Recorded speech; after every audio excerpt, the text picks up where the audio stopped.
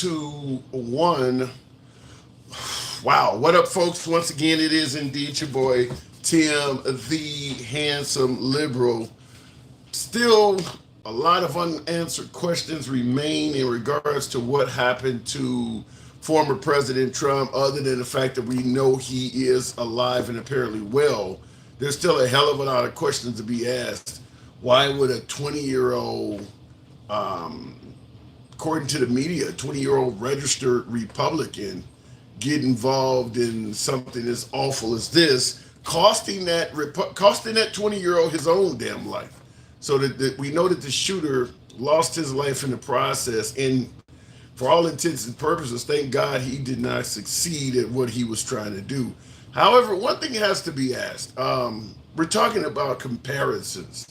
Um, we're talking about when we're talking about what happened, folks are bringing up a lot of things and making comparisons. So first question I want to ask you folks is it inappropriate to do that? For instance, President Biden came out and gave a speech fairly quickly after what happened to President Trump. And others are saying that, well, unlike January 6th, where Trump took like 4+ hours, Biden came out fairly quick. And I do believe President Obama, former President Barack Obama, was online even faster than Biden. In fact, all of the living former presidents, the Bushes, they've all came out and gave best wishes to Trump and called for a calming down of the rhetoric. So I'm asking, first question we're asking is it inappropriate for folks to make comparisons? Because that's what a lot of folks are saying. Look, what happened to Trump was unlike anything else. It's wrong to make comparisons. I want to hear from you folks if that is actually wrong to do, because undoubtedly it's going to come up. Undoubtedly it's going to come up. Let's be clear. Biden came out and he gave best wishes to Trump fairly quickly. But if he didn't, people would have a complaint about it. We know they would. People would have a complaint about this. So is it inappropriate to make such comparisons? Now, another one that I'm hearing going around quite frequently is when Nancy Pelosi's husband was beaten pretty badly. The lack of sympathy for that man was insane. Is it wrong to bring it up?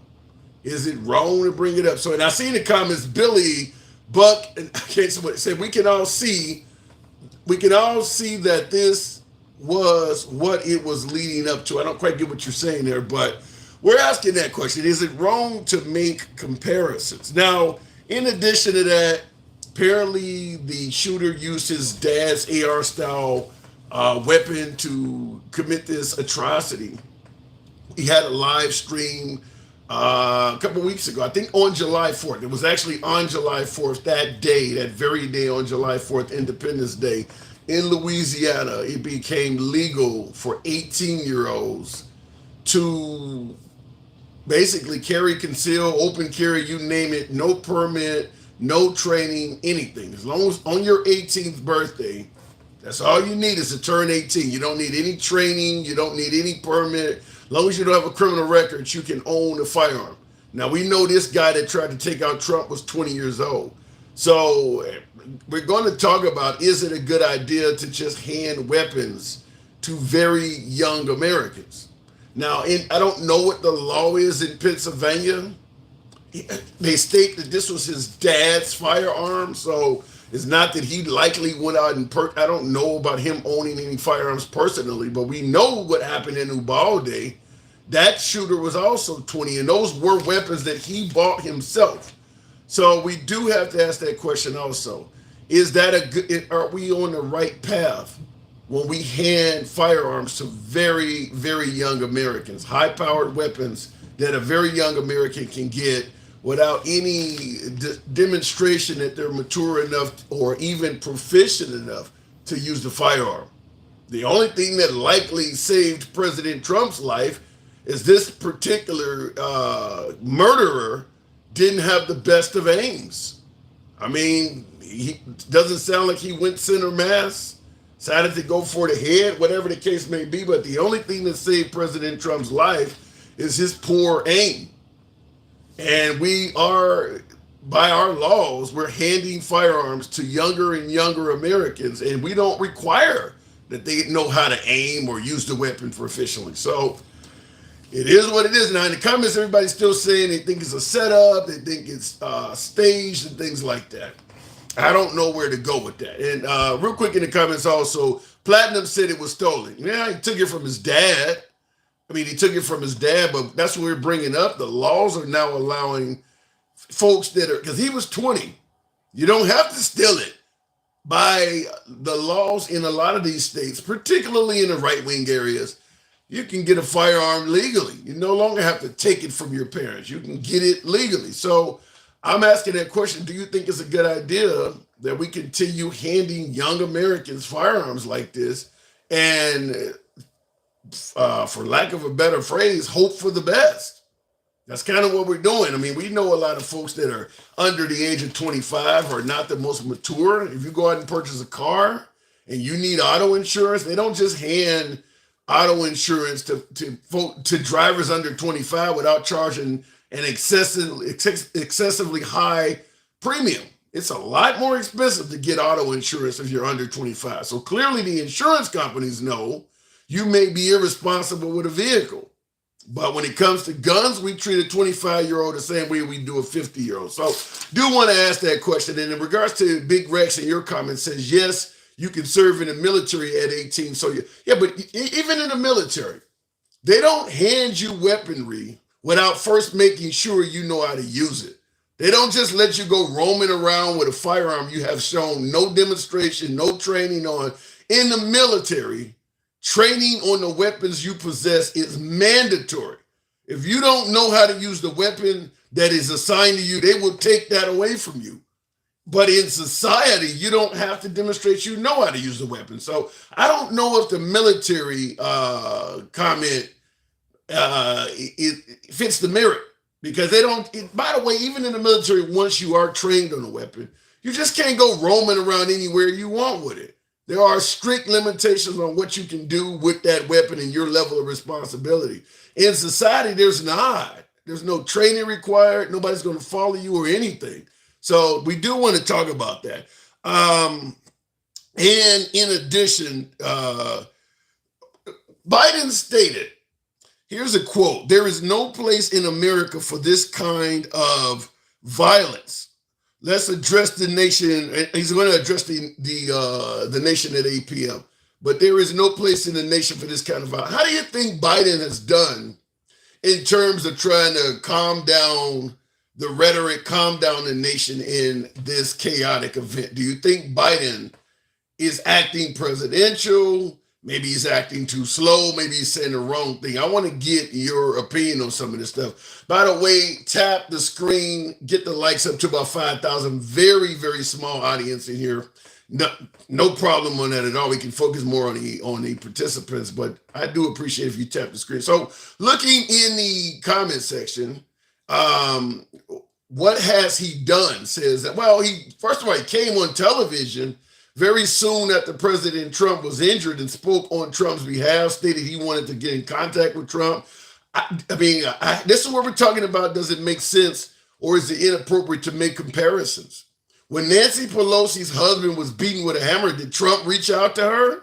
I'm just simply saying, I know a lot of folks do not want to hear Trump criticized. I get it. I got a lot of viewers that are MAGA, which is why I always say we are MAGA friendly. So I'm fine with the criticism. I know I may get some of it, but I mean, I'm going to bring this stuff up. When Nancy Pelosi's husband was beaten with a hammer, there are rumors that Trump never reached out to her. Vice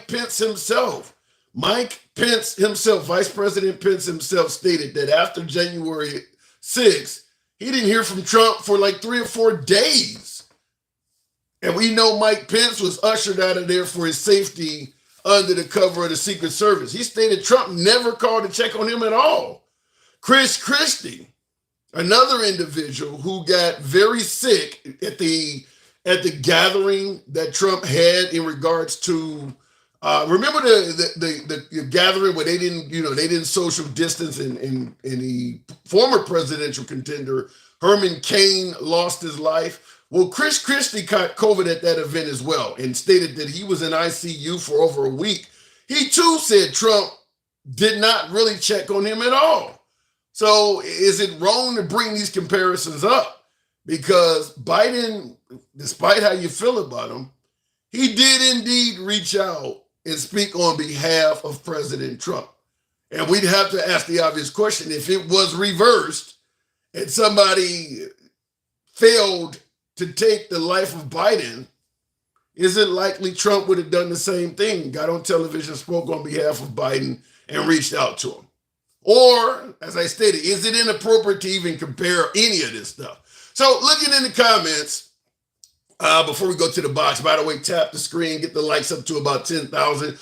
Definitely a slower program, maybe a bit more challenging, but I do ask that you tap the screen, get the likes up. And a lot of folks are saying it is not the same. I'm not saying it's the same, but even though Trump survived, what happened to Nancy Pelosi's husband, by the way, was far more traumatic than what happened to Trump.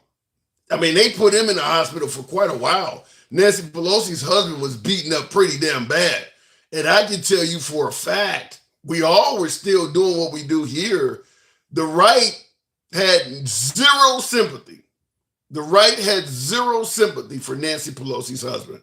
There were just a host of jokes being made about it. It was a gay lover's quarrel. He was in his underwear. I mean, the right showed zero sympathy for that man who was beaten in the head with a hammer.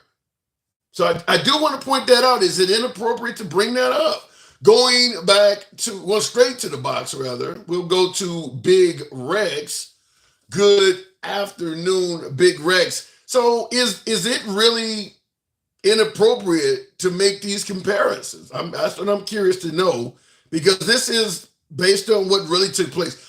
Maybe I got an issue with there you go. Big Rex, are you there? Hey, Tim. Hey, yeah. I'm doing good. Good to have you on. So is it inappropriate to make these comparisons? No, I don't think so. I mean, it's just pointing out the type of person he is, man. Literally. Trump don't call nobody when something happens. Never.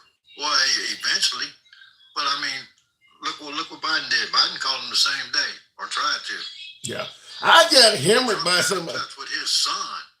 Huh? Yeah, I got hammered by somebody online who suggested that even when Biden got on television and addressed the nation last night, he did a piss poor job at doing it. And I brought up the fact that, I mean, on January 6th, Trump took several hours before he got on television. And everybody's like, well, that's not the same. I'm like, the nation wanted to hear from him. It's definitely the same. It's exactly the same. And what you were talking about, the firearms, I have been a firearms instructor for a long time. Mm-hmm. I don't agree with everybody having a weapon.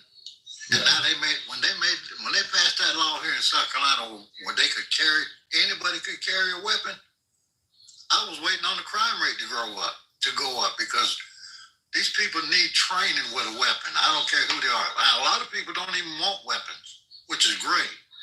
Yeah. But they don't know the benefits of being armed in a situation because they don't have situational awareness. Yeah. People just walk through the day dumb. They don't care until something happens in front of them. And then they can't do nothing about it. So you do agree that just handing a gun to someone on their 18th birthday with no training, no permit required is probably a bad idea?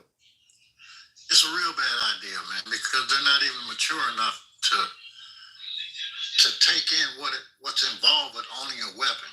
Yeah. And not just the legal aspects. I mean, you once you pull that trigger, it's done. Yeah. You can't pull it back. Yeah. And a lot of them aren't trained. We grew up with weapons because we hunted, that kind of thing. But nobody said we can tote them in public. Yeah, I don't get it. Put that thing out. Yeah, I don't get it. And a lot of folks constantly bring up, well, an 18-year-old can serve in the military, so they should be able to have a gun. I mean, there obviously I said that. I said that too. I understand that point of it because I mean, hell, the military gives you a weapon at 18, but they train you also. Right. I hate that they did away with the training here to own a weapon because now anybody can. Has that ever been a case in America where you had to officially be trained to own a gun? I don't know. I don't think so. I don't really know. I don't think so. When I got my concealed carry permit, we did have to take a test. But I remember the sheriff telling us, we have to give you this test, but understand nobody can fail it. So they do give you some questions, you read them, and at the end but it doesn't matter whether you put the right answers down or not. They're going to give you your permit. Because he came out and told us, he's like, this is the best test, you'll love this test. He said, because nobody can fail it. So, and we're looking at each other like, damn. Right, well, see, you have to learn the legal aspects too. That's part of the training too. Yeah. You know, people don't realize that either. No, but you don't have to learn them. They have to tell it to you, but you don't have to pay attention. Exactly. Yeah. And then, like you said, they damn near give you the answer. So, I mean, you know. Yeah. I was hard on my people because I'm not going to have my name on their license that I taught them how to use this weapon and they go out there and do something stupid. Yeah. It don't make no sense, you know? So let me ask it to you this way. Let me ask it to you this way because this is coming from YouTube. One of the viewers said this brings up a subject of good parenting. Teaching your children is a parental responsibility. Do you think good parenting could result in responsible gun owners at 18? Yeah, especially if you teach them right and wrong. Yeah. I mean, damn, you know what I'm saying? Everybody learns right and wrong. You can't do this or this will happen. But, you know? But here's the issue I have. A lot of these mass shooters, they can't, I mean, you know, when we talk about killings in places like Chicago and things like that, that's where you're getting broken homes.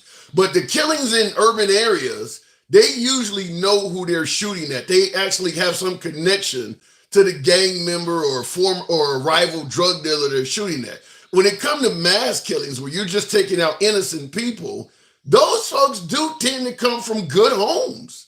Most of them folks that are doing that, like the guy here, he took his father's weapon to try to take out Trump. So clearly his father was in the home. The Highland Park shooting in Illinois that happened on Independence Day 2 years ago, that was also done with the father's weapon. So a lot of these mass shooters, they're coming from intact homes. It ain't broken homes. Yeah, but those intact homes, those kids, those adults now, they're probably lashing out. They're probably lashing out because they weren't allowed to do anything their entire lives growing up. And now I'm a man now. I can voice my opinions this way and go out and unalive all those people. That's stupid. Yeah. But that's the way I look at that. But if you grew up and you were not allowed to do anything coming up, then you certainly had helicopter parents or something like that. We're talking about bad parenting can lead to this. These folks are coming from 2-parent households. Oh, I understand that. Yeah. But they didn't learn nothing. Yeah. They didn't like what they were taught, you know? Because I'm sure their parents told them, or actually, especially those well-off homes, the parents probably didn't pay them no attention. Yeah. It could be some of that. It certainly could be some of that. They're getting all their knowledge from, now social media. They're reading these things from all these people that half of them are fanatic. You can just read it. So tell there's something wrong with that person. Yeah, but what about in this case? We're talking about a 20-year-old that was reportedly a registered Republican. Is the Lincoln Project putting out hits? Man, registered Republican. It don't matter if he was a registered Democrat, man. Oh, yeah, it does matter. It matters a lot. Still to the people, okay, I got you. I understand. Hell yeah, that matters. If he was a Democrat, they'd be all over that. But what was the second part of that question? I heard it, and my grandson interrupted me. No, I'm just simply saying, I mean, he was a registered Republican at 20 years old.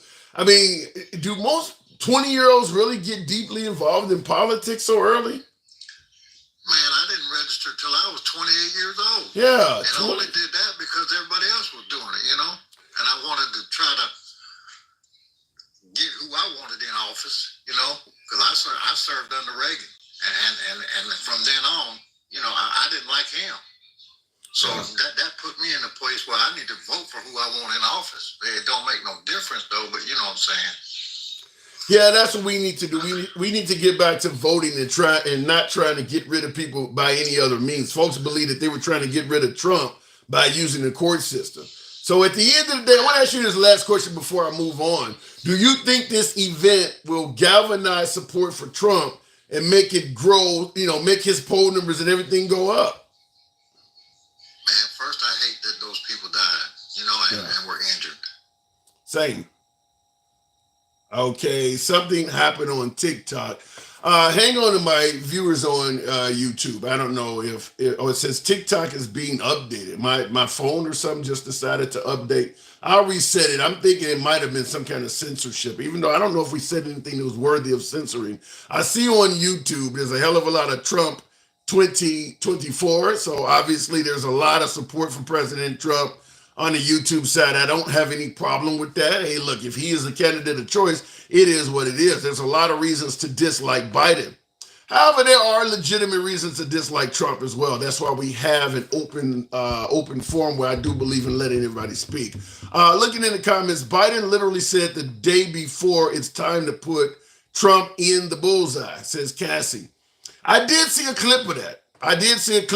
But I'm going to point out that if you don't like that type of rhetoric, quit saying it's a joke or it's taken out of context when it comes from your candidate of choice. I think Sarah Palin once talked about putting Obama in the bullseye, and everybody was like, it's taken out of context, it's a joke. Now all of a sudden it happens to Trump, and it suddenly is serious. This is what happens. I'm not a fan of Biden saying anything like that. I would agree with Cassie if Biden saying that. That's not good. That's not a good idea. But, Trump talking about bloodshed. What did he say? It's going to be a bloodbath. Well, he was referring to the auto industry. I mean, if you don't like that type of rhetoric, you should be against it no matter who is saying it. I mean, how many things that folks criticized Trump for, and the response was he was just joking. Quit joking about this shit. Period. I mean, because next we'll hear Biden supporters saying he was just telling a joke. If people are not laughing when you say this stuff, it's not a joke. It's not a joke. And when Trump stated it's, if you vote for Biden, it's going to be a bloodbath. The audience didn't crack up laughing. It's not taken as a joke. I'm sure when Biden said it, nobody took it as a joke either. This stuff is not comical. But don't get into a position where it's okay when it comes from your guy, but it's wrong when it comes from the other guy. Such as, it is absolutely atrocious for anybody to celebrate or cheer what happened to Trump. That shit is awful. Thank God the assailant has lost his life. But this is what I'm talking about. When you celebrated and cheered on what happened to Nancy Pelosi's husband, you're kind of doing the same thing. And there is no denying the right took a lot of pleasure in making fun of what happened to Nancy Pelosi's husband. There's no denying that. They didn't give a damn about that man. Said everything from it was a conspiracy to a gay lover's quarrel. I don't give a damn what it was. The guy almost lost his damn life. And the right was totally okay with that. Looking in the comments, Amanda B says, you're a liar. You got a lot of room, Amanda, to type a lot more than that. Tell me what I'm lying about. If I'm lying about it, I will. Let's just say it this way. If I'm not stating it properly, I'm willing to concede the point. This is all about free speech here. I'm not going to block, ban, or censor any damn body for their comments. You can be critical of the host. You can be critical of any damn body on this program. You know how I run it. But if you think I'm telling a lie about something, elaborate on it so we can have a conversation about this shit. But just typing you're a liar is meaningless. Nancy Pelosi's husband was having a gay experience and tried to hide it just like you've been hiding under a rock. A lot of women in here. Shout out to my female MAGA. I always point out the female Republicans because everybody says that the liberals are going to get all of the Republican votes. I got a lot of female MAGA in the program. Now, getting to Cheryl's comment that, what do you say? Nancy Pelosi's husband was having a gay experience. Well, how many gay experiences end with a hammer to the damn head? First of all, what do you mean a gay experience? What the fuck is a gay experience? Shit. Gay people get down pretty violently, huh? Hammer to the head is a gay experience. Anyhow, she says Nancy Pelosi's husband was having a gay experience and tried to hide it, just like you've been hiding under a rock. Okay, let's go with your comment, which is hilarious, a gay experience. But in regards to what Nancy Pelosi's husband was having, let's say it was a gay lovers quarrel or whatever. Is that a reason to laugh at it? Is that a reason to have zero sympathy for what happened to the man? Okay, you believe it was not stated right. Fair enough, but that's not a reason to make fun of it. So I don't get the point about bringing up that it was a gay lovers quarrel. That doesn't excuse the rhetoric surrounding it. Looking in the comments, I can't wait. And by the way, TikTok is back on. I don't know what happened with the app, but it dropped. So happy to have you back, Big Rex. I gotta move it on. I had to reset my device, man, but I do appreciate you holding. Oh yeah, man, I had a good conversation with these people. I hate that I missed it. I hate that I missed it. Look, I'll talk to you next time, brother. I appreciate you having me on here. Anytime. You held it down for me. Thank you. By the way, tap the screen, folks. Get the likes up to about 15,000. Wow. I'm curious to see what Rex had to say. That's crazy. I used to hit 300 million with my M4. Oh, 300 meters. You could hit from 300 meters away. Damn, what the hell was he talking about? Wow. Okay, Rex, come on back anytime. Republicans are mean. We didn't vilify an entire race and party. Dems did.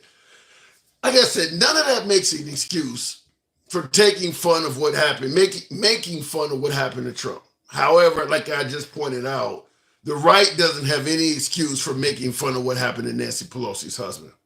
The only thing we can say is, look, what happened to Trump is different, or let's not talk about Nancy Pelosi's husband, that's in the past or whatever. But I am pointing out that if you don't want this type of rhetoric, which I certainly do not favor it, don't engage in it. Don't engage in it yourself and then bitch and complain about when it comes back to you. Because there is no denying that the right had zero sympathy for Nancy Pelosi's husband. And he certainly was injured far, far more than President Trump. He was injured far, far more than President Trump. Looking at the somebody said, and Gretchen Whitmer. Yeah, Gretchen Whitmer certainly was facing a threat as well. I think some of that got thrown out though with Gretchen Whitmer. The kidnapping plot, it was legitimate to some degree, but I think some of them folks got thrown out. Looking in the comments though, this is Trump's wish. He's going to push for violence over this for no reason. You think Trump wished for an attempt on his life? I mean, I know Trump said some shit that could lead to violence, but I don't think he would have wished to get, a round come that close to his damn head. I don't know. I wouldn't say he wished for that. Fuck Joe Biden and mean, let's say FJB, fuck Joe Biden and mean and rude liberals. And please don't claim yourself handsome. You are not, says Collins. Okay, fair enough. I'm an ugly motherfucker. Shout out to you, Collins. Thank you for your input. What's funny is, fuck Joe Biden and mean and rude liberals. That's the opening statement. Fuck Joe Biden and mean and rude liberals. As if the phrase fuck Joe Biden is not mean and rude. It's hilarious. This is a case where my shit don't stink. That's it. My shit don't stink. Fuck Joe Biden and mean and rude liberals. All in one sentence. Wow. You've gotten so used to saying fuck Joe Biden that you don't realize that statement in itself is mean and rude. Steve, thank you for the super chat. Let me reset my damn equipment over here. That's crazy. Somebody would say that. Fuck Joe Biden and mean and rude liberals. Wow. Let me go back to the box. That's probably the funniest thing I've heard today. Going back to the family Zoboy. Good afternoon, Steve. Steve, I want to say thank you for your generosity always. Thank you, Steve. Yeah, a couple of times. Yeah, family Zoboy, are you there? 5 and 4 5. Okay, I got to move it on. Apparently, he has a conversation going on in the background. But that was very funny, though. Fuck Joe Biden and mean and rude liberals. Wow. Don't even realize it. That's like me coming out and saying black people are nasty and not looking in the mirror. Like, really? God damn. Wow. Let me go back to the box.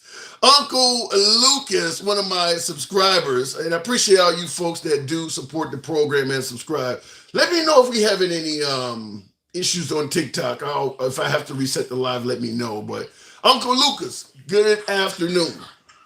Hey, what's up, handsome? Not much. Fuck Joe Biden and mean and rude liberals. Do you get the hypocrisy in that? Oh, I do. And now it's like, hey, you guys need to calm down the rhetoric. These are the same people that are like, what is it? They want to drink liberal tears or, Yeah. F your feelings and F Joe Biden.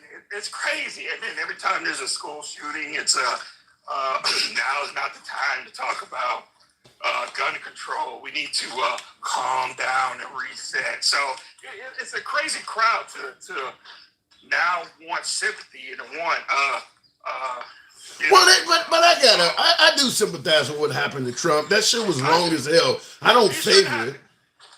It shouldn't happen. And honestly, I think this kid, whoever he is, if he's I was reading he is a registered Republican, but he also donated $15 to Act Blue or something like that, some liberal cause. Well, Trump is a registered Republican. He donated money to Democratic causes before too. I think it's like everything in America is messy. Yeah. We got messy history in America.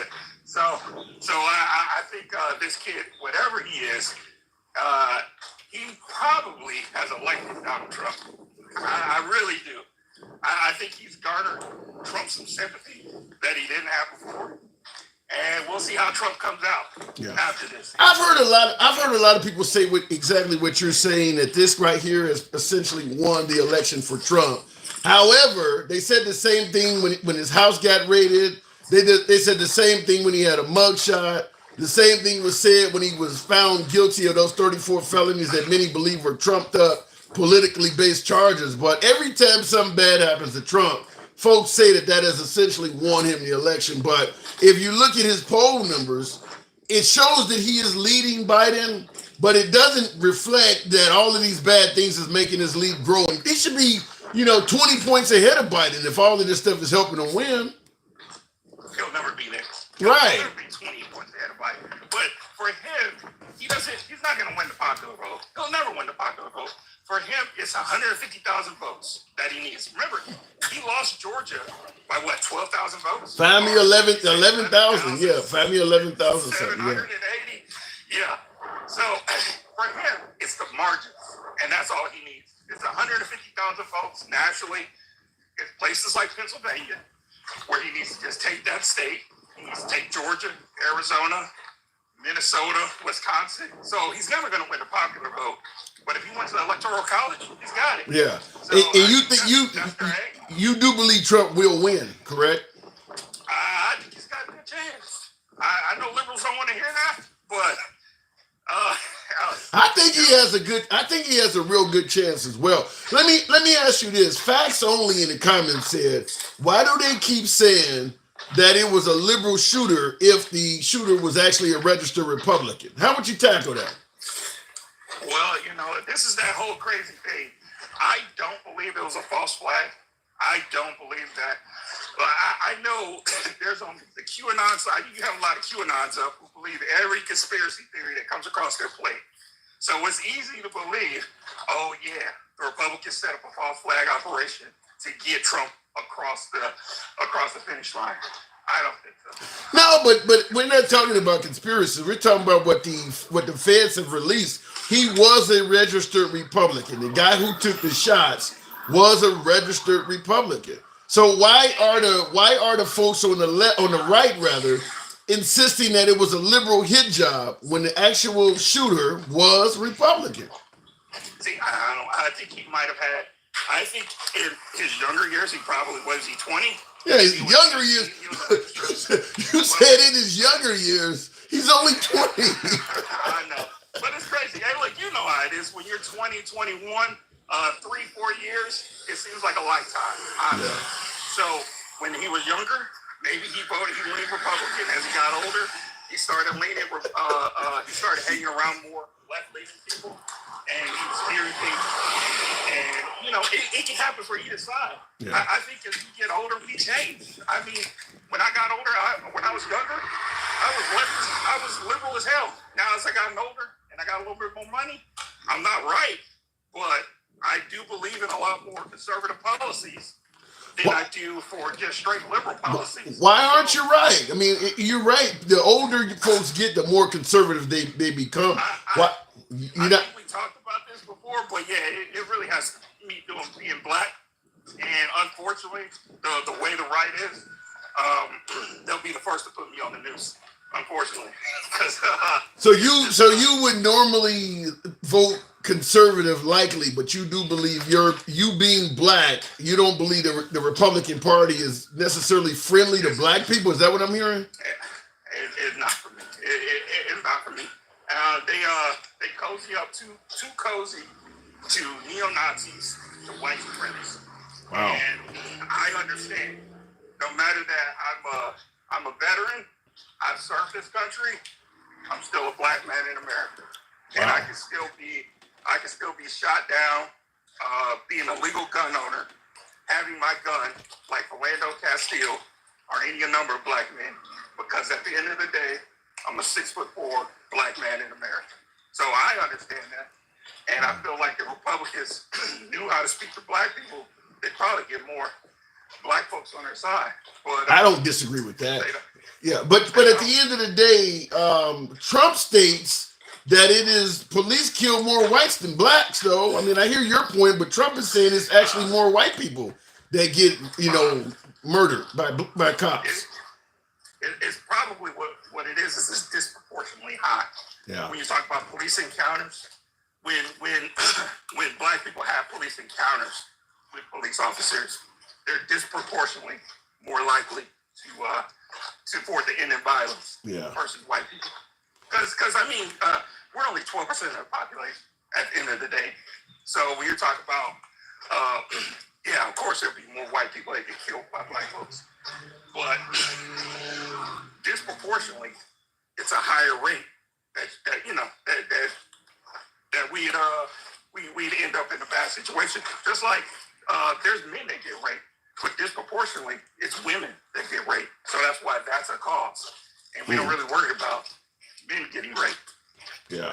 Sorry, I should have said that great. No, you good. You good. Yeah, certainly in any penal system, once you're incarcerated, men getting sexually violated is pretty high. But I got to move it on, Uncle Lucas. I do appreciate you coming on. There's yet another sad outcome to what's going on. But fortunately, Trump is okay.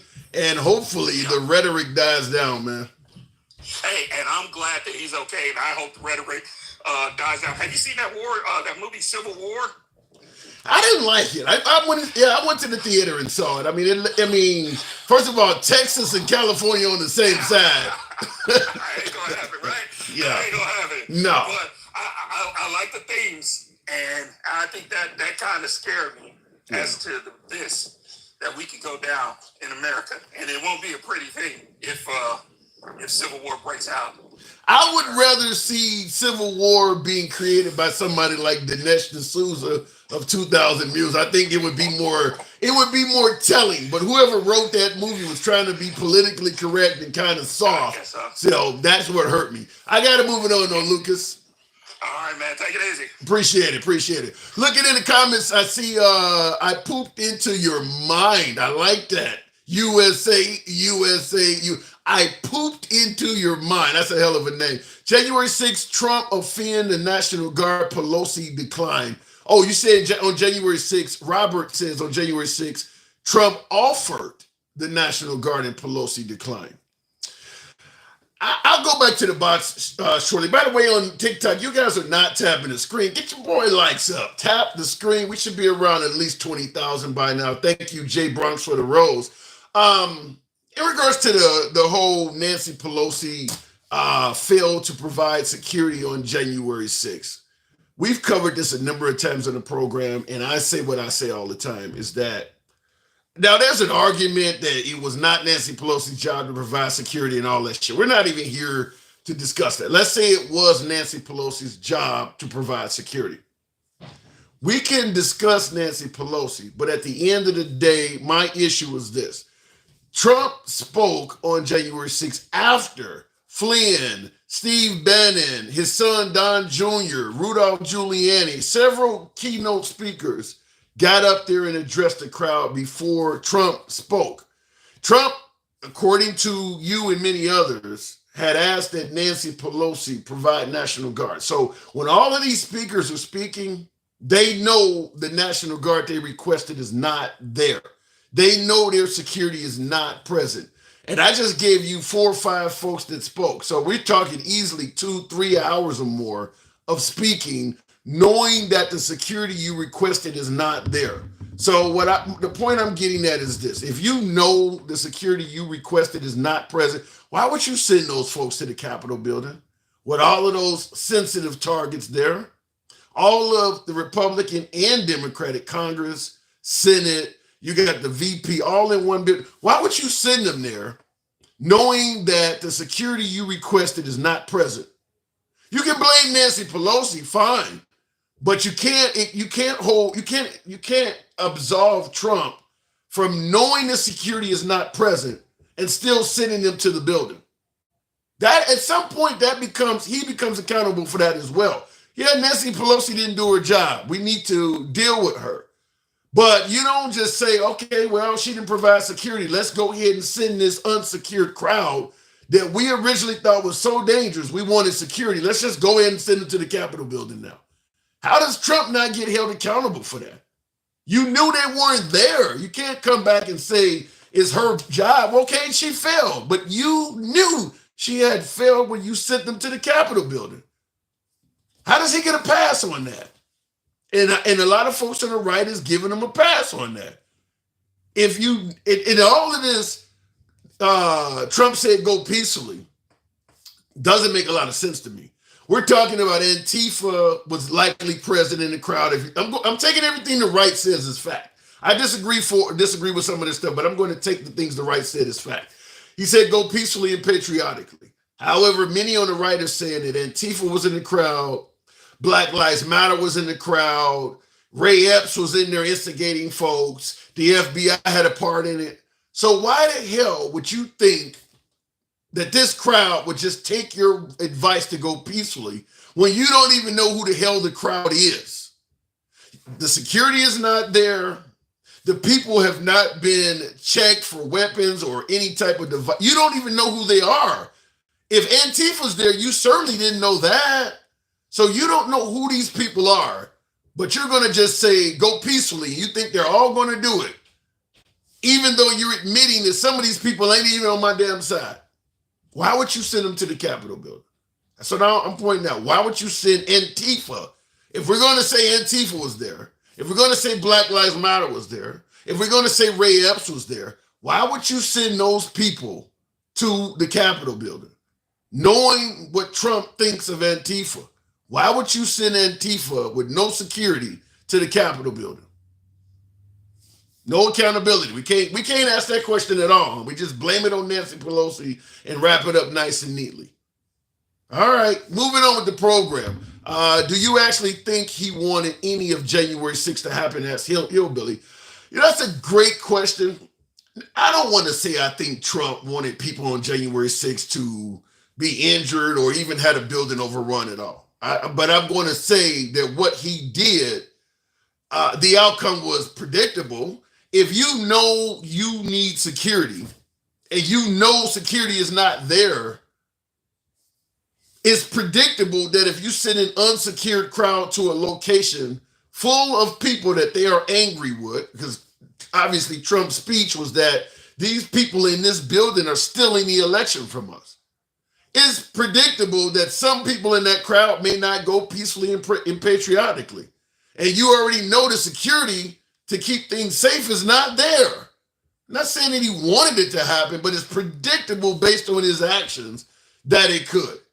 It's like if you got a firearm. You ever seen somebody at the range that is reckless with a firearm and they're muzzling every damn body or they're doing things that clearly violate firearm safety? Do you think they want to shoot somebody? No. But their actions make it clear that it could happen. Trump, what he did on January 6th, in my opinion, was the equivalent of muzzling somebody at a range. It's pretty clear based on what he's doing, something bad could go wrong. You don't even know who these people are. You just think like God, you're going to say, go peacefully and patriotically, and people you don't even know are just all going to do that in sync. Because that's what we're hearing. Looking in the comments, I think January 6th was a picnic compared to the Black Lives Matter riots. Okay, some people agree, some people don't agree. But it's a picnic that did not need to happen. It didn't need to happen. That's the point we're making. By the way, on TikTok, you guys, the participation is real low. Tap the screen on TikTok. The numbers are pretty low. I don't know what the hell's going on. On YouTube, ask yourself, why does German George Soros always send money to Democrats? Is that actually good? I don't know. I hear that George Soros is the boogeyman. That's all I hear. Everything about George Soros is bad. So a bad man is sending money to Democrats. Is that actually good? I need to know what he's getting for the money. But you think nobody bad is sending money to the right?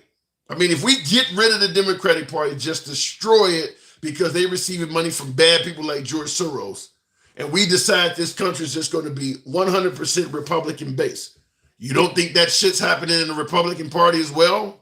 You don't think that there are people with bad intentions? Everybody, you might say a socialist is donating money to the Democrats. No racists, no fascists, nobody that is doing bad things is donating money to Republicans at all. Just all good, wholesome people. Going to the box. Appreciate you folks that are holding on. Bushmaster 11 Bravo, hell of a name to have on a day like today. Good afternoon, Bushmaster. How you doing, sir? Man, it's not a good day. Not a good day. But folks are saying that what happened to Trump is likely to increase his support, galvanize the strength that the man has, bring him up in the polls, and pretty much give the race to him. Do you agree?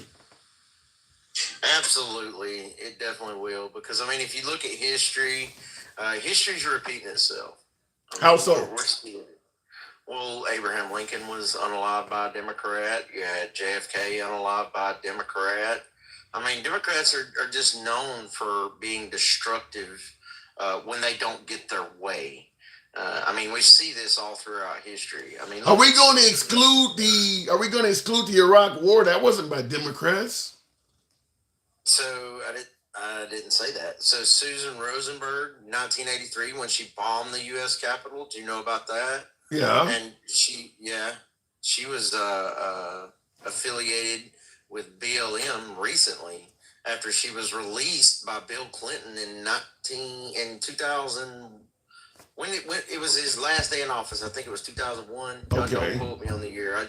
I can't remember the exact year, but I think it was January of 2001. His last. But wait a minute. When you say that Democrats are destructive when they don't get their way, do we exclude what happened on January 6th, or were those Democrats? Do you know John Sullivan? Wait a minute. Who is John Sullivan? You don't know who John Sullivan is? The name sounds familiar. Sure, he was president on January 6th. That's one guy. You telling me all of January 6th, all of the destruction was from one guy? The left initially said there was no BLM there, sir. No. I'm giving you a name, an exact person who was there, who was affiliated with BLM and Antifa, and y'all still deny it. Well, I'll tell you why. The whole thing. Y'all said there was no election fraud at all in 2020, but we see. I didn't say that. Hold on, we see people across the country get arrested for fraud in the election. Right. We see y'all say there was no BLM and Antifa present, but we give you names and point you to people, and you're like, well, that's one person. Let me get her. Okay, hold on, hang on. You're covering a lot. I'm not gonna. I'll let you talk, but let's have a conversation. Let me ask you, in regards to BLM and Antifa, any idea why the people that were there that day? How many Republican senators, Republican Congress is saying that it was BLM and Antifa? I don't hear anybody that was there that day saying that. Anybody on January 6th? Yeah, the Capitol Police is not saying BLM Antifa. The Republican senators and Republican Congress that were there that day is not saying BLM Antifa. Mike Pence, who was there, is not saying BLM or Antifa. The Feds is not saying it was BLM Antifa. Why is that? Probably because they're part of the swamp, my guy. It's real simple. Got any evidence that you think Mike Pence is a swamp creature? Yeah, absolutely. He's a career politician. So did he become a swamp creature before or after Trump hired him? He was, I would say, way before. So way before. So you're saying that Trump deliberately put a vice president in a swamp creature in a number 2 position? His job is to push them into the spotlight. It's very simple. So he can't just come out and say it. He has to show you. It's real simple. So his job was to put swamp creatures into the spotlight by giving them the number 2 position in this country. That's how he wanted to do it. I'm going to promote this guy to vice president so you can see he's a swamp creature. Mm-hmm. And that makes sense. We've had a swamp creatures for how long, though? I get your point on swamp creatures, but you're going to give somebody the second highest position in the land so that you can. What happens if Trump had a? Hold on, hang on, Bushmaster. Bushmaster, hold on. What would happen if the swamp creature you're saying that Trump deliberately promoted to the number 2 position? What would happen if Trump just died of natural causes or had a heart attack or something? He would have gave a swamp creature the presidency. Well, that's what you have to do. And they've already had presidency long before him. So it doesn't really matter, does it? And I'm not talking about just Obama. I'm talking about Obama, Bush, Clinton, Bush Sr., all the way back for a long time they've held that position. What do you mean? That's the number 1 and the number 2 position. His job was to push them into the spotlight, point at them and say, hey, this and this and this and that and this and that. You have to be able to determine and pick that out for yourself. Okay, so now that Trump put, let's go to the. Wait. I want to. We can go to that, but let me finish this one. Let's finish on Pence first. So now that Trump, as you say, put Pence into the spotlight, how did the nation benefit from that? And many others. Okay, well, how did the nation benefit? Hold on. How has the nation benefited at all? No, we're talking about Pence. 20 years. We're talking about Pence. We're talking about Trump putting Pence. How did the nation benefit from that? How long has Pence been in office? I don't know. He was not in office when Trump promoted him to vice. Definitely a career politician, sir. I've already went over this. Okay, but I'm still asking. How did the nation? Already in a position of power, sir. He was already there. But you're not answering the question I'm asking. How I'm did absolutely answering the question you're not gathering. Look, he was already there, meaning he was being elected over and over and over and over again. Okay. He is a career politician. So therefore, in order to get him out of that position, he had to push him out so that the voters that voted him in wouldn't vote him back. It's very simple. Okay. So to get Pence out of office, he had to promote him to the second highest position in the land. Yes. Okay. All right. Fair enough. What was your other point? Okay. So you said the shooter was a registered Republican. That's what ABC News said. Yeah, sure. Do you have can you pull up a video? I would like for you to pull up a video you can play on your screen back there. Of him being a registered Republican? No. Of him speaking. Well, he said, I hate Democrats. I hate Republicans, rather. He's on video saying that.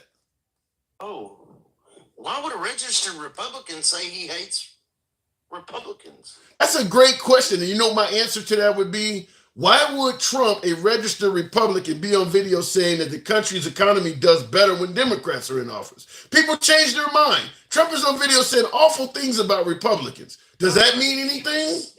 He's all over social media saying that he hates Republicans. Yeah. He hates Trump. And then you're on here saying he's a registered Republican, but you're not mentioning that. You see what I'm saying? It's the same thing with Pence, my guy. It's real simple.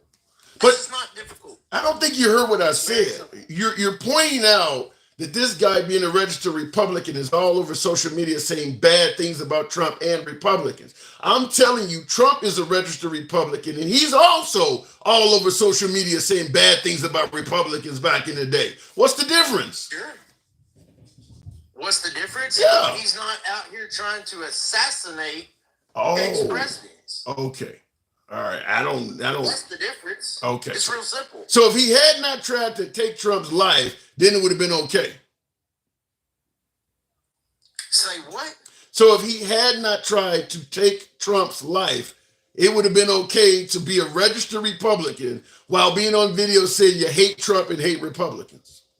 Yeah, you have freedom of speech. I absolutely believe in that. But you can't go out here and just try and unalive people. That's I'm with that. I'm with that. Okay, fair enough. What's your other point? So would you play that video for us? The one where he's saying I'll see if I can find it, but I certainly have seen it with him saying that he hates Republicans or something like that. I've seen the video, Sure. so I know it exists. 184 people in your live. I want them to see it so they know where I'm coming from. Well, I don't even know what the guy's name. I don't know what the hell to even Google and look up. I'll tell you what to type in. It's real simple. Go to TikTok. Just go to the search bar and type in you got the wrong guy and then Trump. Just type that in. Wait, you got the wrong guy. What does that mean? Yeah, sure. Go ahead, pull it up. Go ahead. What do you think it means? You said you got the wrong guy. Well, I want you to tell me what you think it means after you watch the video, because I've given you my idea, my thought. Well, you give me some things that I completely disagree with. YouTube. Okay, you giving me plenty of things that I completely disagree with too, though. All right, but I'll see what I can find. You said you got the wrong guy. What the hell? I'm trying to talk and laugh. Yeah, go to TikTok and go to TikTok search bar. And then when you get there, type in, you got the wrong guy, Trump. And that's it. Okay, let's see if we can find out. You got the wrong guy. I've never had this kind of shit happen, but we'll see. You got the wrong guy. And then Trump at the end of all of that? Yeah. Okay. I'm real curious to see what I got. You got the wrong guy. And then Trump. All right, let's see what happens.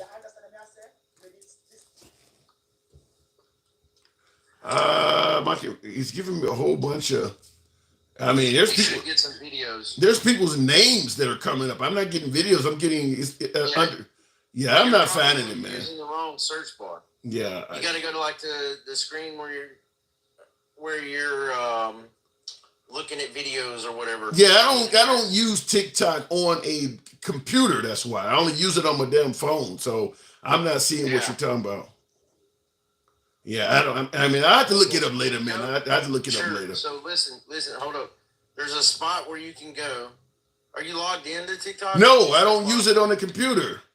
You're talking to me on it on the phone. I don't use TikTok on the laptop. Yeah, you probably have to log in. Yeah, so I'll check it out later, man. I do want to see what you're talking about, but I don't want to go through all that right now. Yeah, you should definitely look at it. That's the actual shooter. He comes on, and he says his little piece how he hates Trump and all this and that and the other, and he hates Republicans. So you believe that the guy they're saying that took his life is not the guy that did it? I would like to know when he actually registered as a Republican. That's what I would like to know. Oh well, I mean, dude, are they even legally allowed to tell you that? I mean, if you were a registered, well, I mean, considering the guy he donated to Act Blue, it's kind of weird. Why? It's really weird. Why is that weird? Republican, he donated to Act Blue. He donated money to the opposition. But I just gave you a fact that Trump is obviously a registered Republican. And he donated money to the Clintons. I mean, it happens. Yeah, sure. Yeah. So what's the difference? I mean, there are Republicans that have donated money to the other side, and there are Democrats. I mean, I've been to a Trump rally twice. So, I mean, people do it. Mm-hmm. Yeah. He sounds like a swamp creature to me. Well, if you listen to Trump, everybody's a swamp creature except him. What do you think about Harry Sisson on this app? And then you got Nancy Pelosi that also said something that Trump shouldn't be president. And then you had, what's his name, come out and say that Biden was on a private phone call with some donors and said that they needed to put Trump in the bullseye. What do you think about all that? I don't like Biden's. I don't like the bullseye language. But as I brought up earlier in the live stream, it can't start now. I mean, what is her name? Sarah Palin was talking about putting Obama in a bullseye, and the right was making all kinds of excuses for why there was nothing wrong with that. I mean, when Trump says things like this, it's taken out of context. It's just a joke. He talks about bloodbaths and shit all the time. Nobody cares. I don't think Obama had an assassination attempt, did he? It's no, but she did use the word bullseye. Just because nobody followed through with it, I'm not denying whether she did or didn't, but I'm just saying I don't think Obama had a assassination attempt. Okay, then Obama got lucky and Trump didn't. What's the difference? Obama got lucky and Trump. Yeah, you got somebody said put Trump in the bullseye, and somebody did it. Sarah Palin said put Obama in the bullseye, and he got lucky. Nobody had the opportunity to do it. Abraham Lincoln and John F. Kennedy didn't get lucky. What would you say? They didn't get lucky. I would agree with you. Yeah, they were unalived by Democrats. Let me make sure I get this clear. Let me make sure I get this. Let me make sure I get this clear. Is it okay to hold on? Is it okay to suggest somebody be put in the bullseye? Is it okay? No. All right then. So Sarah Palin was wrong. I don't disagree, but I'm saying there was an actual attempt. Yeah, I'm not disagreeing with that. I'm just simply saying. And then there's two others that were unalived by Democrats all throughout our history. So we're talking about past events, right? So everything in the past matters at this point. No. Because if you're going tit for tat, I mean, tit for tat, Democrats got the Republicans beat by a long shot. Okay, if you want to take score and hold Democrats from the 1800s responsible. I mean, based off what I've seen, Democrats started the Klan. They unalive Abraham Lincoln, unalive freaking JFK. I mean, how far do we go? I mean, how far do you want to go back? Well, yeah, but that's because you look at January. Democrats were actually around before the Republican Party started. Okay, to me, a lot of that stuff is irrelevant. I mean, a lot of that stuff is irrelevant. I don't blame white people today for what happened back then. Why would you blame Democrats today for what happened back then? I'm not saying you do, but your side does. Well, and you're clearly blaming Democrats. Your side actually says black people can't be racist. Do you believe that? Yeah, I've gotten into arguments with blacks. I've gotten into arguments with black people that said that. White people for what happened in the past for their ancestors. So you do blame them. See, wait, you asked. Hold on, hang on. Absolutely. You asked a question and then you answered it yourself. What are you talking about? I answered it for you because that's what you're saying. Explain. Okay, that's what they say. They say we are responsible because they were slaves and they went through Jim Crow, they went through this and that and the other, but that was actually the Democrat Party. I don't think people care when it blows my mind. When it comes to slavery and racism, blaming the Democratic Party. It's not like if you were a African American back then and the Democratic Party was treating you like shit, you could go to the Republicans, they would treat you like a free man. It didn't matter what party the person was from back then. Are you sure? Yeah, I'm very sure. The Republicans in the South were not treating black people respectably. Yes, I'm sure of it. Based off what I'm seeing today, that says otherwise. Okay, so you're saying that if you were in the South during the 1800s, wait, hold on. You're saying that if you were in the South during the era of slavery and you ran into a Republic and they treated you nicely.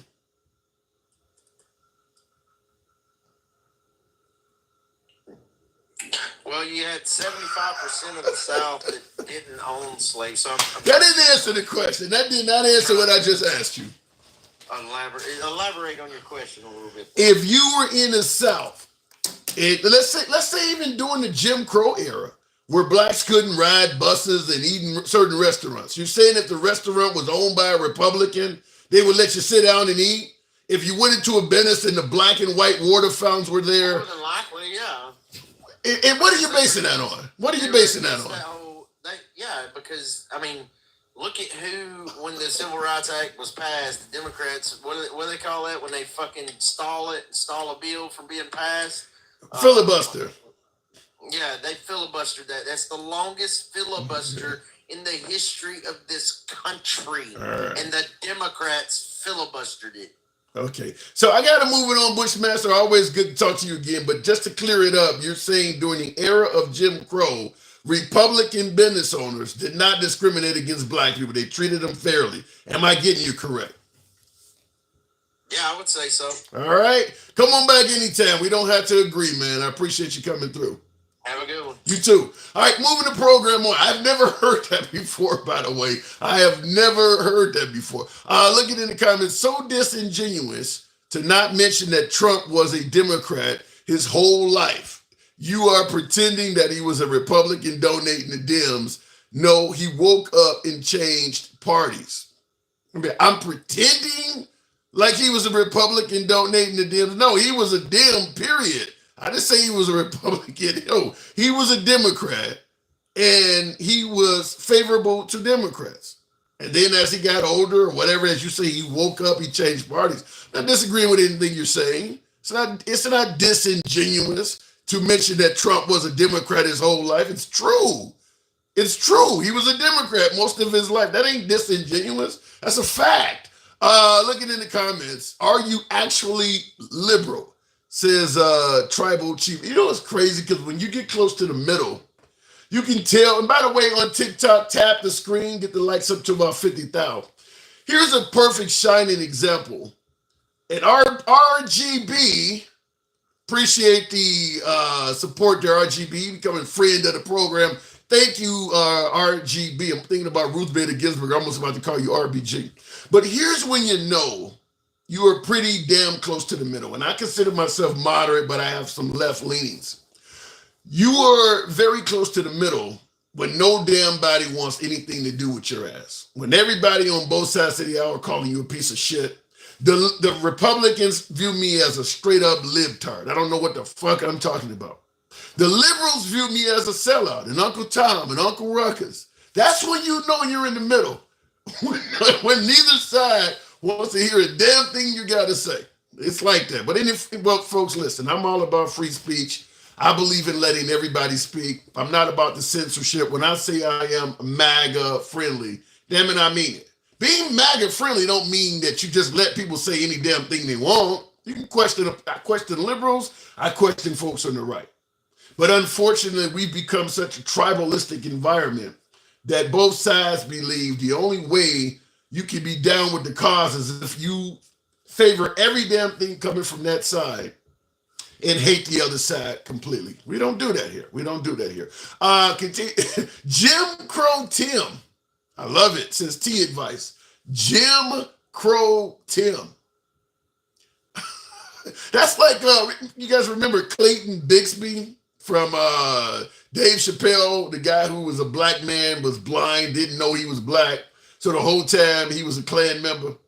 And he was able to affiliate with the Klan because he was always in a robe. So the Klan didn't know he was black either. Jim Crow Tim sounds like that. Appreciate the input. Going back to the pod, you guys are hilarious this afternoon. Dencal, thank you for that train. Dencal, is that indicating you on the Trump train now? Yeah, I'm finally going to go ahead and give in. Okay, so you are MAGA. Am I correct? Hell no. Hey, look, I get some wild guests on the program. A black man that's MAGA, I get it all the time, man. I'm thinking like, damn, did he switch? Hey, look, I just, it just ceases to amaze me how people can like get online and start talking about stuff and trying to compare the parties from, 200 years ago and saying that, oh, well, Democrats did everything bad and everything now. I would advise that young man to go to any of his racist friends, which I'm sure he has some. No, we don't. Wait. Racist people rarely admit they're racist. Even the Klan says they're not racist. They just for the promotion of the white race. If he has racist friends, they're probably telling them they're not racist. I mean, racist people rarely admit it. Right, but they know. True. They know. True. They know. They have friends who talk to them and use certain terms. They know. Yeah. If they're not a part of that group, they still know. Just like you know, you probably know black people who are, solidly pro-black, and they're against white people. We know those types of people. Yeah. So if he knows those types of people, he can ask them which party they favor. They'll tell him. Yeah. I mean, I view. They don't say. Well, like I'm down with the Democrats because they were doing what we liked back in the day. They don't say that. They're strictly on the Republican side. And one more thing I want to add to that is Trump is not a Republican. No, he's a populist. Why do they keep on they saying, well, he was a registered Republican. Why would he try to hurt Trump? Because Trump is not a Republican. I don't know. You think this guy, this shooter, he's passed away now, but you think he's truly a Republican, or you think he's a liberal in hiding? He was a confused young man. They already were talking about how he was bullied in school. He never fit in. Like, he's a typical, one of these school shooters. He saw an opportunity somehow. I mean, they said he went to school. In school, he went through rifle training and stuff in school. So he knew how to use a weapon, and people saying, well, yeah, he couldn't have had an AR. It had to be this or that. No, you can hit somebody from 100 yards away with an AR, especially with training. Yeah. Well, yeah, definitely. I mean, he looked like he went for a headshot instead of center mass, because I was surprised he didn't hit the guy. I'm surprised he didn't do more damage. Trump got real lucky there. He did. He got real lucky. But I mean, everybody trying to identify which political, way he leaned to try to blame it on the whole other party is just. Come on now, Dan Carroll. You know if somebody had took Biden out, we would be blaming the Republicans. That makes. I mean, I get your point, but that happens anytime somebody takes somebody out. People that support that victim are going to automatically look at the other side. When Nancy Pelosi's husband got beat up, the first thing everybody said, it had to be MAGA. I mean, now MAGA's claiming it was a gay lovers quarrel or some bullshit, but I mean, that's kind of what happens. Right, yeah, and I get it, but like jumping to all of these conclusions is not helping the matter. And and they're trying to go back and point out what Biden said at a private, meeting with a bunch of rich folks, which, trust me, them rich folks did not think he meant, go out there and try to assassinate him. Those rich people and that young man had no access to that meeting of what they were talking about. Yeah. They're trying to associate things when, and one thing you notice about this, what happened immediately after? I mean, not even the next day, they're talking about having committees. They're bringing up the Secret Service, the FBI is involved, and everything. What happened after January 6th? A mess. The Democrats had to fight, beg, borrow, and steal to try to get a committee together to find out exactly what happened, and the Republicans were dead set against anything trying to uncover what happened. Well, the Republicans want you to believe it was either Nancy Pelosi's failed job to provide security, Ray Epps or Sullivan or somebody else. The Republicans, they don't want a real, true, in-depth investigation into January 6th. They want you to wrap it up as Antifa or something like that. They don't. That's why the January 6th hearings were so unpopular. They don't want to look into that. They want to move on and stop talking about it. Right, but now that they're in charge, they down with it, and guess what? There's no pushback from the Democrats. There's no pushback saying, well, we don't want to have a committee unless we have certain people. They're all down with it. And that's what, they're trying to make this comparison. But when we see the things happen on their side, we got main presidential, vice presidential candidates coming out saying, this is Joe Biden, this directly is his fault. Yeah. So how do you respond to, okay, because Biden came out last night and stated he wanted to talk to Trump. Sounds like they have spoken since, but he was pretty sympathetic to what happened to Trump. It came out within a few hours, so it came out rather quickly. I think he left Delaware and went to the White House to do it. Obama actually came out and released a statement even quicker than Obama. Now, I brought up Nancy Pelosi's husband, for instance. I don't think Trump has ever said anything off in terms of offering Nancy Pelosi condolences after January 6th that you're bringing up. Mike Pence said he didn't hear from Trump for like 4 days. And we can talk about when Herman Cain lost his life at a Trump event. Chris Christie also became, I would say, deathly ill with COVID because Chris Christie said he was in intensive care for 7 days. He too said Trump really did not reach out to him at all. Trump didn't offer any condolences. He said Melania was the one that called him and offered condolences. He didn't hear nothing from Trump. So is it just a total difference in terms of the sympathetic qualities of these men?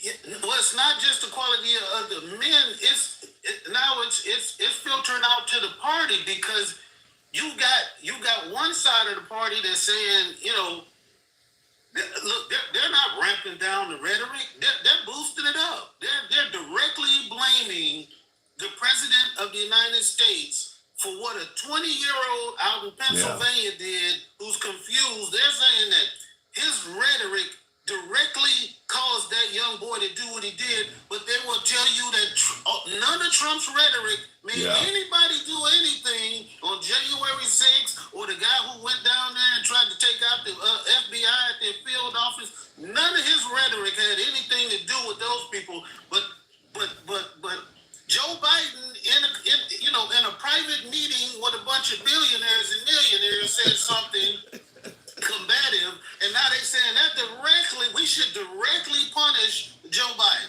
Yeah. It's amazing. Yeah, I got on YouTube, I got Irk Stark saying the same thing. Biden said to put Trump in a bullseye comment days prior. So I agree with you, Cows. When Biden says something inflammatory, they want to hold Biden accountable for his language. But when Trump says something inflammatory, it's a joke. It's taken out of context. He didn't mean it that way. I mean, because, the bloodbath comment, the vermin comment, the poison in the blood of his name, none of that stuff is viewed as violent. But when Trump said, also I brought up too, Sarah Palin talked about putting Obama in the crosshairs. And once again, the right didn't see any problem with that at all. They don't see nothing wrong with the rhetoric that comes from their side. I mean, even when something bad happens, and like you said about Nancy Pelosi's husband, they're making jokes about it. Yeah. The president of the United States is making jokes about a man getting hit upside the head with a hammer. Did he do that for real? Did Trump make a joke about Nancy Pelosi's husband? Yes, at his rally, he was making a joke about like the hammer or something. I can look it up. Wow. And of course, it's not hard. It shouldn't be hard for you to believe. Yeah. Well, yeah. Right. But that is the crazy thing is everybody on the right is saying that the liberals making fun of this or being unsympathetic to Trump is wrong and things like that. And then you're coming here and saying that Trump made fun of a man getting his head hit with a hammer. Yeah. Wow. I don't know what else to say about that. I don't know what. It's crazy. It's amazing. And that young man, and it's sad though, you had that young man in here with all of that propaganda built up, and all he's spewing is propaganda, and he doesn't even realize when you totally debunked what he said, and he's still up there like, back then, Republicans was nice to black people. He don't even. I'm gonna tell you something. I'm gonna just say it like this right off the bat, because if Republicans were treating black people that nice back in those days, black people would still be hardcore Republicans. There's a reason why. It ain't got nothing to do with Lyndon B. Johnson giving people welfare. If the Republicans had hundreds of years of being nice to black people like that, you as a black person would have heard it from family members passing it down through history. The fact is, it ain't done like that, so it probably wasn't happening. And all you got to do is just lay out a picture of the entire Republican Party, and alongside of it, you put a picture of the Democratic Party, and you look at which party has a mixture of, America, diversity, diversity. Like, different nationalities and religions and everything, and then you look at the other picture, and that'll tell you what it is. I don't have to tell you. You can look at it and see.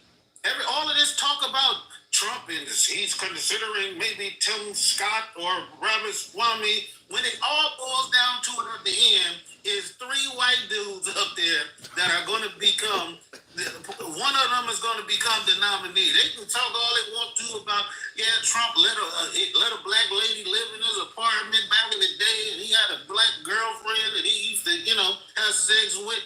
Dude, the proof is in the pudding. Well, I will defend Trump and say this. There is a real chance that Marco Rubio can be his VP candidate, and Marco Rubio is Hispanic. So there is a possibility that he may nominate a minority. It's just not.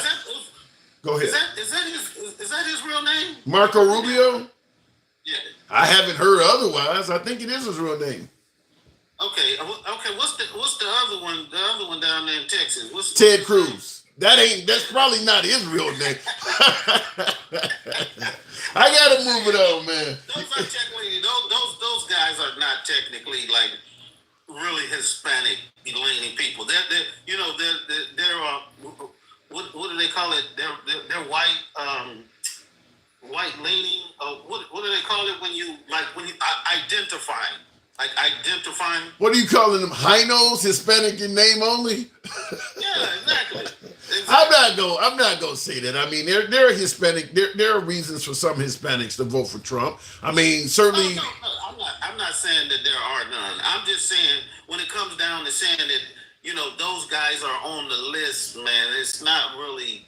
It's not really like those guys are leaders in the Hispanic community, and they're really. That's true. That's true. Same thing with Tim Scott. Tim Scott ain't showing up at many. Tim Scott ain't in the hood too much. So I mean, just like Clarence Thomas, Clarence Thomas ain't been in the hood in a long ass time. But you see how fast they got rid of Byron Donalds when he started talking about that. When he started talking about the Jim Crow days. Yeah, that's I thought he was Trump's guy. I mean, he was one of the guys a couple of weeks ago. Where he, as Akon would say, he crossed that line. I gotta move it on though, didn't Cal? All right, good talk. Good talk as always. Thank you for that train, by the way. All right, moving the program on. And by the way, folks, it is Uncensored Dialogue. This is what we do. We're all about free speech here. I get hammered by everybody from liberals to MAGA all day, every damn day. I don't mind the criticism. You don't have to agree with anybody in the comment section here. You don't have to agree with the damn host. It's all about free speech. Here's an interesting one. Robert Andres states that 3 words. Trump is God. That's his comment. Trump is God. So, obvious question, Robert. Do you pray to Trump at night? I mean, thou shalt have no other gods before me, right? So if you believe that Trump is God, do you pray to Trump at night? Do you worship President Trump?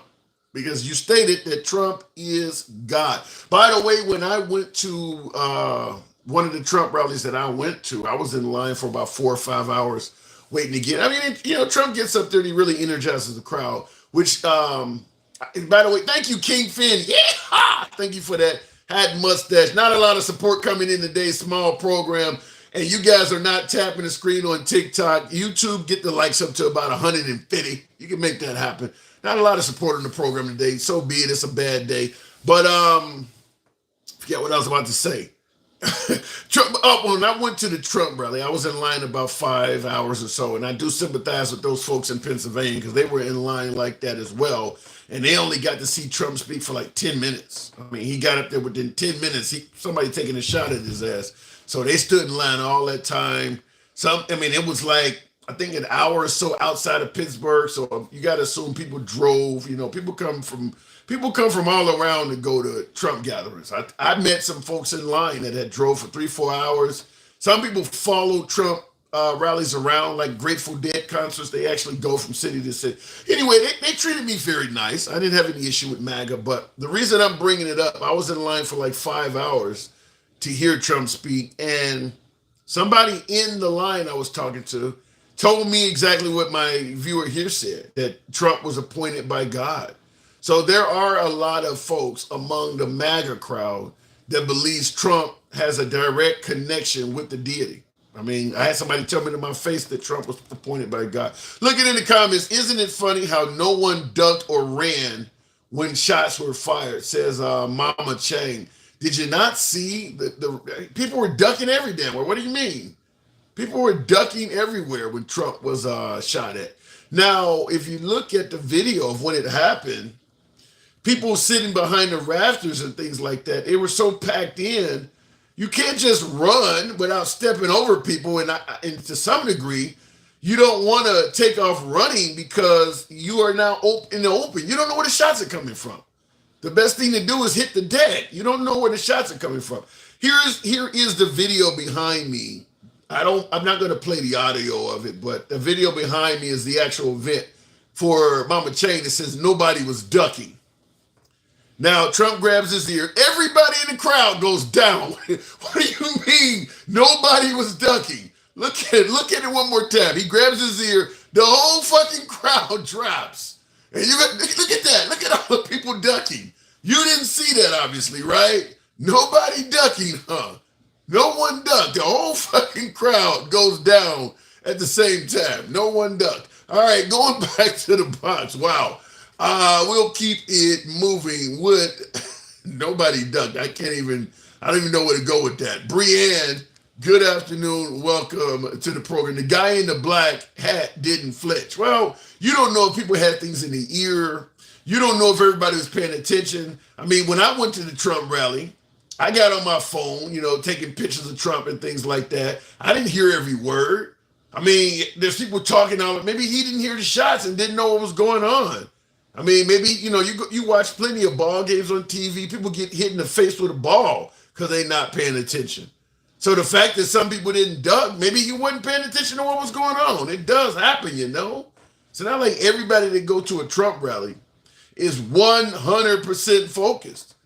A lot of husbands bring their wives, families bring their kids. They're not interested in that. They just going because the spouse or the father or the daughter, wants them to go. So maybe the guy in black wasn't paying attention.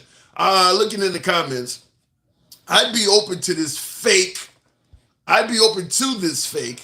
if there's evidence to show, but none of their why didn't people fly away arguments make sense. What do you mean, why didn't people fly away? Oh, you'd be open to it being a fake incident if there was evidence to show, but none of their why didn't people fly away arguments make sense. All right. Imagery, Sky Daddy, loving loser. Know what that even means. Yes, they're absolutely white, but they have a little bit of Hispanic blood. All right. He didn't have a full presidential protection detail. He was asking for months to have. I've heard rumors of that Trump had asked for an increase in Secret Service protection and was denied it. Now, the Secret Service released a statement yesterday that stated that those rumors are false. But what is the guy's name? Dan Bonagino or something like that. I can't think. I can't pronounce his Dan Bonagino, whatever the fuck. You guys know who I'm talking about. He is he's former military. He used to actually provide presidential protection himself.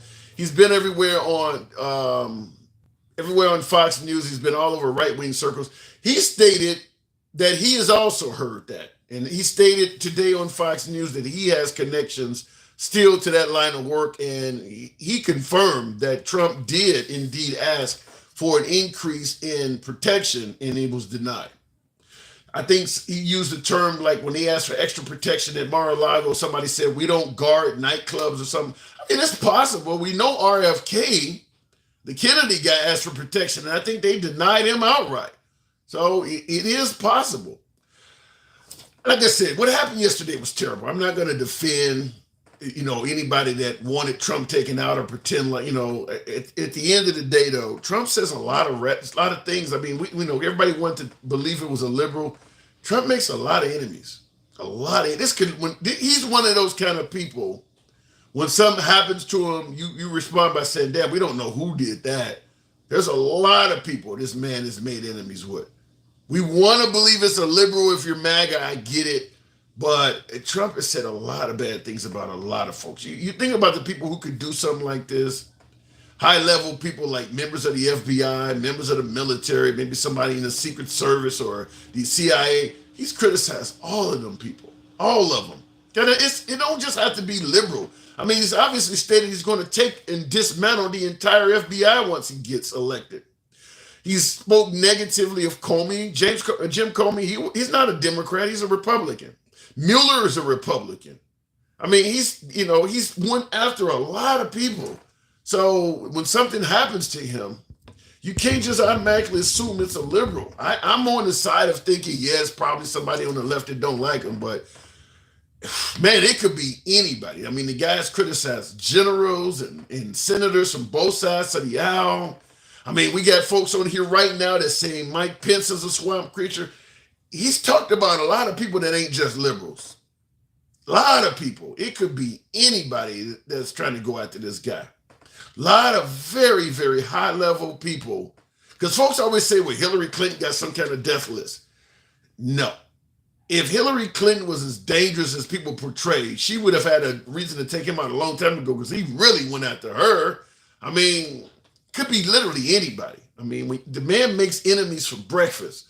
So it's real hard to be certain of who would go after him.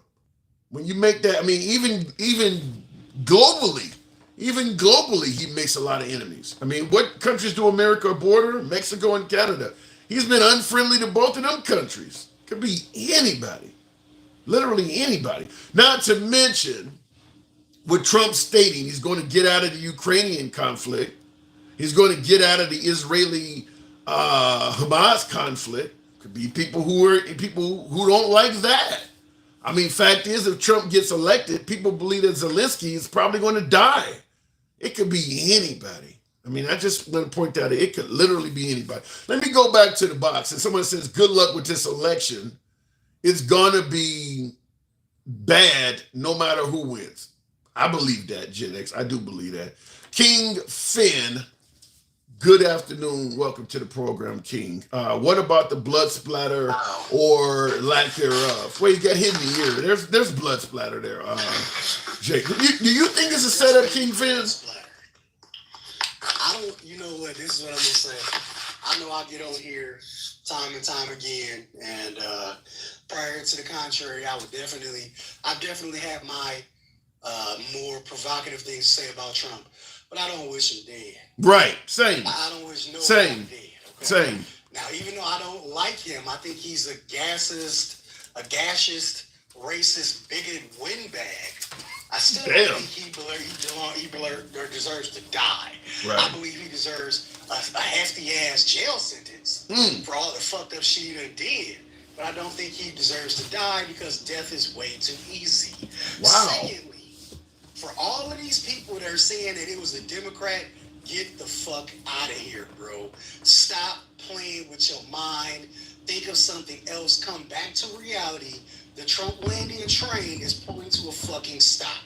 Okay? People are starting to realize that if this clown gets back in the office, it's going to be some really fucked up shit that happens, okay? Now, I don't know what the little 20-year-old boy, exact reason that the little 20-year-old boy who's now not with us anymore did the shit for. But I will say, I would like an investigation to happen and his fucking parents to be brought up on charges for having those types of weapons. All of this, oh my God, he was a mental health thing, he was bullied, all of that shit's bullshit. Because if it had been a black kid that popped the shot off at any fucking body, a black kid can pull out a firecracker and pop a shot and damn near die. So I don't want to hear that shit about mental health. I don't want to hear that shit about, oh, it's the parents' fault. It is the parents' fault, though. I don't want to hear none of that shit. And my final thought, I'm going to keep talking, but my final bigger thought about this whole process is, this is going to sound very horrible, but I believe, like Malcolm X said, I personally don't mind when my chickens come home to roost. Whoa. So you believe what happened yesterday? You believe what happened yesterday? Hold on. You believe what happened yesterday was an example of the chickens coming home to roost?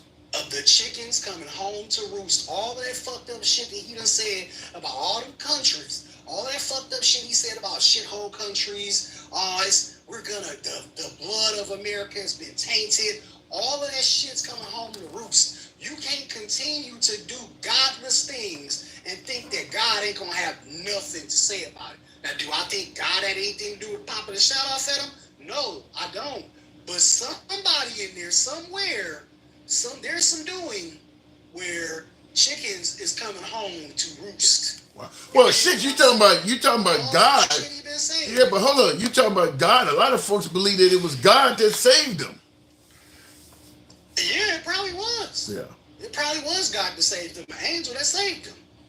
You know what I mean? All this shit he walking around talking about all these people. He done did so much shit to everybody.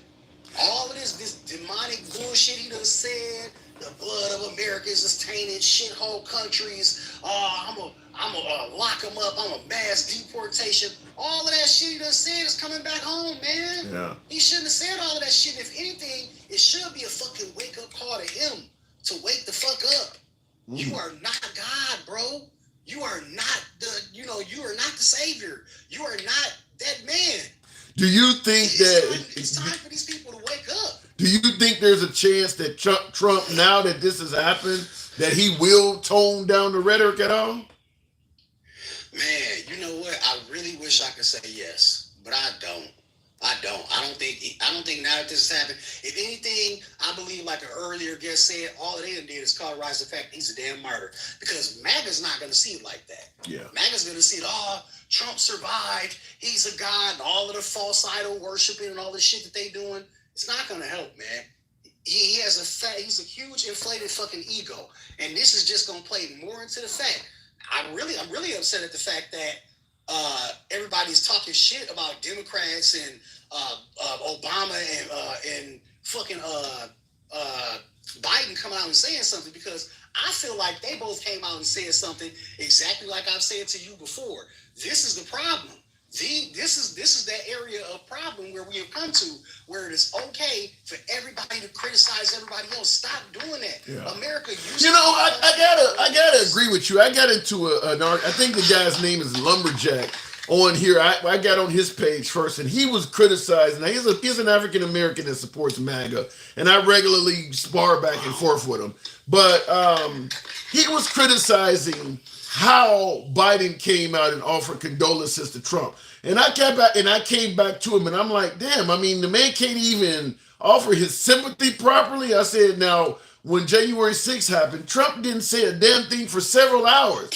And he's like, well, you can't bring that up. And he went off on me. And Why not? Yeah, I don't get it. Why not? I don't get it. An instance of them chickens coming home to roost. He been out there running his mouth and ain't apologized for nothing he said. None of the messed up shit he done did in history or before now when he became a president. He's done a lot of shit. Really look into the history. He's done a lot of fucked up shit that he's never apologized for. He even came out and said the shit he said before. I don't think I need to apologize. I've never done anything wrong. I don't need forgiveness. Yeah. Really? Yeah, I mean, but I think that's the difference, though. I do believe MAGA, my Republicans, as long as Trump is running the country right and doing what they like, well, they believe Trump has a better vision for America than Biden. I get it. But as long as Trump is doing what's right by the country, I don't think they give a damn what he says. There's no apologies needed. He can say anything he wants, right or wrong. That's a problem. That's a problem. Because, again, I'm just going to take it right back. This is the reason why we sent scouts and we sent boats to the Americas to become America, because ain't that exactly what Britain was doing to us? Yeah. Ain't that exactly what Britain was doing? The monarchy, remember? Yeah. Wasn't that the reason why the Americas was founded? Because Britain was over there doing whatever the fuck they wanted to do? Yeah. Doesn't that sound familiar? It sounds very familiar. Ding, ding, ding, McFly. That's why I'm laughing. Everybody running around talking about, oh yeah, Trump is God, Trump is this, Trump is that. No, Trump sounds like he wants to be a monarch. He wants to be he wants to be an autocracy again. This is the reason. History repeats itself. It's in a circle. Remember? Yeah. This don't make sense to nobody else. So before I move it, before I move it on from you, let me ask you this question: do you believe? Because a lot of folks are saying what happened to Trump yesterday pretty much guarantees he will win. Do you believe that? Nah, that's not a guarantee, man. I don't believe that. That's not a guarantee. Because even though that happened, and as messed up as it is, it did push his supporters. It pushed some people who wasn't MAGA, who was moderate like you. Unfortunately, who was moderate like you, left-leaning, over to the full, MAGA side. It pushed them. But at the same time, I don't get it. It ought to wake some people up. Cause he ain't bulletproof, is he? Did he bleed? Oh my Lord! Don't. I want. You're sounding like Arnold Schwarzenegger in Predator. Wait. No. I sound like I sound like old boy out of the Matrix. He's just a man. You see, he's bleeding. Well, how about this quote? How about this quote? This sounds more like Tom Cruise in Top Gun being reprimanded. Big Rooster says his mouth has written a check that his ass can't cash. His ass can't cash. Exactly. All right. Thank you, Big Rooster, by the way. Wow. All right. I got to move it on to King Finn. I don't totally disagree. I think we're kind of on the same page on a lot of this, but I appreciate you coming on. All right, moving on. Yes, sir. Thank you. All right, so moving the program on, and thank you, Big Rooster Show. Appreciate that. By the way, Big Rooster, I see you doing your little thing on the DJ thing. I listened to you a little bit the other night. Handsome, tell me I'm wrong. Nobody is voting for Biden. Every vote will be a vote for or against Trump, says Earthstar. I'm going to say you're about 90% right. Yeah, I don't think there's a lot of adoration and love for Biden, which is why I strongly believe, I said this many other times, that my beloved MAGA side of the aisle, but hey, free speech it is. My MAGA side of the aisle thinks I'm fucking crazy for saying this, but I've said it several times. If Biden was running against Nikki Haley, it would be over with. The only thing that Biden has going for himself, in my opinion, is that his opposition is Trump. I mean, you can say what you want about, Trump galvanizing voters and things like that, but his unfavorable numbers are huge. I mean, there's a lot of never Trumpers out there, and they're not all Democrats. If Nikki Haley ran, we wouldn't have that. The Republican Party would be far more united under Nikki Haley than it is under Trump.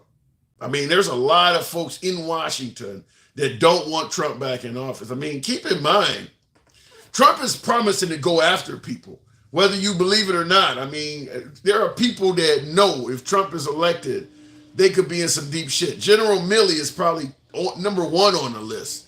Because Steve Bannon called it out. Steve Bannon was on This Week with George Stephanopoulos a couple weeks ago.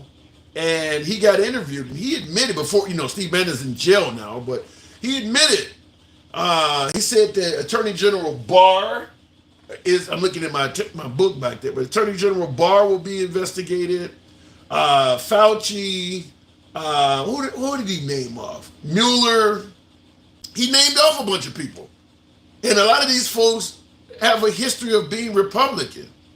So these folks know that if Trump gets elected, some of these folks may go to prison, whether it's legitimate or not. Now, you talk about Trump, being the victim of a witch hunt or trumped up charges. You think if Trump becomes president, there's not going to be some witch hunts out there? You think some of them folks may not end up going to jail for things that they normally would never have been serving time for? So that's what I said. It's not just a bunch of Democrats that are anti-Trump. It's folks that lean right, folks in the middle, folks who maybe don't want the FBI to be dismantled as Trump has stated he's going to. I mean, the man got a lot of enemies. I'm just going to say that. The man has a lot of enemies. Looking in the comments, Trump is not a good person. Wow. He refused to pay 3,000 companies for work completed. Is that true? 3,000? Wow. So do you support Trump? So how do you support Trump? What did that say? So how do you support Trump if that be the case? I lean left politically. I don't think Trump is like awful. I see some good things about Trump, but I tend to lean left on social issues like abortion and things like that. So that, and I'm probably because I don't think the country was being ran that poorly under Trump. I think that he was worthy of a second term. However, keep in mind, for folks who are saying we need to get rid of Biden and bring back $2 gas, or I can go for some mean tweets and $2 gas, and we didn't have all these wars when Trump was in office and the economy and inflation. But I was going to say this. The Trump of 2016 to 2020, in my humble opinion, is not the Trump that you're going to get in 2024 to 2028. He's not, first of all, 2016 to 2020, abortion wasn't banned. There was no forcing of children to learn the Bible and Christianity in schools. He wasn't promising to give the police immunity. It's a different guy. That's all I want to say. It's not the same guy, which is what's scaring people. If it was just getting rid of Biden and getting Trump's economy back, I think there would be a lot more folks. But a lot has happened since Trump was in office the last time. It's a different guy. He's went further to the right. Christianity in schools by force. He wasn't talking about doing nothing like that the first go round. Now it's the law. And if Trump gets elected, that law is going to spread. The same thing with the abortion bans. You know, it's not Trump, it's going back to the states or whatever. What other rights may go back to the states? What else do you enjoy doing that you thought was okay to do, but it may if it fell into the hands of the states, it would disappear? Is it possible that maybe, because we know that Obama legalized gay marriage, what would happen if gay marriage rights were taken out of the hands of the feds and given to the states? You think the right would have any problem with that? No, we're not taking away gay marriage. We're just giving it to the states. Well, what would the states do with it? Probably the same thing as the abortion law. Probably the same thing as the abortion law. Is it 100% absolute certainty that if Trump is elected, they will leave gay rights as it stands? Do you feel confident in that? I'll leave it at that. Looking in the comments, do you remember the tale of the king's new clothes? That's Trump. I'm not familiar with that, Black Power. He wanted to buy Greenland for Christ's sake. Yeah, I do remember that. Personally, we teach theology in schools. It would lower animosity between Christians, Muslims, and Jews. Teaching theology is not what they're doing, though, Liam. They're not teaching theology. They're promoting Christianity, period. They are forcing children to study the Bible as part of their curriculum. That's not theology. That's Christianity. They're not talking about the Quran or, wherever the other religions get their information from. They're talking about the Bible. That's it. That's it. That's in, and by the way, Kyle is asking where. The state of Oklahoma passed a law that the Bible, teaching of the Bible by law, has to be taught in all schools in that state. That's in Oklahoma. That was about a week or so ago. And a week before that, the state of Louisiana passed a law that all schools, including colleges and universities, have to prominently display the 10 Commandments. That's not theology. That's Christianity. That's it. You're basically giving one religion attention and fuck all the rest of them. It's kind of like, some type of religious supremacy of sorts. Going to the box, the one and only Gen Xer, fuck around and find out. Gen X, what can I say? Good afternoon, man. Good afternoon, brother. What's up? Oh, shit. Just asking a few questions. First of all, is it wrong to compare? Because folks are saying, okay, like Biden got out there and offered condolences to Trump last night, said he wanted to speak to him, talked about how wrong it was, and folks were hammering Biden, stating that he didn't offer condolences properly. And then I brought up, because I want to ask, is it wrong to compare? Is it inappropriate to compare how long it took Trump after January 6th or a host of other events like Nancy Pelosi's husband getting the shit beat out of him? Trump hasn't offered condolences to anybody. So is it wrong to compare that stuff? No, it's not wrong, but I will push back on the whole Pelosi thing. I agree with you everywhere else but that, because that was, we still don't have that whole story.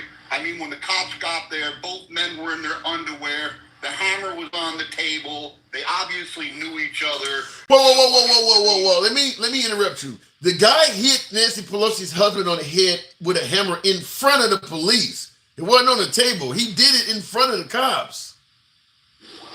Oh, I didn't know. Yeah. They actually had to wrestle him to the ground. Yeah, they had to.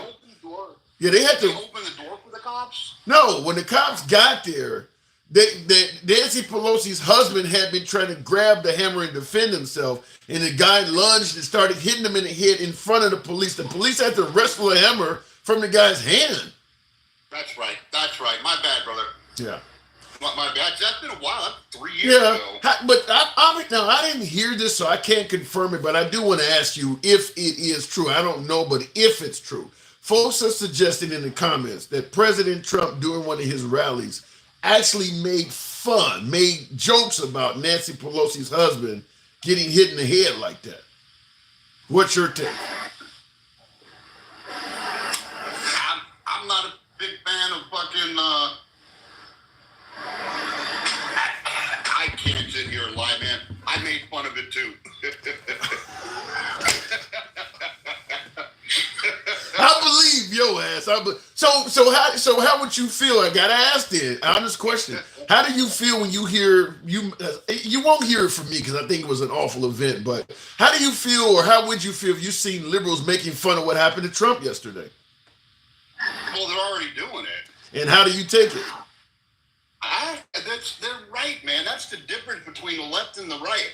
What somebody else does, I don't care because it doesn't affect me personally. It in no way, shape, or form affects the outcome of my life. So I don't give a fuck, really. Does it bother me? Of course it does. But I know a lot of shit I say and do bothers them too. So that's their right to have their opinion. That's their right to say what they want to say. You know what I mean? It's not my right to condemn or so you don't see any issue with making fun of what happened to Trump? No, I don't. Wow. If that's somebody's opinion, that's their opinion. That's saying a lot because you are MAGA. I have heard MAGA all day long going ape shit over people making fun of it. You're offering a different opinion. Right? Listen to this though. Wait, let me be clear. I don't like it. I don't agree with it. In fact, it fucking makes my skin crawl, and I think that it's a scumbag thing to do. But I will never deny somebody's right to do it. That's what the First Amendment's about. That's what America's about. Okay, so you support freedom of speech. You think it was a scumbag thing to do, but you support freedom of speech. So let me ask you, when you made fun of Nancy Pelosi's husband, were you a scumbag in the process? Yeah, I'm sure somebody thought I was. I'm asking you, do you believe what you did makes you a scumbag? I'm asking you. Yeah, I made fun of some guy that got beat in the head with a hammer. Okay. That's probably not the greatest thing to do. All right. So as long as you're willing to admit you're a scumbag, listen to this. Ride sharing Brody on YouTube, thank you for the super chat, says, Tom McDonald, I guess he has a song called You Missed, says shit does hit hard. I've never heard of that song. Is there a song out called You Missed? Shit does hard. Keep it up to thank you, by the way. I've never heard of that. Okay. But so yeah, you do agree that you're a scumbag for making fun of that shit. I'm sure somebody thinks so. No, you, not somebody. You believe you're a scumbag for that shit. Yeah, it's probably not a nice thing to do, and my parents taught me better. All right. I think we coming around. We coming around. So this guy is a registered Democrat. I mean, registered Republican, rather. You think? Oh, you said it right the first time. There you go. That's it. You said it right the first time, man. Well, it wouldn't surprise me if the Lincoln Project put out a hit. They don't like him. You know, if I was Trump, I would be more concerned about his security detail. How in the hell did somebody get a clean line of sight from an elevated position not 150 yards away from where he was?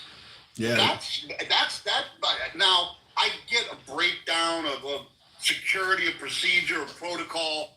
That's a straight fuck. Yeah, that's a fuck. I mean, the other thing is this: I would be questioning: how does somebody squeeze off 5 rounds from an elevated position in line of sight, and they take him out within seconds of him squeezing off that last round with a headshot? Which means that the counter sniper had line of sight of the roof that the shooter was shooting from. Well, just because he had line of sight don't mean he was looking at it. Apparently, there's footage showing that some Trump supporters that were there that day saw the shooter climb on the roof. Yeah, so he climbed on the roof and got in position pretty damn quick. So, I mean, maybe when they're scouring the event, he happened to get on. There shouldn't have been any roof that nobody was on, in my opinion. I mean, there should be there should not be any unmanned roof. But I will say this, because I agree with you that the Secret Service to some degree fucked up. And I will submit the picture that's on my monitor behind me as exhibit number 1. No way in hell he should be that exposed after just getting shot. I mean, he ain't that damn strong. You don't let him put a fist up and stick his damn head up like that. Trump is a dumbass for doing that. But the Secret Service should never have let him get in the position he is right now. Even the woman that is holding him right there, she got her head down. And here he is with his head open like he riding the sunroof like Kennedy. There's no way in hell he should have been able to do what he just did right here. Yeah, he should have been on the ground, man. Yeah. But I think something that Trump supporters like myself and those who are anti-Trump will agree on is that any time Donald Trump gets a chance to shine in the spotlight of the media, he's going to do it. And that was just his way of saying, yeah, baby, let's go. Well, as the old guy on the Titanic movie said, you may soon get your headline, sir. I mean, why would you want to stick your head up when people are? This is the equivalent of looking into an eclipse. Why would you want to do this? The other thing we got to remember, Tim, he's got Secret Service all around him with their radios, and I can guarantee when they took the shooter down, they said that the shooter's been eliminated. Yeah, but you don't know if there's. Heard that on the radio. Well, you don't. There wasn't a threat. Yeah, but you don't know if that's the only one, though. I wouldn't take the chance. Yeah. No, I'd have been under the stage. Yeah, like for instance, I'll bring up when this event happened. Look at all of because when we talk about Secret Service fuck ups, look at all of the times after he got shot that he continued to be exposed, mainly by his own doing. So I'm gonna play this video here. Okay, he gets shot there. He goes down. Secret Service is running to the body. Well, the man, he ain't dead. They ain't running to the body, but they running to the man. Now, when he gets back up, he is literally fighting to give the shooter a second shot. I mean, okay, they're going to show him stand up whenever he gets back in. It's not a long video. Let me see. Yeah, he's going to get back up soon. But the whole time they're taking him to the car, he's doing nothing but giving potential shooters more exposure there. Damn, how long is he down? Maybe this video ain't gonna show it. Shit, I thought he had got up sooner than that. But they'll show him getting rushed to the car, and I mean, he's just constantly showing head, just making it easy if somebody wanted to shoot again. Okay, there he is there. You can clearly see his face, like damn, are you just trying to get people shots? I mean, he don't even want, they should be carrying him. They shouldn't be letting him fight to stay out there. He's talking about, can I get my shoes and shit? Look at the face. I see nothing but eyes, nose, and ear. I mean, like a perfect shot still is available. He's going down now. The back of his head is clearly exposed. This whole time, even there, you can clearly see the back of his head. One of the Secret Service agents is trying to block his head with his hand as if a round won't go right through his damn hand. And then you see, okay, there, I mean, the whole time he's exposed. There's the back of his head getting into the car. I mean, you had plenty of time to keep popping this guy off. The Secret Service, to me, really, really messed this one up. There was a breakdown.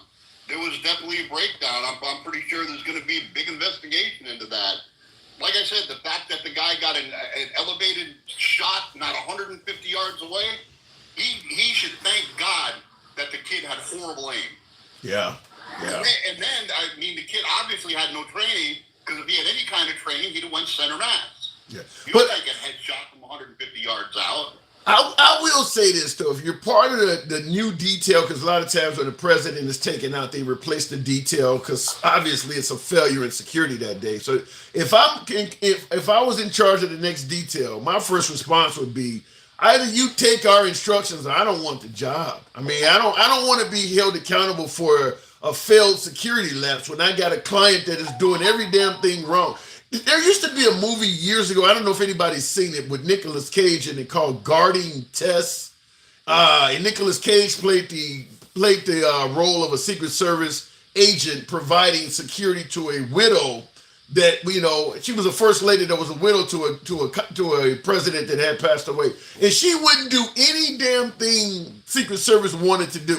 And the movie ended with her actually getting her ass kidnapped because she was the same way. She refused to do anything the Secret Service told her to do. I wouldn't guard Trump. Like, if you're not going to listen, I don't want to do it. If I had the money of Trump, I'd be getting me some different security.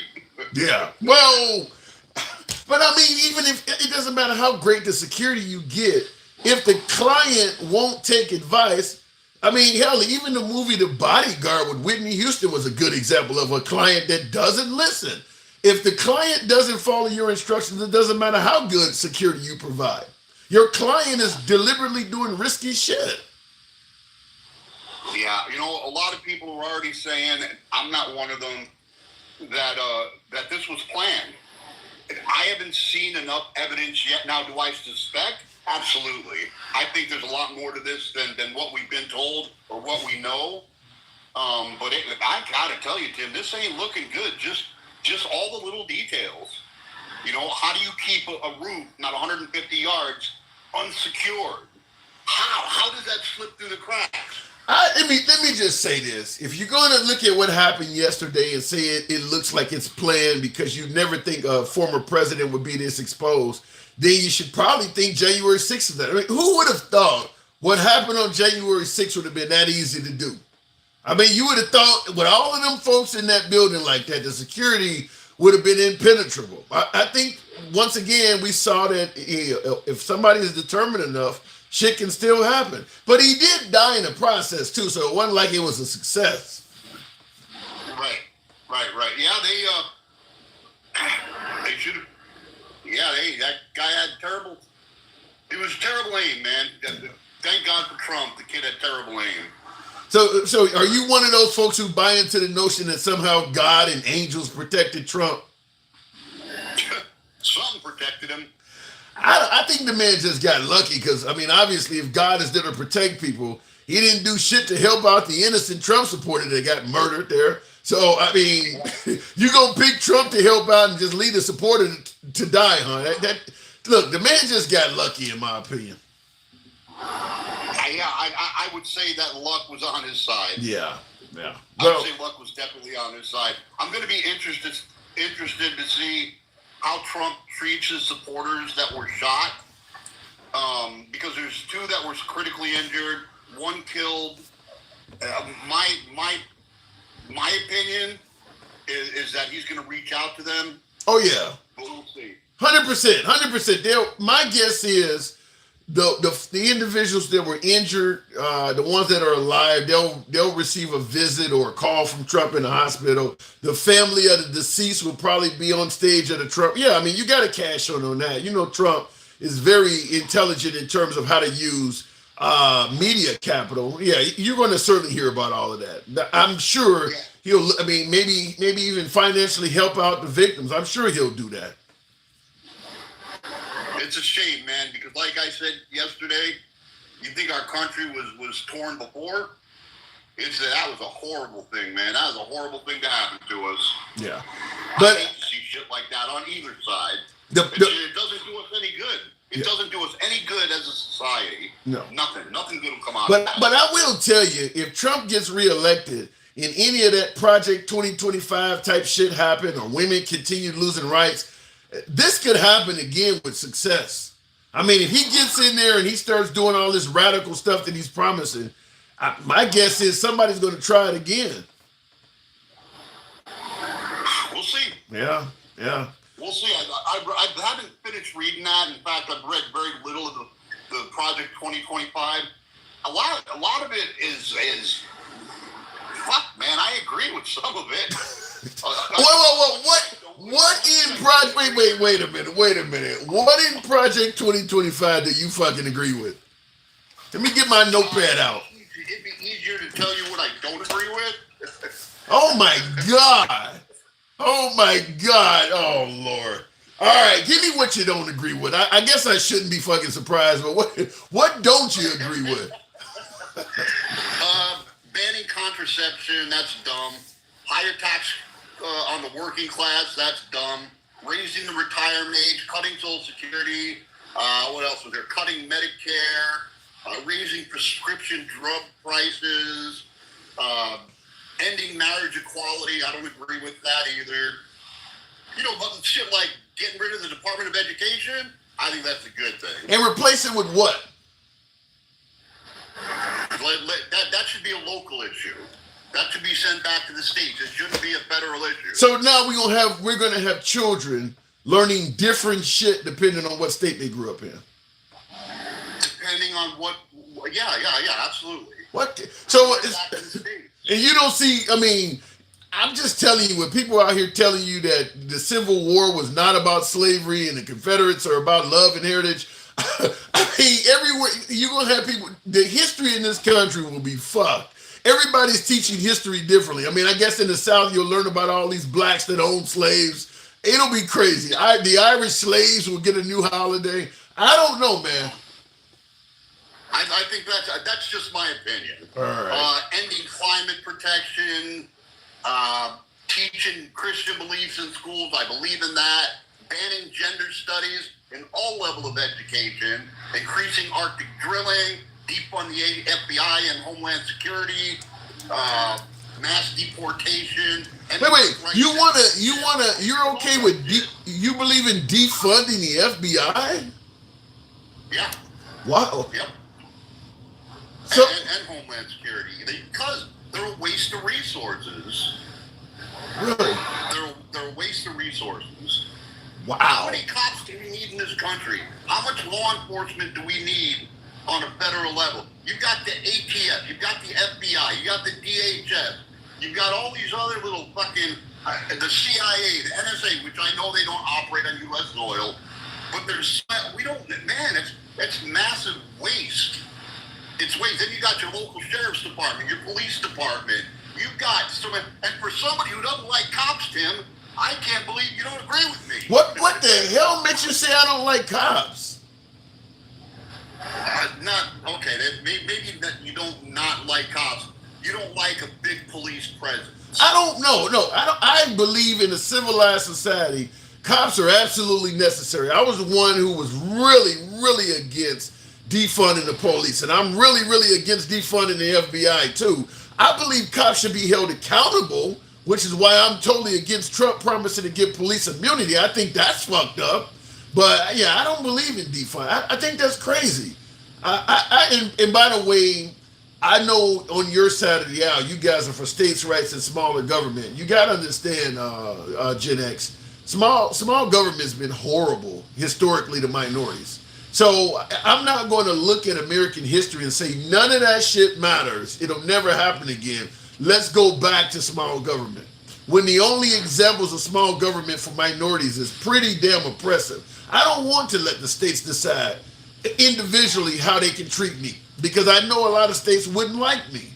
So I'm real skeptical about states' rights, because the history of it has been awful towards minorities. 100 years ago, I would agree with 100? Martin Luther King didn't die 100 years ago. No way. I don't agree with that in 2024. I think we've progressed too far as a society where we let the government control so fucking much. You can't collect rainwater. Are you fucking kidding me? Come on. I hear what you're saying, and I do agree there are plenty of areas where the government oversteps its boundaries, but I don't feel confident that what happened in the past at the states' rights level, if given a chance, they wouldn't go back to doing it. What you're saying is all of the stuff they used to do that was bad and oppressive during that era, if they get the power to do it again, you can trust and believe they won't do any of it. I don't feel that way. I mean, like I said, a lot of folks are still teaching that Confederate soldiers should be heroes. I mean, they're talking about, didn't they, in Mississippi just this year, didn't they come up with a Confederate month or a Confederate holiday or some shit? There's no way I'm going to look at that and say, well, they won't do anything bad, when they're still honoring the people that did all the bad. But there's a huge difference between honoring a Confederate soldier for dying, you know what I mean, for a cause that they thought at the time was right, as part of American history, and bringing back slavery. There's a huge difference. You know what I mean? Well, anything like that. I don't, but I don't think that they thought it was a cause that was right. You know, they fighting for slavery or whatever back in that day. Like I've said before, because people go, well, slavery was just what people were doing at the time, and they didn't think it was wrong. I said this before. If you, even back in that day, if you saw something being done to somebody else, that you would go and grab your gun if it was done to your child or wife, then you know it's wrong. Even a slave owner or an average white man back in the 17 or 1800s would have went ape shit if any of the stuff that was being done to black people was being done to their loved ones. So the idea that they didn't know it was wrong is ridiculous. All of a sudden it's done to your wife or daughter and you're going ape shit about it, then you know it's wrong. So they knew it was wrong then. Let me tell you something. If you called me up and said, hey, Gabe, check this out. I got these motherfuckers outside of my house with fucking pitchforks and fucking coon dogs in a pickup truck trying to drag my black ass out to go work in the field, I'd bring my ass from Montana to fight by your side. And in a heartbeat. And you'd be called an N-word lover and they'd kill you too. We'd have somebody like Kyle Rittenhouse or somebody out there taking both of us out in self-defense. I gotta move it on though, Gen X. All right, brother. Hey, you have a great Sunday, man. It's a pleasure. Always good to talk to you, my friend, and I'll talk to you next time. Hey, always a pleasure, man. Good talk. Moving the program on, by the way, tap the screen, get the likes on up to around 100,000. We've had a low number here on TikTok, probably because of the subject. However, on YouTube, I do appreciate you folks smashing that like button. Probably can take the likes up to over 200 on YouTube, if you will. Understand you're not going to always hear an opinion you agree with here, because it's all about free speech. We don't block, ban, or censor anyone for their commentary. You don't have to agree with the host. You don't have to agree with anybody in the damn comment section. It's all about free speech. And since day one, almost 3 years now, almost been doing this for 3 years, since day one, we have been MAGA friendly. Have been always that way. We always will remain that way. So understand, it's not an echo chamber. We believe in letting everybody speak. If you favor that type of civilized dialogue from all sides of the aisle, we go left of Bernie Sanders to I'm having dinner with QAnon. Feel free to subscribe on YouTube, follow the program on TikTok. By the way, because of what's happened, we've been doing these weekend lives Monday through Friday, 1 p.m. Central is when you'll normally find us. On TikTok, the audience is probably at least 3 times as many folks as we have here now. Usually about 1,000 people, 1,000 to 2,000 people. Anyway, yeah, certainly 1 p.m. Central. If you want to tune in any weekday, feel free to do so. Doesn't matter your political affiliation. We'll take you up and talk to you for certain. Looking in the comments, Trump is the only president without slave owner ancestors. Okay, I've heard that before. I don't know if that really makes any difference, but okay, fair enough. Martin Luther King was a communist. Well, shit, if Martin Luther King was a communist, why the hell am I fucking around with capitalists? I should be voting for communists. Tell me a capitalist that has done more for my people than Martin Luther King. So if Martin Luther King is a communist, then shit, maybe that's where I need my vote to go. Looking in the comments, why do you think blacks are still oppressed? We have black VPs, black president, judges, police chief, army generals, governors, senators. What are y'all so oppressed of? I don't think, Draco, I don't really think that black people are oppressed. I think the law kind of protects us. But I do believe that if the law was removed or relaxed, people would fill in the void. Fact is, we can say what we want about morality or whatever, but there's a lot to gain by oppressing people. It simply is. I mean, like a lot of folks don't like affirmative action, for instance.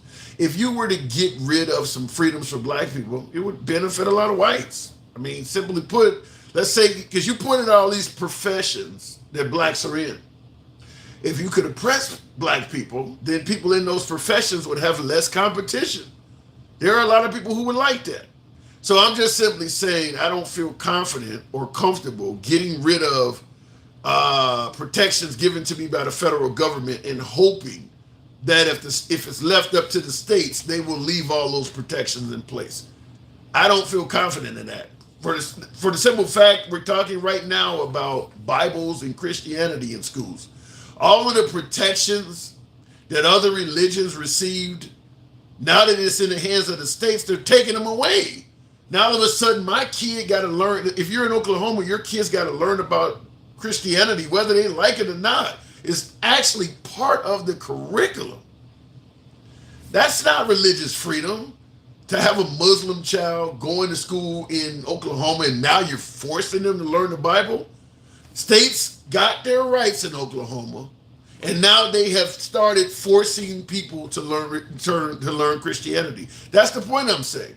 I don't feel confident that if you give the rights to the states, they are going to enforce those federal protections that were given to those people. There's a reason the protections had to be given at the federal level because the states weren't doing it to begin with. They weren't doing it to begin with. I mean, there's a reason the Civil Rights Act had to be passed because they were treating people like shit in the South. So now that the feds have protected people so that it's safe to go to the South, we're going to take the feds out of the picture, return the right back to the people in the South, and hope they won't do what they used to do.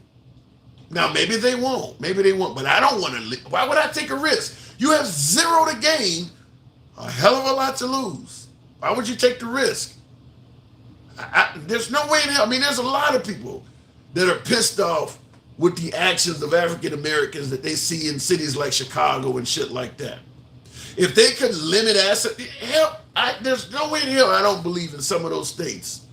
Being an African American, you would start losing some rights. I truly believe that. Gifter only says Wandering Ronin. I don't quite get that, but is it safe to go to the West? No clue what you're talking about. Looking in the comment, let me continue the program on, by the way. Thank you folks that are tapping the screen. Christians not doing their part by saving Christianity from indoctrination. Yeah, I'm not a fan of forcing Christianity down the throats of children. And I brought that up before that when it was LGBT issues, CRT, or diversion, equity, and inclusion, DEI, being shoved down the throats of children. The right was totally against that, thought it was awful, thought it was wrong and harmful to children. But now when it's shoving Christianity down the throats of children, they're suddenly okay with it, which shows there was never any issue in regards to shoving something down the child's throat. It just has to be something I agree with. I don't agree with the LGBT community. So it's not really the shoving down children's throats. It's an anti-LGBT play. Just come out and say you don't like those people. Because you're clearly okay with things being shoved down kids' throats. Going back to the box. Continuing the program on Anthony Hawkins. Good afternoon, Anthony. This is and never has been a Christian.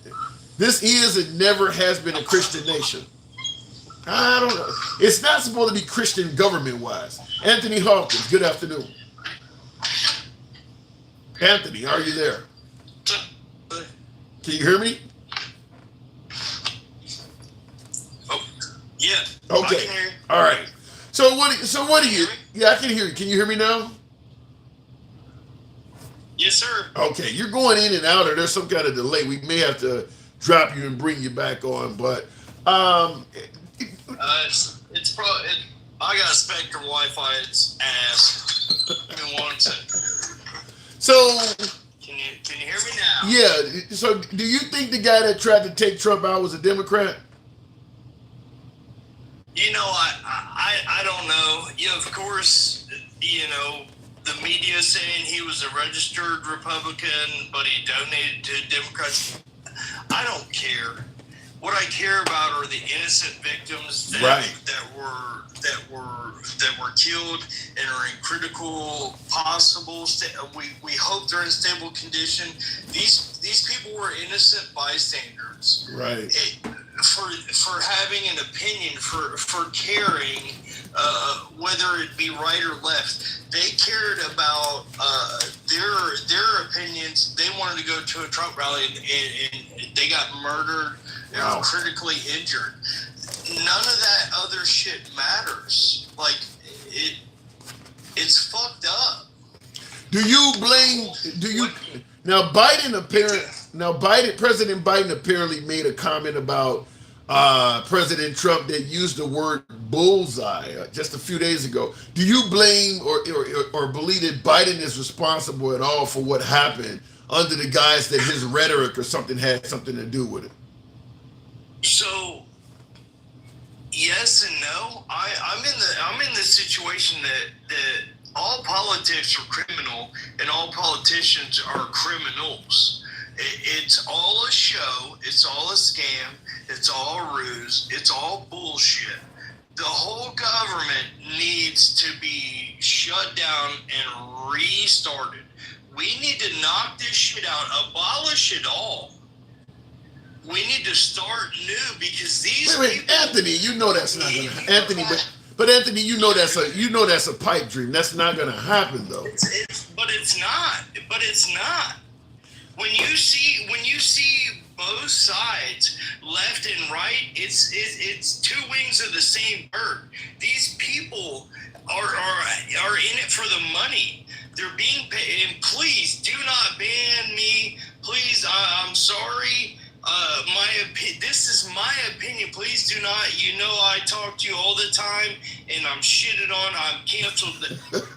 You sound like a liberal. You sound like a liberal. I get shitted on all the time. Well, whether I might be or whether I'm not, I've never voted.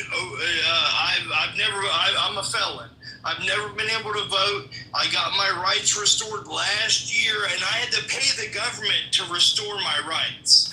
Now, with you being a felon, shouldn't that have drawn you to Trump? You don't have a "I'm voting for a felon" T-shirt. That's not. Listen, I'm not for Trump. I'm not for Biden. But Anthony, because these people have ruined our lives. But Anthony,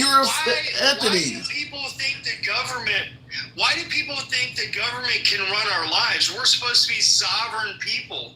We're supposed to be sovereign citizens.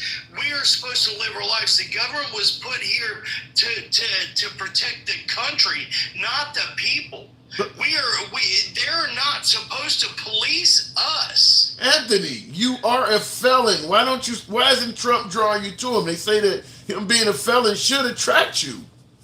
Because Trump he's an elitist. He's an elitist billionaire. The same as the rest of them. I don't agree with any of the elitist billionaires. Wow. Okay. They think that they control us because they're rich. Yeah. They think we have no power. When we the people, when the right and left, Democrat or Republican, when we get rid of that bullshit, the red and the blue, when we get rid of that bullshit and unite, these elitists aren't shit. They're nothing. They're nobody. So what do you want? Stolen from us. What? These people are stealing our taxes and giving it away. These people are lining their pockets with our money. I pay fucking 40%. I make thousands of dollars per week and barely bring home anything to pay my fucking bills. These people are stealing from us, and we allow it. When are we going to stop allowing this bullshit? Fuck the right, fuck the left, fuck red, fuck blue, fuck both sides. So we can abolish this and start new. Well, that's not going to happen, Anthony. You're not going to get that. It can, but you can say it's not going to happen, but it can. Okay, when people they're shooting at people, whether it's staged or not staged. I've read the Q drops. Please don't cancel me, people. Please don't. I've read the Q drops. He was supposed to be assassinated. Okay, he wasn't supposed to get immunity. This shit has been planned and predicted. You can go back to the Illuminati game, the Simpsons. All this shit has been planned out. By who? By them, the elitists. The elitists, the world is a stage. They have showed us everything that is going to be done or can be done. All right. The elitist. So you said that Trump is an elitist himself. Do you believe he was Yes. involved in the planning of his own attempted assassination? I don't believe that's the real Trump. Whoa! The guy that's on my screen that we saw yesterday touch his ear, you don't think that guy was Trump? No. Please don't cancel me. Please. This is my opinion. This is my opinion. It's entertainment purposes only. This is my opinion. I know there's only 321 people in here. This is my opinion. But people, listen, whether you're left or right and you believe in conspiracy theories or anything, just go read the Q drops. I'm not a QAnon. I'm not. Why are you reading the? Wait, hold up. Why are you reading the drops if you're not Q? So I've awakened to the whole lie in the last probably 2 to 3 years. I never voted, never cared. I was that guy that just went to work and lived my life. And you know, COVID. Excuse my wordage, but during that time period, a lot of people were awakened. A lot of shit happened, and you can literally research. Let me ask you a question. It's coming from a super chat on YouTube. I can't believe I'm asking you this, but your answer is your answer. You can state whatever you want. What shape is the Earth? I don't, bro. I'm not in a rocket ship. I don't know. You're not confident the Earth is round? I'm not a flat earther nor a globe earther. I don't care. I'll never be able to. My little ass that means nothing to this planet could ever provide you any evidence. So why should I care? I don't care if it's flat. I don't care if it's a globe. I don't care. All right, fair enough. So you believe what we saw yesterday was not true. Where is the real Trump? Is he alive? Well, I mean, and that's the problem with the left and the right. They don't look at both sides of it. No, I'm asking you a question. I'm asking you. Do you believe? Well, the Q drop said he's insulated. I don't know where he is. I don't know. But he's safe. He's safe. Yeah, the Q drop says he's safe. The Q drop says there's an assassination attempt. Blah blah blah blah. But I don't know either way. But I look at both sides. I'm not here for the right nor the left. I look at both of it. And that's the way we all should be doing. We should all awaken to the government is a lie, a scam. It's a fucking movie scene. Yeah. And we should look at it like that. So you definitely don't think that Trump would make a good president. Am I correct? I don't know, because I don't know if You said he's an elitist. Yeah, no, I don't think so. No. I think we should get rid of this two-party bullshit system, and we should start electing people that live in the communities, that work in the communities, that are out here killing themselves to make their communities better. I don't think these people that come from money should just be automatically put into a position that our votes don't matter. Whether anybody believes me or not, our votes do not matter. Let me ask you this question. The systems for years and years and years. Their families have been in the systems. You go look at the bloodlines, it's all the same fucking families. I don't think Obama's family bloodline would show he's been in the system, but let me ask you this question. We had Trump in office for 4 years. How did you think, and I don't know if you were incarcerated at that time, but how did you? I was right. I was right before that. Okay, yeah. So what did you think of Trump's 4 years as president? I mean, I'm not gonna lie. I lived better. I had money. I have a house now. I have a truck. I have motorcycles. I have boats. I have things that I never had. beforehand. So why are you saying he would? Why are you saying he wouldn't make a good president again? Because he's still an elitist billionaire. He's still in the same circle that the rest of them are. All right, fair enough. I got to move it on, Anthony. You didn't get banned. You're always welcome back on the program. This time, you survived. Tim, I appreciate it. All right, man.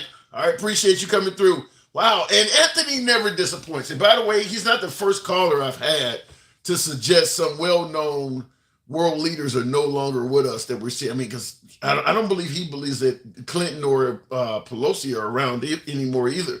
But I've had several guests suggest that both Pelosi and Hillary Clinton are no longer in the land of the living. So he's not the first. Leslie 822 said, I banned him. Oh, come on, don't ban the guests. Oh, my God. All right, let me move the program. I wish you'd had asked about JFK Jr. Yeah, I'll get him next time. Mystic Firefly. I don't mind passing on questions from the guests. Thank you for that hat, by the way. Yeah, appreciate that coming from, I didn't see the name of who sent it, but thank you for that hat mustache. A few of you folks that are supporting the program, thank you very much. Barack Obama is a descendant of George Washington. Really? The guy that lives in Kenya, that was born in Kenya, was somehow a descendant of George. Well, it wasn't because George Washington was banging a bunch of slaves. I'd love to know how George Washington and Barack Obama are connected. Thank you for that, Money Gun. Wow, thank you, whoever just sent that. Well, I missed the name there. I like to give you guys credit for the few folks that send me shit, so thank you very much. Alter Ego, appreciate the support. Yes, and Ken to George Bush too. Yeah, I'd love to know how that.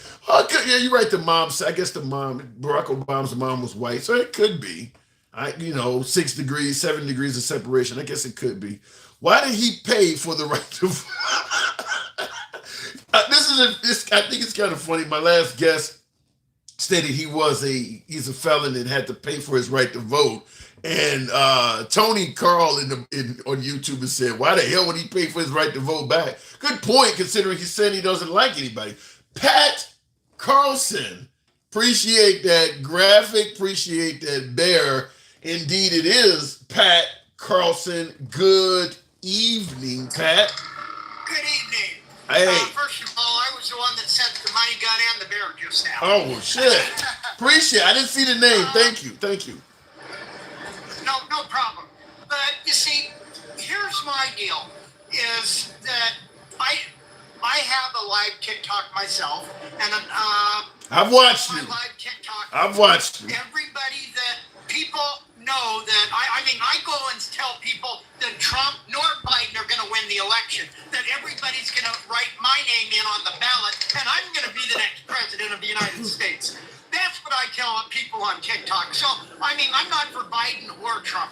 But here's my deal with what happened yesterday. They don't put these rallies on overnight. Those things are planned well in advance so that they can put the word out and they can bring their people in and see them rally. Right. Now, the Secret Service and everything had plenty of time to scout the entire area.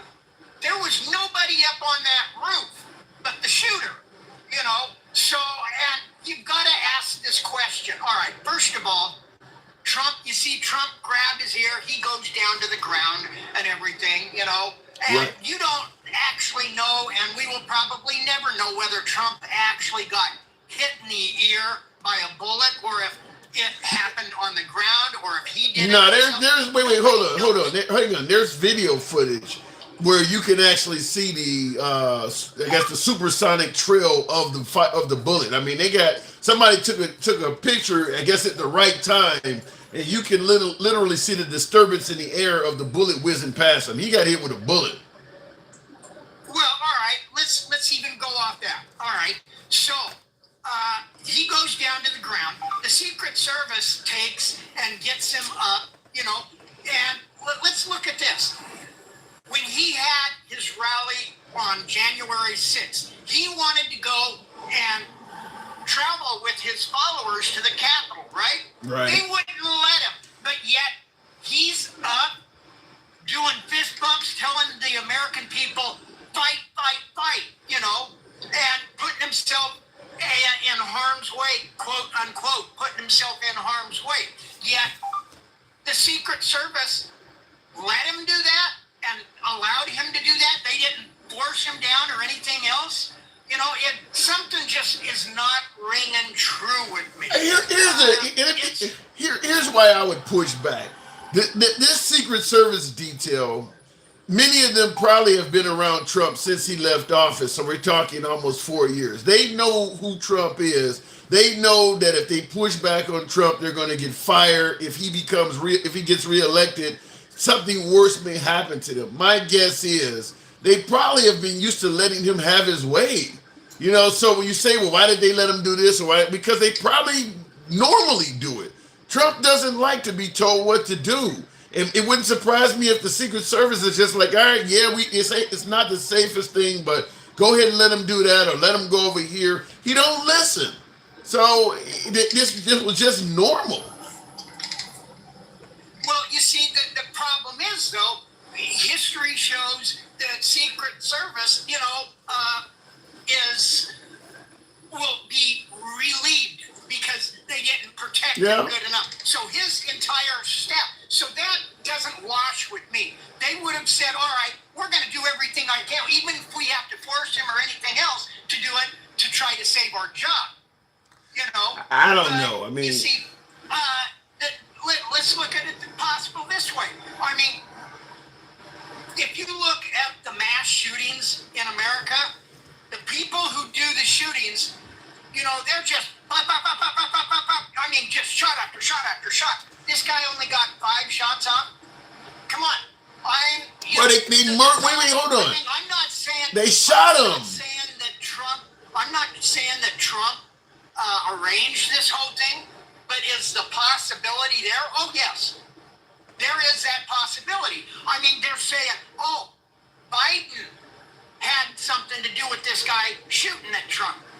Well, I would think that if Biden had something to do with it, he would have gotten somebody who was a whole lot better at taking him out.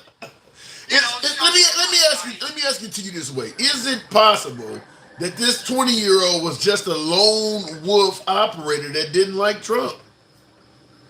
Well, that is possible. However, once again, it boils down to why was that roof not covered? Yeah. That roof had the perfect shot. Yeah. And they scout this shit out long in advance. I mean, these are questions that the American people will never know.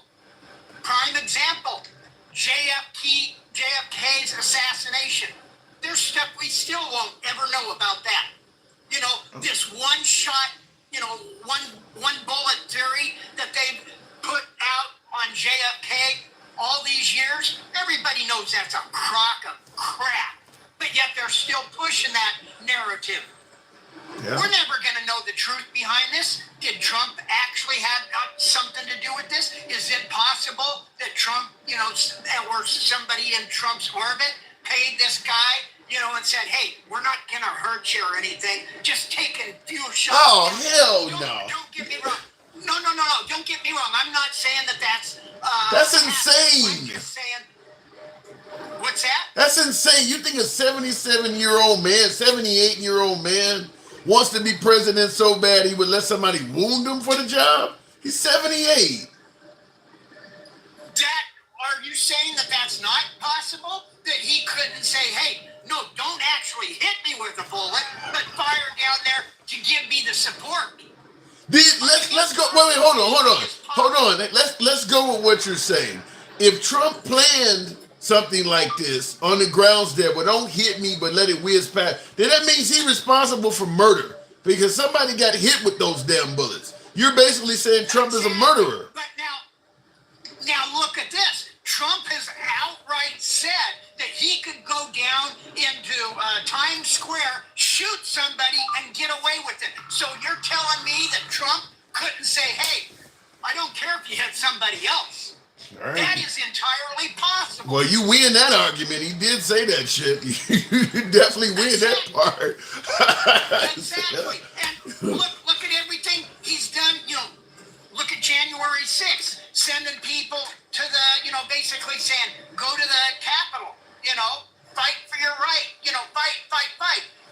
same thing as he did yesterday, putting his fist up in the air saying, fight, fight, fight. He's doing the exact same thing. His comment with the bloodbath, same thing. So is it safe to say I'm not. do you personally believe Trump wants violence in America? Yes. Wow. I believe that Trump does, because I firmly believe that Trump has outright said that he wants to be a dictator for a day. But do I believe that he wants to stop with one day? Oh, hell no.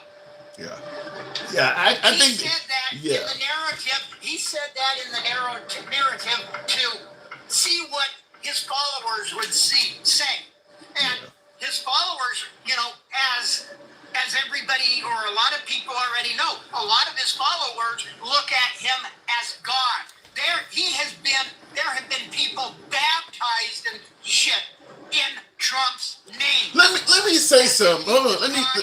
Let me say something. You brought up Trump said he wanted to be a dictator on day one, and Ariel View in the comments said it was a joke. This guy is crazy in reference to you. I will say this. People often say when Trump says things, it's a joke. Notice how when he tells these jokes, nobody in the audience laughs. Sean Hannity did not break out in laughter when he said he wanted to be a dictator on day one. So what is he doing? Telling a bunch of jokes that are bombing?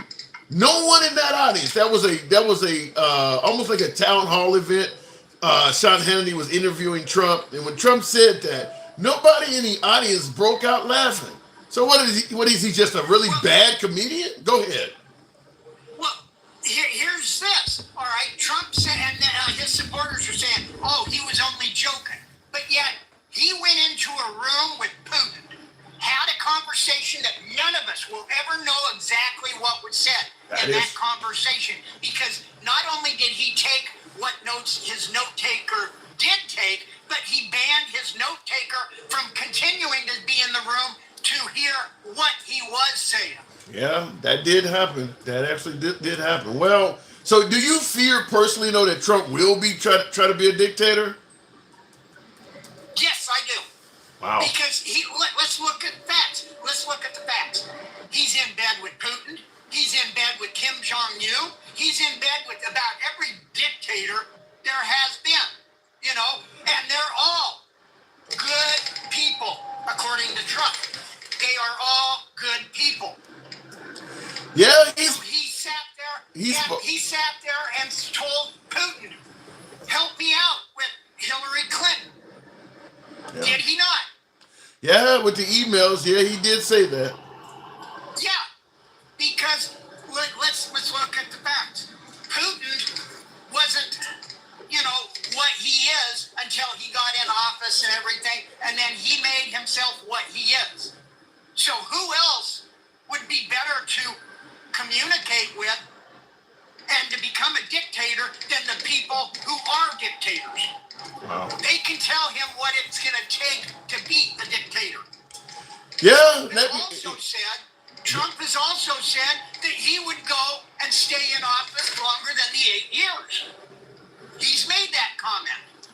Wow. Yeah, you go back when I believe it was when he was in office, that, he said that he will continue, that the American people and everything will keep him in office.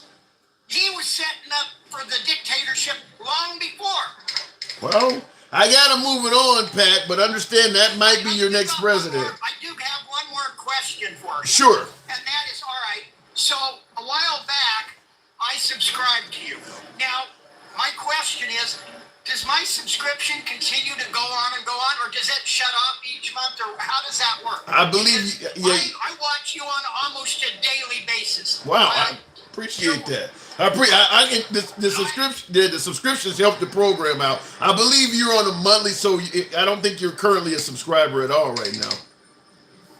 Okay, that's what I wanted to know, because I thought that when I subscribed, it just every month, took it. Yeah, you have an option. Yeah, you have an option to do a renewed or not, but I believe you just did the one. But I do appreciate it, whether it's a one-off or, I don't get a lot of subscribers, so I always appreciate those that do, man. So thank you. And I am one that would follow you all the time, because I am on your program, actually, and you probably, I don't know if you remember me on other programs, because you do deal with a lot of people like I do, even though I deal with my I've watched you. I've watched your lives, yeah. Right. Mine is really wild. Yeah, yeah, But yeah. I love yours because of the fact that I don't care if you're left, right, in the middle, you give everybody their voice. And I love that about you. Well, I want to give a rat's, go ahead. you don't give a rat's behind where they lie. You're willing to give them their choice, their say, where you get others that if they're left, if you start talking right, they boot you right off. You're not like that. You give everybody their voice, and that's what I love about you. I appreciate it. I got one last question before I let you go. Speaking of supporting the program, this comes from Gen X on YouTube. Yeah! Thank you, Brian, for the hat mustache. Gen X wants to know, to ask you if the Earth is flat. No, it's not. The Earth is round. Okay. I have to believe in those satellite images that show the Right. Earth is round. I mean, let's face it. If it was flat, you'd go and walk off the edge and drop off. All right, Pat. Appreciate you coming through, man. I guess if it was round, it Merlot. was round, using that theory, the same thing. You get over to the edge, and if it's round, but I have to believe it's round. Well, gravity would hold you to the Earth whether it was flat or round. I gotta go, Pat. Thank you. Thank you. All right, good talk. Moving the program on. Somebody asked me before I go back to the box. I mentioned that when President Trump stated that he wanted to be a dictator on day one, if it was a joke, why didn't anybody laugh? And I had a viewer suggest that, well, you need to watch that again. So why not? It's only a minute or so long. This is the video of President Trump telling Sean Hannity he wants to be a dictator on day one. Now, we're looking for the laughter. This is a joke, according to many. I've had a lot of Trump supporters suggest that this was a joke. And it works better when we have audio, so let me turn the volume up. But we're listening for laughter. Donald Trump really said it. He'll be a dictator for a day if reelected. He says, "You're not going to be a dictator, are you?" I said, no, other than day one. Trump made the extraordinary vow at a town hall in... I didn't think I was... apparently, I'm clicking on some shit that people were talking over. I wanted to hear it. Let's try it here. I want to hear the laughter. In recent days, you seem to issue a warning that if in the courts, and even the U.S. Supreme Court, if they didn't treat you fairly, that maybe there would be bedlam. Real quick, let me stop it. I'm still clicking on the wrong shit, but in the comments, I see Mattis saying, play the full clip. If Sean Hannity asked him if he's going to be a dictator, he said, yeah, only on day one. Okay, that's where the laughter has to start. If they're not laughing there, what are you talking about? Play the full clip. You don't have to. If it's a joke, that's where the punchline should be. You shouldn't have to keep playing more and more of it to see when they start laughing. But I thought I had found him talking to Sean Hannity. Maybe that actually is not in here. I wanted to find it because I didn't want to Donald Trump really said it. He'll be... But that's coming from Inside Edition, and I'm not seeing where Trump actually did it. So maybe I don't have it. It wouldn't surprise me if Fox News made sure they didn't put theirs in there because they don't want that to get out over and over again. But yeah, I see a lot of folks did things on it, but I don't see anywhere where Fox News put theirs in there. I mean, I see a lot of left-wing pundits that have made clips because of it, but if I bring any of those up, people are going to be talking over the shit. So let me try. I don't see any of it, but something I would like to have seen. Not one thing in here. So, all right. Unfortunately, maybe I'm not going to be able to bring. I see a lot of cases where he's defending it, but none where. Let's see what Dave Parkman. We'll try for a quick second. I'm not going to hold up forever with this shit, but Donald Trump was given a propaganda town hall last night on Fox News, hosted by Sean Hannity. I don't want to hear. He tries to change the topic. Take a look at this. They want to call you a dictator. You use the words, "I am your retribution," And now before that, you said if you've been wronged, and you used other words as well. But I want to be very, very clear on this. To be clear, Yes. do you in any way have any plans whatsoever, if reelected president, to abuse power, to break the law, to use the government to go after people? You mean like they're using right now? So, in the history of our country, what's happened to us, again. So, first, Trump responds indicating if... I guess he has to talk over it because he don't want to get copyrighted, but I want to hear Trump. I don't really care what he has to say, but if we got to listen to it for a couple seconds here, let's see. He did plan to do that. It would be justified because they're doing it to him. And then now he changes the subject. Has never happened before. Over nonsense, over nothing, made up charges. I often say Al Capone, he was one of the greatest of all time, if you like criminals. He was a mob boss, the likes of which Scarface, they call him.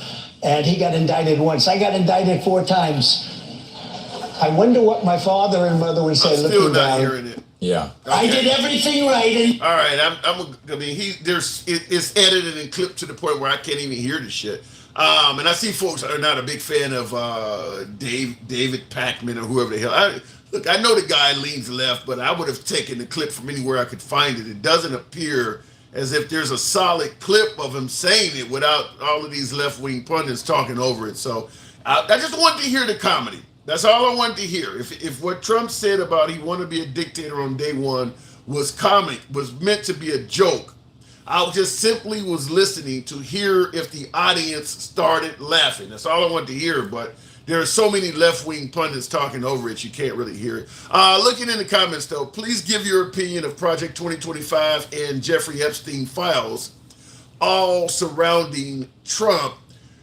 Obviously, I think everybody admits... well, no, I got some right-wingers. Gen X favors Project 2025, but my humble opinion is that Project 2025 is a nightmare. It is taking America back in a lot of different directions. It's promoting a Christian-based America, and it's not an option. You're going to be Christian whether you like it or not. I hate to bring up slavery, but when they were brought over, they had to be Christian. They didn't get much of an option. Your kid's going to learn the Bible in school whether they want to or not. So that part of it I don't like. Obviously, I don't like getting rid of the FBI and defunding all of these organizations, putting in loyalists. I think that's in there. It's scary to me.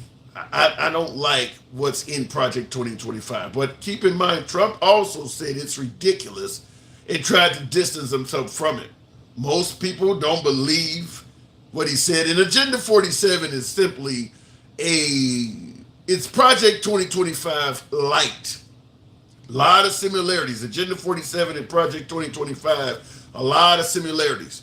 But Trump has tried to say he doesn't know anything. He's not really into it that much. It's ridiculous. He referred to it as, something that made no sense. But keep in mind, a lot of Trump's former administration are part of the authoring of Project 2025.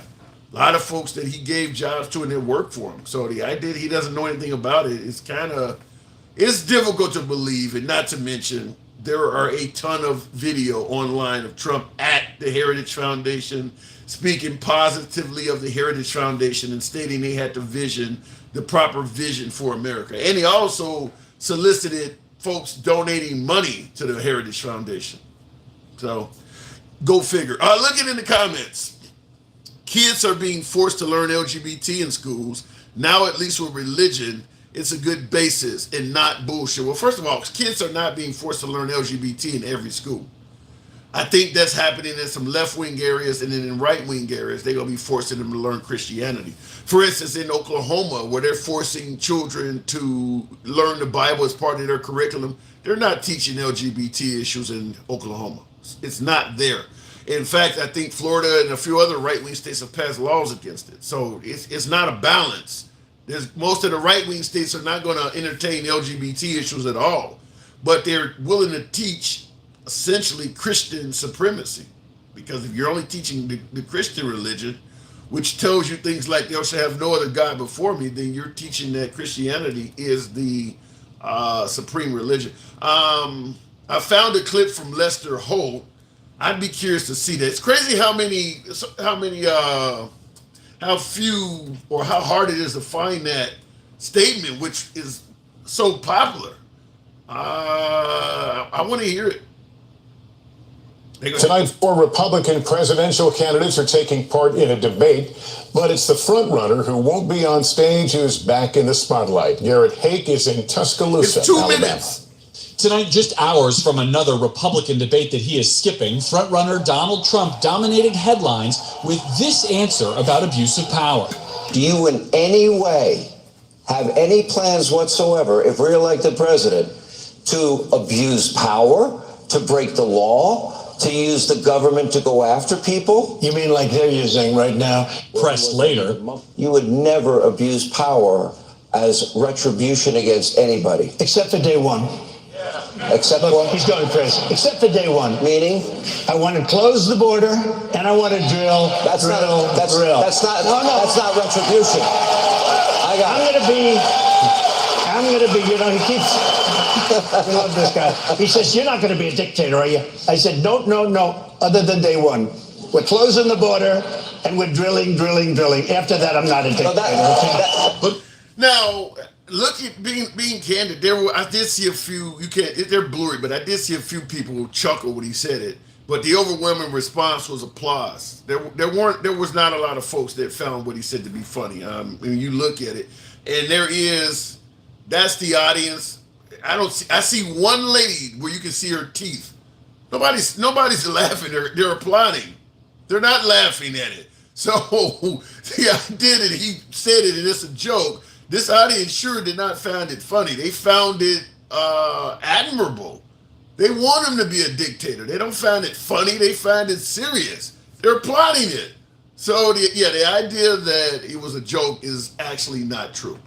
And like I said, you're looking at the audience right there that wearing MAGA hats and things like that. There is one lady back here in the upper left where you can see her teeth and she's actually smiling. All the rest of them, their faces are pretty damn serious. So they didn't take it as a joke. It's something they want, and they're glad he said it. You know, he keeps, I love this guy. He says, you're not going to be a dictator, are you? I said, no, other than day one. What? Now, there's 2 people, I paused it right when he said, there's 2 people, it looks like a lady here right by his pinky I can see her teeth appear. But the rest of them, I can kind of see the people behind, and nobody's laughing.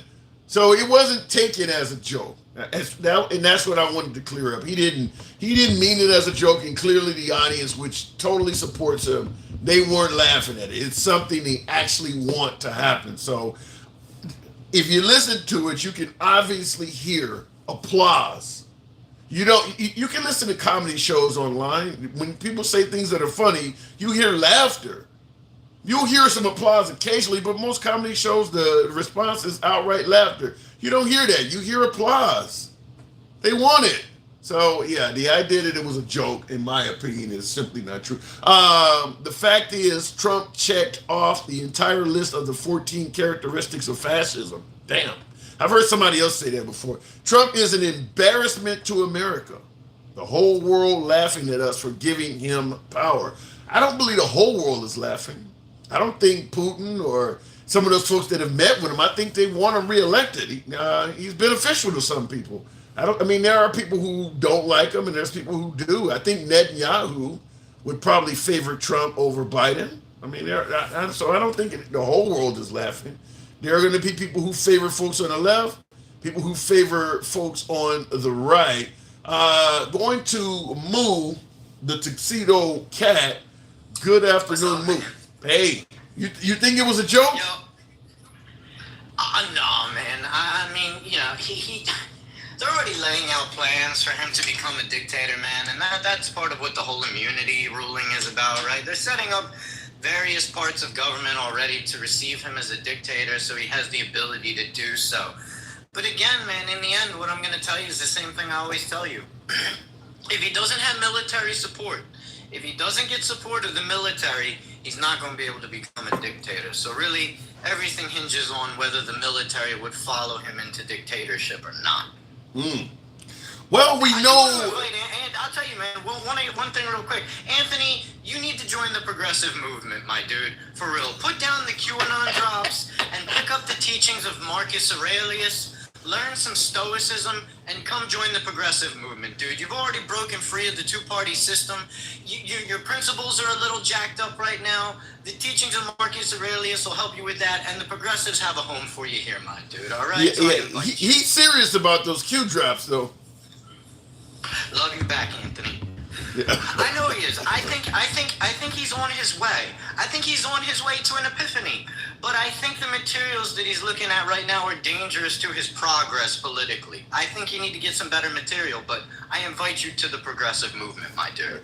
Well, in addition to Anthony, Vibrating Sky, I love the name. And by the way, Anthony is saying maybe. Vibrating Sky says everyone should prepare for Donald Trump to become president. This country something, but he said we should all be prepared. Do you think let me ask you, Moo, do you think it's more likely than not? Let me just say something real quick. Based on what I saw yesterday, there seem to be some people who are not prepared to have Donald Trump as president. Yeah, I gotta tell you. Oh my God, I can't believe you said that. It's rolling 11 there, but that's hilarious. Okay, yeah, one guy certainly wasn't prepared for Trump to become president. Oh my God, I can't believe you said that.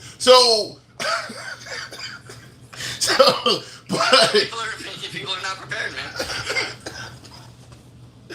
No, he wasn't prepared for it.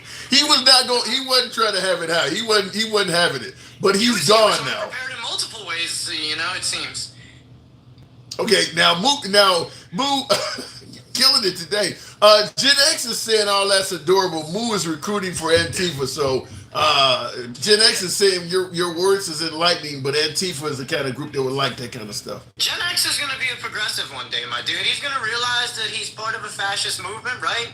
He's going to understand that he also hates the two-party system, but he's going to find that being able to advance politically is lacking for him because you can't advance politically in a fascist movement. That's a regressive party.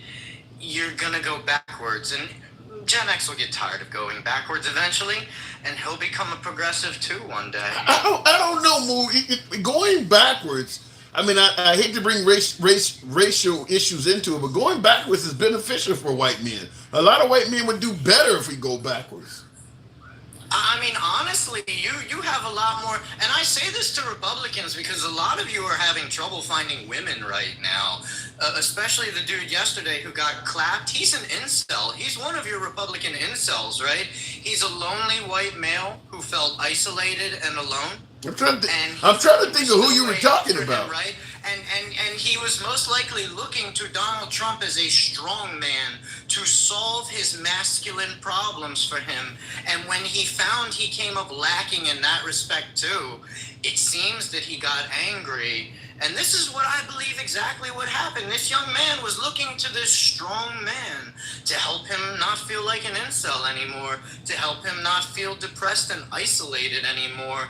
And when he came up lacking, when Donald Trump came up lacking for him in the masculinity department, that set him off. His whole beliefs were shattered, and that's why he did what he did. But that's just my theory. So you do believe that this guy was a lone wolf? I believe that this individual was probably a MAGA guy at one point. Whoa. Or something along that line, right? But either way, I believe he looked to Donald Trump to help him get over his incel problems, his masculinity issues, his loneliness issues. And when that just didn't happen for him, because following Donald Trump won't take you anywhere good. It'll lead you to ruin one way or another. It doesn't matter. And when that happened to him, his world was shattered.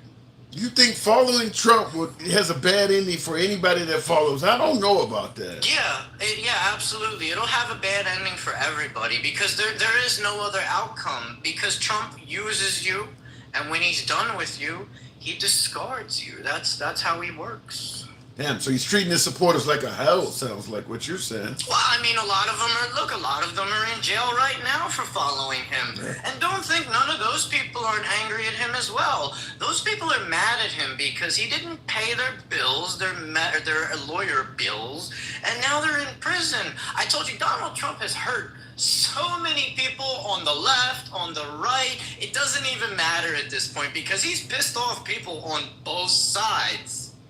Yeah, I said that when a hit was taken out on Trump, I'm like, he does have so many enemies on because everybody, it's a liberal, it has to be a leftist. I'm like, no, Trump got a lot of right wing enemies too. I mean, you don't know who it could be. You want to talk about, so the Secret Service are FBI agents that are assigned to that detail. Right. They are FBI agents, right? Yep. And you're talking about you want to take these people's jobs away. You want to take their livelihoods away.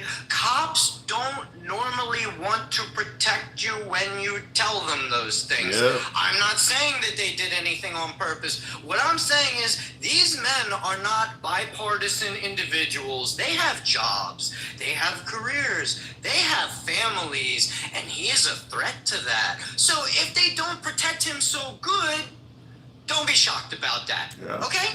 I mean, that makes sense because when Beyonce did a concert where she was, I think during the Super Bowl concert, she stood on a police car and was protesting police brutality, and then she suddenly started having difficulties getting police to protect her at some of her concerts, and all the folks on the right understood that. You are correct. Trump is promising to probably eliminate a bunch of law enforcement jobs, certainly with the FBI. Yeah. So yeah, it would make sense. It would make sense.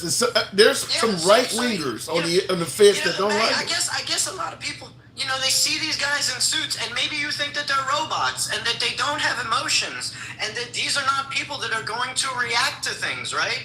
Just because you're wearing a suit doesn't mean you're not a fucking robot or that you're a robot. Someone's threatening to take your livelihood away. He's attacked FBI agents the whole time he was president, and even after he was president, he continues to attack the FBI. Yeah. And then you're asking, hey, FBI, sacrifice your life for mine. That doesn't inspire people to protect you. And it's interesting you would say that because if you look at this picture on the monitor behind me, the woman that's in front of him that probably should be protecting his chest, you see she's ducking. So he is exposed in that picture. So maybe she's an FBI agent that doesn't like defund the FBI. The thing is, and you're right when you say that this will happen again, because it will, man, because he's not going to change. He's not going to all of a sudden say, oh my God, what have I done? What has my rhetoric wrought? What have I sown, right? He's not going to look inward because Trump's not even capable of doing that, first of all, okay? He's a narcissist. He's not capable of what I'm talking about right now. He's a grandioso narcissist, my dude. The reason he did that fist bump at the end is because he wants people, oh, I'm so brave. Oh, look at me go. It's all about me, me, me. That's all that was. It's not for you guys that he did that fist bump. He wanted you clowns to cheer at him. Well, it's some patriotic looking shit, Moo. I gotta say, this reminds me of the standing up for the flag of Iwo Jima or the 9/11. Even if you don't like Trump, this picture is some patriotic looking shit. Like really, what he's doing to you guys is dance for me, monkeys. Dance for me. Dance for me, monkeys. Tip tap dance. Do a jig. Do all that for me. That's what he's doing when he draws the crowd attention like that. He's doing it for himself. He loves that shit. It gets him off. Yeah, well, I gotta say, like I said, I can't imagine Biden doing some shit like this. I mean, they got the flag right there in the background. I mean, it's snapped perfectly. This is some patriotic looking shit. Only thing that is missing is an eagle didn't land on his fucking fist. I mean, that's the thing, man. And so again, MAGA, there's a bunch of you here. I'm telling you, this is something you're going to have to deal with at this point. And what I mean by that is not deal with the people what I'm talking about. What I'm saying, you're going to have to deal with it as in, this is going to be a thing that happens to him. Because the dude hurts people. This is what he does. He takes their rights away. He gets doctors thrown in jail. Women are bleeding out on tables because they can't get abortions. Okay, you're talking about you want to get rid of the Department of Education. You're talking about you want to get rid of civil rights. You're pissing off everybody. There's only 70 million of you. Keep in mind, the people that you're pissing off are not even voters. You're just pissing everyone off. 300 million Americans, minus you, You're the only ones that believe and want your bullshit. So you're not just pissing off the Democrats. You don't just have the Democrats against you. You're gonna have about 300 million Americans coming after your ass if you try to pull off the shit you're trying to pull off. It's not just gonna be voters. This is why this is an issue I have with the Democrats and Republicans, man. They're very pompous and they only think in terms of, well, how does this party feel about it? The issue is you're also going to hurt people who don't even vote. Not Democrats, not Republicans, just Americans sitting in their living room. Wow. Whose mother passed away because she couldn't get an abortion. They're going to find out it was because of you. And they're going to hate you for it. So how do you respond? In the comments, I got folks that are hearing what you're saying and suggesting that you are threatening MAGA. How do you respond to that? I prefer to look at the one guy who just said I was brilliant. I'm not threatening anybody. What I'm telling you is what you're doing is causing people to hate you. And the more you do it and the harder you do it, the more pushback you're going to get. Because Americans aren't just going to sit here and put up with your shit. And I'm not just talking about Democrats. I'm talking about all of America being against you. All of America. All 300 million Americans minus the 70 million, and I'm being generous with you. I'm assuming that everyone voted for Trump is hardcore MAGA. They're not. There's more than likely only 30 million of you. So your numbers are even smaller than I'm giving you credit for. But you're pissing off everyone. So it's not just the Democrats. Don't worry about just the Democrats. You're pissing off all of America at this point. All of them. All right, Moo, that's a scary picture, man. But I got a lot of folks in the comments that are MAGA that are two words. They're saying bring it. They're saying bring it. They don't care. They're pissing people off. 300 million versus 70. We'll see who wins. I hope it don't get to that. Yeah. All right, Moo. You've had your spiel. All right, my God. Appreciate it as always. Thank you. As we say, folks, listen, I know a lot of folks don't favor what my last guest had to say. Who gives a damn? It's all about free speech. I get MAGA on the program, and I don't have any issue with anything that MAGA has to say as well. This is an uncensored program. You know what we say. We are MAGA friendly. MAGA are my preferred guests, but liberals do get to speak. So I get a lot of folks, particularly in the comments, sometimes that are MAGA, and they will say, you know, I'm out of here, I've heard enough. And so some people do come from social media outlets where they're only used to hearing opinions they agree with. That's never going to happen on this program, no matter what side of the aisle you're on, because we let everybody speak. So if you enjoy uncensored dialogue without any type of restrictions being imposed on you by the host, you are in the right place. I have to say, follow the program if you're on TikTok, a subscription on YouTube if you will. Appreciate the hat and mustache. Yeehaw! I didn't get a chance to see who sent that, but I do want to thank you. And someone said, love your program. Thank you. MAGA is the biggest joke, sad, says Sanchez. MAGA is a real, has a real likelihood of being in control of this country in a few months. So, joke or not, there's a real chance that Trump could win in November. So keep that in mind. Looking at the comments, somebody referred to my last guest as having Tango, Delta, Sierra, Trump derangement syndrome. I get told the same thing. That's the best part. You don't have to agree. Truth will always rule. Well, I believe in letting the people speak, and we can decide what is truthful and what is not, what we agree with and what we don't. I don't favor censoring anyone despite my agreements or disagreements with them politically. So this is an uncensored program. That's the way we run it. By the way, for you folks who do favor this, in addition to asking that you either follow on TikTok or subscribe on YouTube, tune in weekdays, 1 p.m. Central, 1,300 hours, Monday through Friday. You'll find us here. Generally, a couple thousand of us, so maybe anywhere between 1,000 and 3,000 from both platforms you're normally here.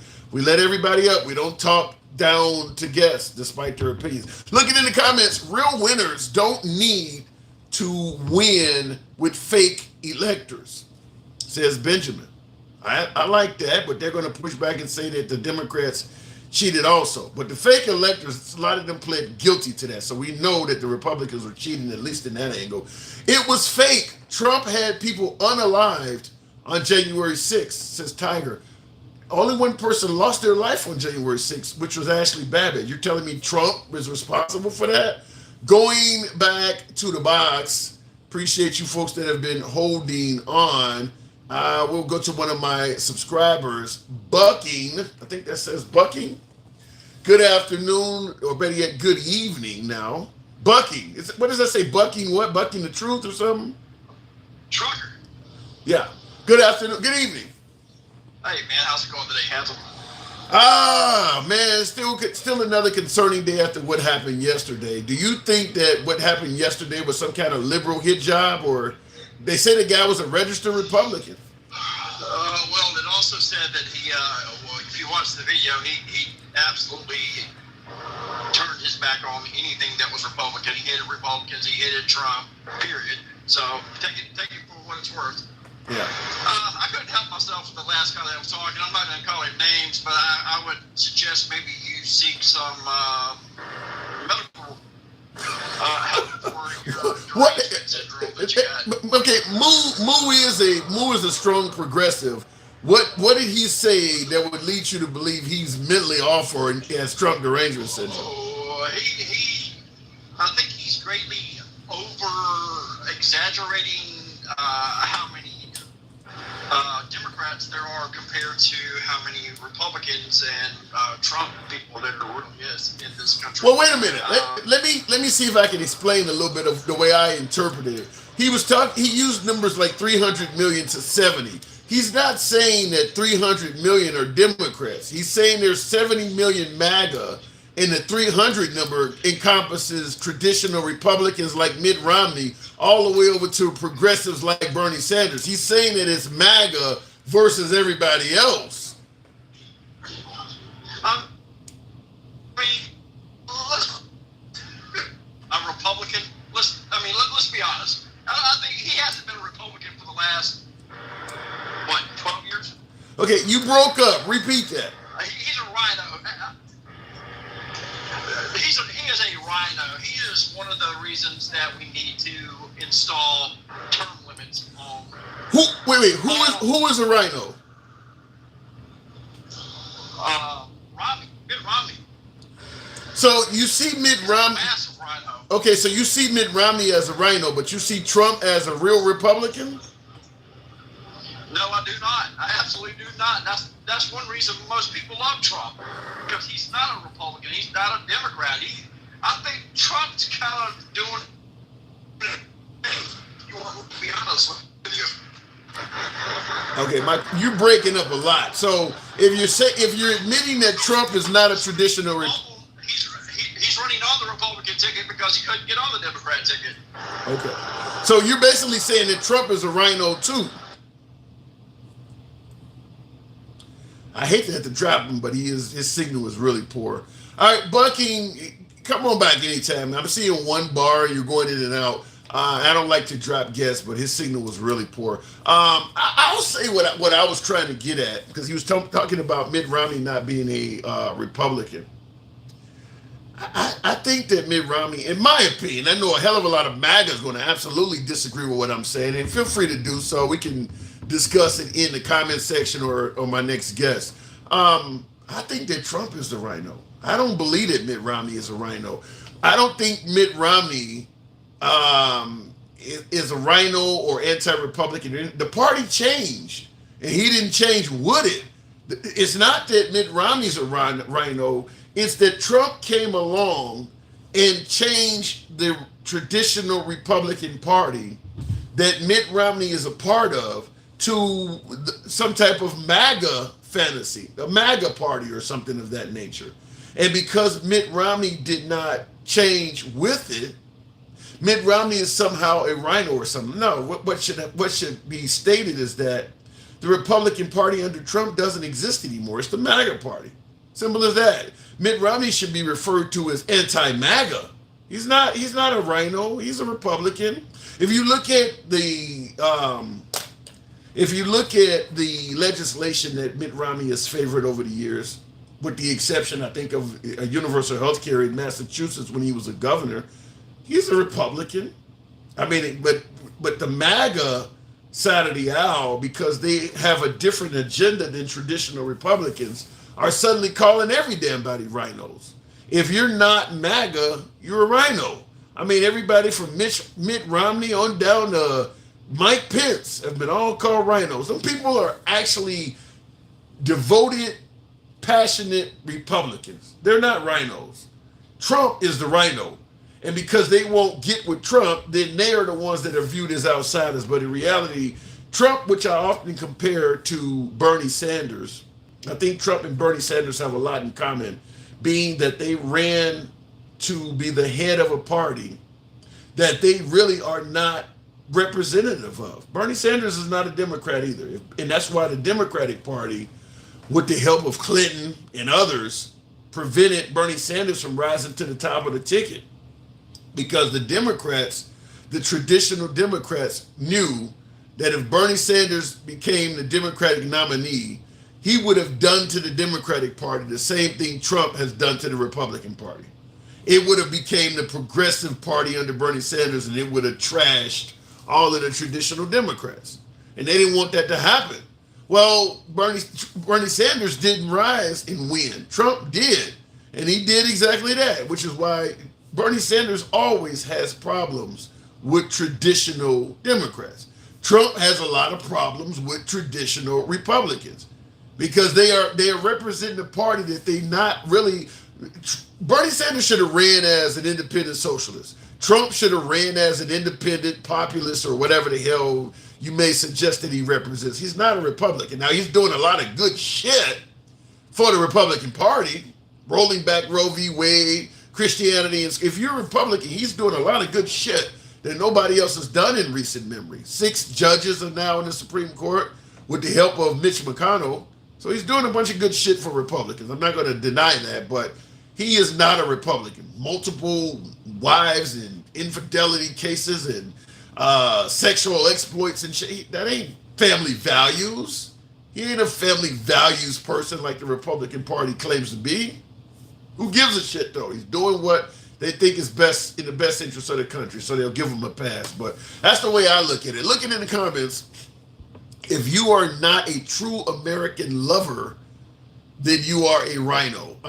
David, I'm not going to totally disagree with that, but I think that the problem is that the right only believes you can criticize America when you're doing it from a right-wing perspective.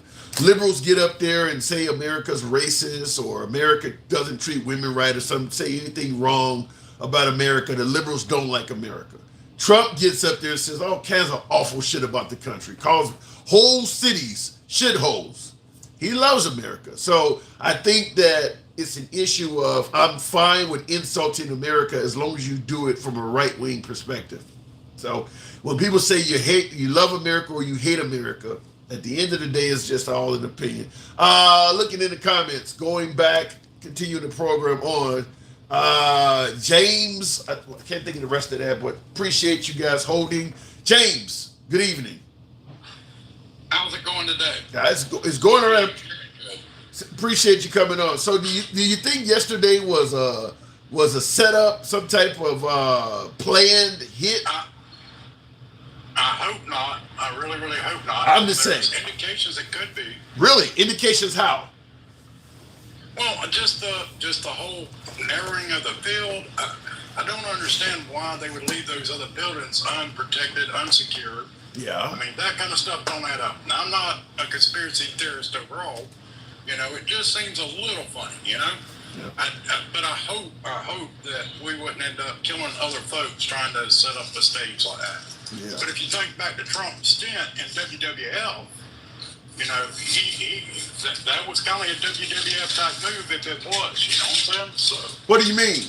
I remember him attacking CNN. What are you talking about? When he actually played on WWF as an entertainer. Yeah.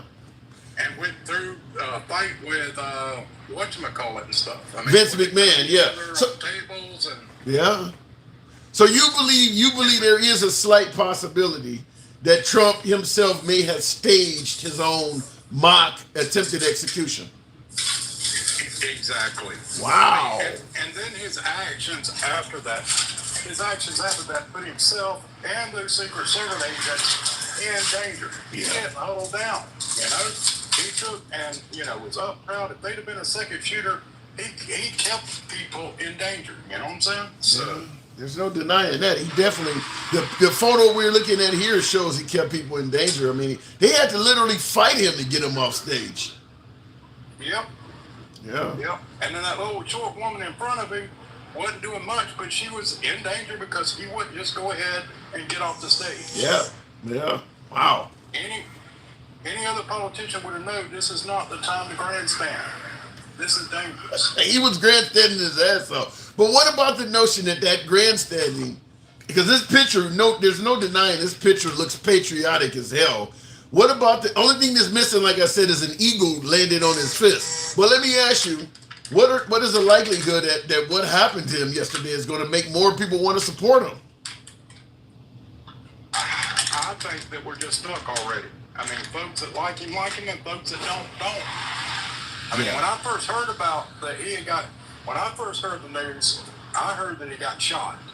And that scared the hell out of me. It would start a damn civil war outright. That is my biggest worry here. You know, so you believe if somebody takes...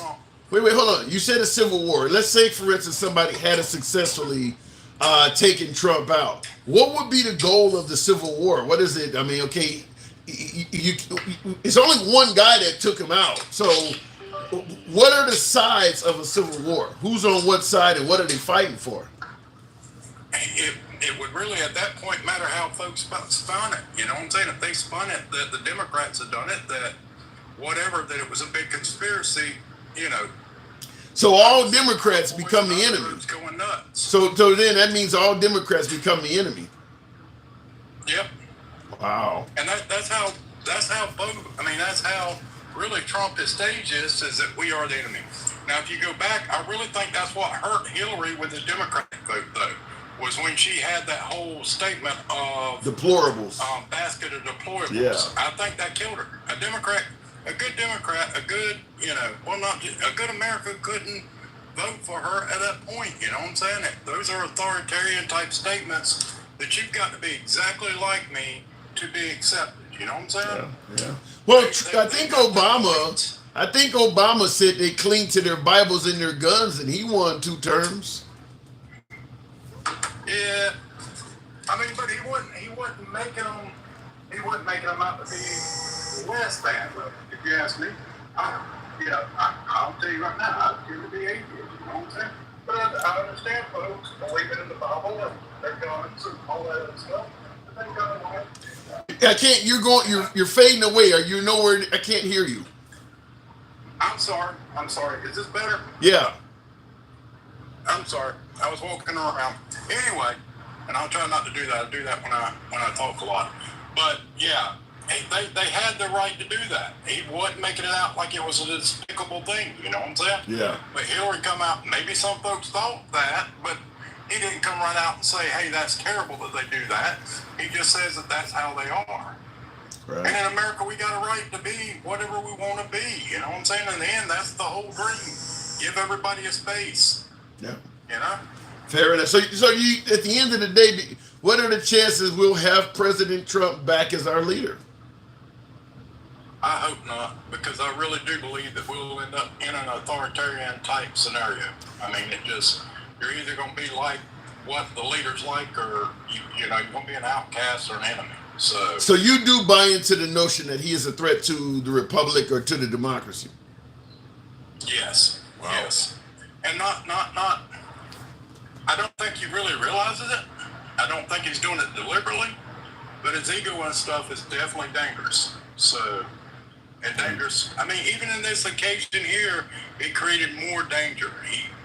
Everybody wants to go, well, we don't need politicians. Politicians overall, most of the time, their honest intention, yes, they want power. Everybody does, but they understand there's a limit to where you can cause destruction or you can cause the people to go crazy doing that, Yeah. So, and as to what effect you're willing to take to go to that, to keep that power and stuff like that. And I don't think Trump knows any limit on that. So do you feel okay? So I get your opinion on Trump. Do you feel confident that Biden can give us a real, genuine 4 more years? It's hard to say on Biden, to be honest. I mean, I think he's like most old men that I know. He's very knowledgeable on stuff, and sometimes he's a little slow getting it out. I don't think there's anything wrong with his thinking. He's just slow getting it out, and that can happen in the older ages. But you do realize if we elect Biden, we're expecting him to be viable to 86 years of age. Yeah, well, Trump ain't but 3 years younger, so. Well stated. Yeah, that's true. That's true. But Trump got shot and got back up. You think Biden would have got back up? Biden have been smart enough to stay down in that damn huddle. Damn. I agree, and I would have too. I got to move it on, James. I appreciate you coming through, man. Thank you for the support. Thank you for the subscription, by the way. Moving on. Thank you. Biden wouldn't have made it down in time. Well, it doesn't matter if Biden makes it down in time. Anyway, the Secret Service is going to take you down because they were yelling "duck, duck" at Trump. Did Trump duck on his own, or did they pull him down? I can't. I've seen it a million times. I'm wondering, did he duck on his own, or did they throw him to the ground? Just want to see if I can find where the hell did I put that at. Let me see. Did he duck on his own, or did they throw him down? Let's see here. He gets shot. No, he ducked on his own. Okay. They told him, they were yelling duck, duck, but he did do it on his own. I'm surprised. That man heard them shots coming in there. He got kind of smart real quick, realized, hey, look, this MAGA shit might be over with. So he did duck. All right, shout out to Trump for that. Big Rooster, he ducked. I see that Big Rooster, by the way, who's coming on up. Good evening, Big Rooster. What's happening, handsome? Not much at all. I see you on YouTube said he ducked. So what do you think? You think this is going to be our next leader? Hey, I don't think he's going to be our next leader. No. I think a lot of people raised a lot of good points. It could be staged, could not be staged. How you guys think it's staged by who? Staged by who? By himself. You know this man will do anything to win the presidency. No. You really think that man would stage his own attempt? I think he'd do anything. Listen, man. You know this guy could have been. Well, he was too young to be an expert sniper, but that bullet going past you, I don't know if you've ever had bullets go past you. No. They go fast. No, I have not. I have, and they go fast. Yeah. And you can see by the picture that they put up. Yeah. I will say this too. Hold on, I'll let you talk, but I will say this too, because there's a picture of, you can see the trail of the bullet going by. Exactly. And folks are saying that's AI or whatever. No, I've watched plenty of hunting videos. If you watch a hunting video, you can see the what do you call it? When it breaks the sound barrier, you can see the wave of it going through the air. You can see a bullet traveling if you see on video. Sir. Yes, sir, you can. Yeah, yes, sir. So. But listen to this, Tim. I just want to. Listen, you know I don't like Gen Xer. For a minute there, he had me agreeing with him until he started talking stupid. Now, I agree with him that this was a total debacle of the Secret Service. I agree. That there's no way that any of those rooftops that close should not have been secure. Yeah, I don't disagree with that this guy could climb on top of a roof. Yeah. I mean, they should have at the very least had people stationed at the bottom of the building so nobody could climb on top. Exactly. That's a huge oversight. Especially with the. I don't know if you saw a bunch of the witnesses. They were saying, "Hey, we were flagging down police officers and telling them there's a guy." Yeah, I saw that. I did see that. It's a fuck up. It's a fuck up. Real quick before you continue, you started out mentioning Gen X. He wants me to ask you if the Earth is flat. Listen. According to him, it might be. You know that guy. He's Gen Xer. But you know what? There's an excuse for Gen Xer, and I just found out when he was talking to you. He's from Montana. They don't have nothing but the sky to look at there. That's it. Is it really that bad in Billings? They got Billings. Everybody in Montana is walking around looking up at the sky. That's all they have. Ain't shit else to look at in Montana. They got a little bit of Yellowstone. Oh my God! I thought Montana was. I've only been there once or twice. I thought it was nice up there. They got Billings in Montana. Okay, what? Jackson Hole? They're close to Jackson Hole, Wyoming. Yeah. Like, I don't. Anyway, on to the next guy, Anthony. Okay. That guy, Anthony. Yeah. Yeah, he was way out there. He was like way off on the deep end. Well, he was pointing to some of the Q drops, some of the QAnon stuff. Yeah, okay, yeah. That's why I say he was way off on the deep. But then I want to get to Moo. I love Moo. But Moo kind of disturbed me today when he said Gen Xer was going to one day come to his side. Hey, Moo, let me say something to you. You got a better chance of an elephant turning into a great white shark than you have Gen Xer ever coming over to your side. I agree with that. Because Moo is a progressive and Gen X, I think, is a Proud Boy. It ain't going to happen. That shit ain't going to happen. And when Gen Xer told that lie and said he'll be on his way to your house to help you out, the fuck? For real? Come on, Gen Xer. You expect us to believe that? What? You might have been on your way to help them out, but not Tim. Ooh. All right. Yeah, come on, man. All right, I'm gonna stop, Tim. I'm gonna stop you. God damn. All right. Yeah, I see somebody. I see in the comments. No live will say, yeah, that was a lie. I see somebody in the comments. Oh my God! And somebody says Trump took a black job. What do you say, Trump? I actually took a black job. Oh my God! So do you personally, Big Rooster? Do you see Trump as being intolerant or hateful to African Americans and minorities? Somebody said it best. I think Trump's an opportunist. Whatever's in his face, he'll agree with. I think that, you know what I'm saying? Whatever's closest to him, he'll agree with it. And then you got to remember, he's always the smartest guy in the room. Like yesterday, hold on, man. Why in the fuck are you worried about getting your shoes back when somebody's shooting at you? Yeah. Fuck some shoes. You can replace the shoes. Get your ass drugged into that assignment vehicle that they have for you. What you have on, a pair of slippers? How in the hell did they come off anyway? Well, when you got a bunch of folks jumping on top of you and shit, that can happen. But it is crazy that you know it's been confirmed that somebody's trying to take you out, and you tell them, "Can I get my shoes?" They'll get your damn shoes. Don't worry about your shoes. Yeah. And that makes no sense to me. Yeah, that is crazy. That was a joke, though, Tim. That was a joke. The slippers part. But anyway, my thing is, like the caller said, the guy put more people in danger trying to throw up his Jesse Owens fist than anything. Yeah. You know what I'm saying? This ain't the fucking 68 Olympics, Trump. This is 2024. You're getting your fucking ass shot at. Yeah. Get your ass on the ground. Stop trying to look like this fucking tough guy. Bullets don't care how tough you are. True. There's a lot of tough guys that are buried from bullets. Yeah. I think the same mindset here with the Secret Service is why Trump has a difficult time with attorneys. I mean, he don't pay attorneys, but with attorneys as well. It's like, if it's our job to defend you and you're not going to take our advice or do what we're asking, why hire us to defend you? So his interaction with attorneys is very similar to his interaction here, because both cases, their job is to defend you. But it's like, I can't defend somebody that ain't going to listen.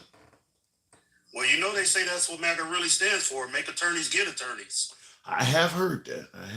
Yeah. So I'm just saying, man, the man he's Tim, I said this I had an argument with my friend in the 2020 runoff. I told my friend, I think I told you this before. I said, listen, if Trump would just shut up for 3 months, he would have been on his way out of the White House now instead of back in 2020. Yep. Trump is in his own self way. He's a fucking idiot. Yeah. And I see this is a great comment in regards to what we're talking about. I can't pronounce the name, Balzim or something. He said, but now do you believe he grabbed the steering wheel? Now, do you know what that? I definitely believe yeah, that. I do too. I do too. That's the January 6th thing where they were trying to get him away from there, and he wanted to go and participate with the crowd on January 6th. I believe that. That's a wild ass story to make up out of nowhere. I do believe that. And plus, like what we're seeing here is it's clear he goes against the Secret Service's advice. Exactly. Yeah, I believe that too. Yeah. So everything they say about Trump is true. I mean, I don't know about that. People make up stories. I don't know about that. Yeah, come on now, man. The guy is a crotch grabber. That was locker room talk. Yeah, okay. Yeah. Yeah. How many locker rooms was that in? Yeah, I don't know. I've never heard of it in the locker room when we were talking about raping women. Yeah, that don't normally come up. I just want to say, man, keep the show going. Moo, I love you, man, but yeah, don't ever think you got Gen X are gonna join your team. Not likely. That guy, he's too out in that Montana big sky to ever join Moo's team. Oh my God! All right, that's all I'm saying. All right, Rooster. Good talk. Keep up the great work, man. You know I love the channel. Keep supporting. Keep watching. Everybody else, all you MAGA fans, tell your guy to get down when it's time to get down. Just yell, get down. That's it. I gotta go. Appreciate it, Big Rooster. Thank you for coming through. And by the way, yeah, somebody's defending you when they say get down, get down. But he did get down. The problem is he got up too fucking fast. I mean, he did get down. It looks like he clearly ducked as instructed, but him trying to get up and throw the fist up and all of that, to me, that's what I have an issue with. In the comments, love this show. Thank you for allowing both sides to speak. Thank you. Appreciate that. Straight to the point, and followed by user, it says Trump 2024. That's probably the most popular comment I get on the show. Trump, and I don't see any Biden 2024s. That is exceptionally rare. I don't do a single show for more than 10 minutes, I think, without somebody typing in Trump 2024. I could go for hours and not see a Biden 2024. I mean, I don't see it at all, which is what I stated before, that the Biden votes are not Biden votes. They're anti-Trump votes. I don't see Biden. And I see now all of a sudden we got a few people on YouTube just typing in Biden 2024. God bless you. You know, they say, bless your heart. But I don't normally see that. I can go hours without seeing Biden 2024. Barely go 10 minutes without seeing Trump 2024. So that does show you something. Looking in the comments, I appreciate you folks that are holding on. No Biden supporters, just Trump haters. Yeah, Justin Hayes. Appreciate that subscription. Justin, by the way, going to one of my subscribers. Chris, in the comments. Good afternoon, Chris. Welcome to the program. What is going on, man? I wish I knew, man. I'm going to put my face on here because I've been watching for a while, and whoever said you're not handsome, that's just, we got to stop. Thank you. But I'll accept that. I appreciate that. My invite where we're going to do a side-by-side screen. You're going to have a conservative and a liberal. I got a picture. I went to a Trump rally. There was a guy that was dressed just like QAnon Shaman. I took a picture with him, so I can put a picture. I mean, he looks just like dude. He looks just like him. Same. It wasn't me. Yeah, I know. Now you sound like Shaggy. I got so many comments, but I want you. But you've been asking everybody the same question. Go ahead. No, well, there was a few questions I asked, but this one asked in regards to what happened yesterday. What is the chances that was some kind of setup, staged? I don't believe it was a setup. I don't think so either. A lone wolf? Definitely lone wolf. I think that was a 20-year-old confused young man that I don't care what his affiliation is. It doesn't really matter. He took the life of an innocent father of two girls and made his wife a widow. Wow. And two more people are in critical condition right now. We need to pray for their families. As far as what about the notion that Biden mentioned putting Trump in a bullseye a few days ago, and now we have this? You put any of this on President Biden? That's political rhetoric, man. Republicans are saying bullseye. They're saying bullseye. We're using the word fight politically. Yeah. I mean, listen, that's political. What happened yesterday has no place in politics in America. Do you give Biden credit for going on television and saying that within a very short period of time? I do, actually. I'm very proud that he went up and said that. Yeah, but I think some of the things that people are asking, like, well, why wasn't that roof covered? I was in the military, you know that. I mean, hindsight being 2020, hell yeah, why was that roof covered? Yeah.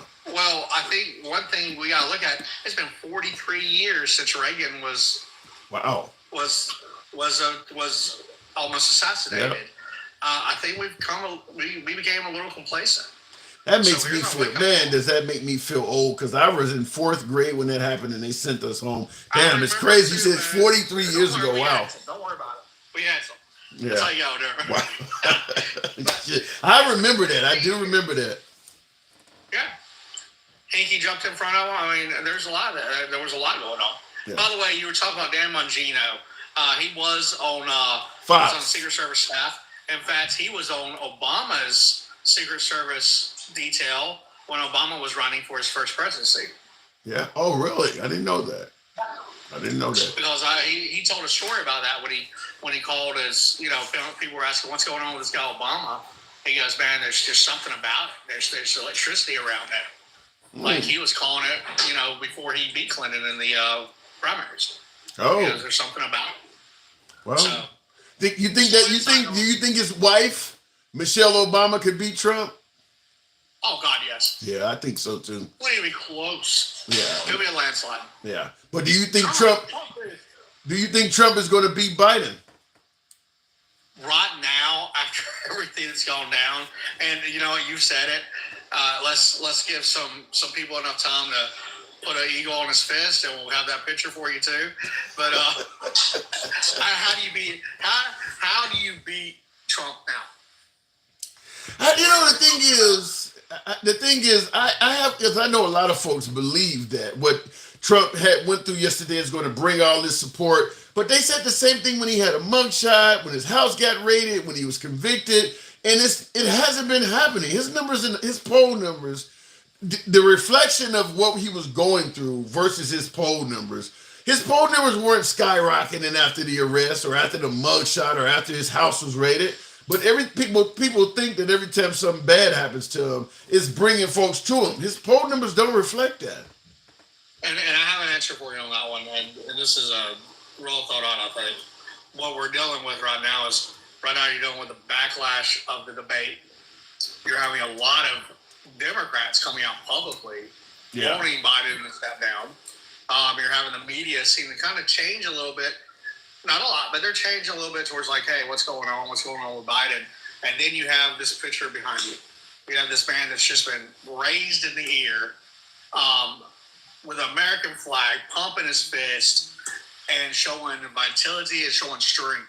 And you have the other candidate that can't finish a sentence right now. And that's worrisome. But that's not fair, Chris. I mean, I did a video. Biden looked awful during the debate with Trump. But Biden has had several public speeches since then, and he's easily stringing together a sentence, including the one he had last night and today addressing what happened to Trump. He sounds considerably better than he did during that debate.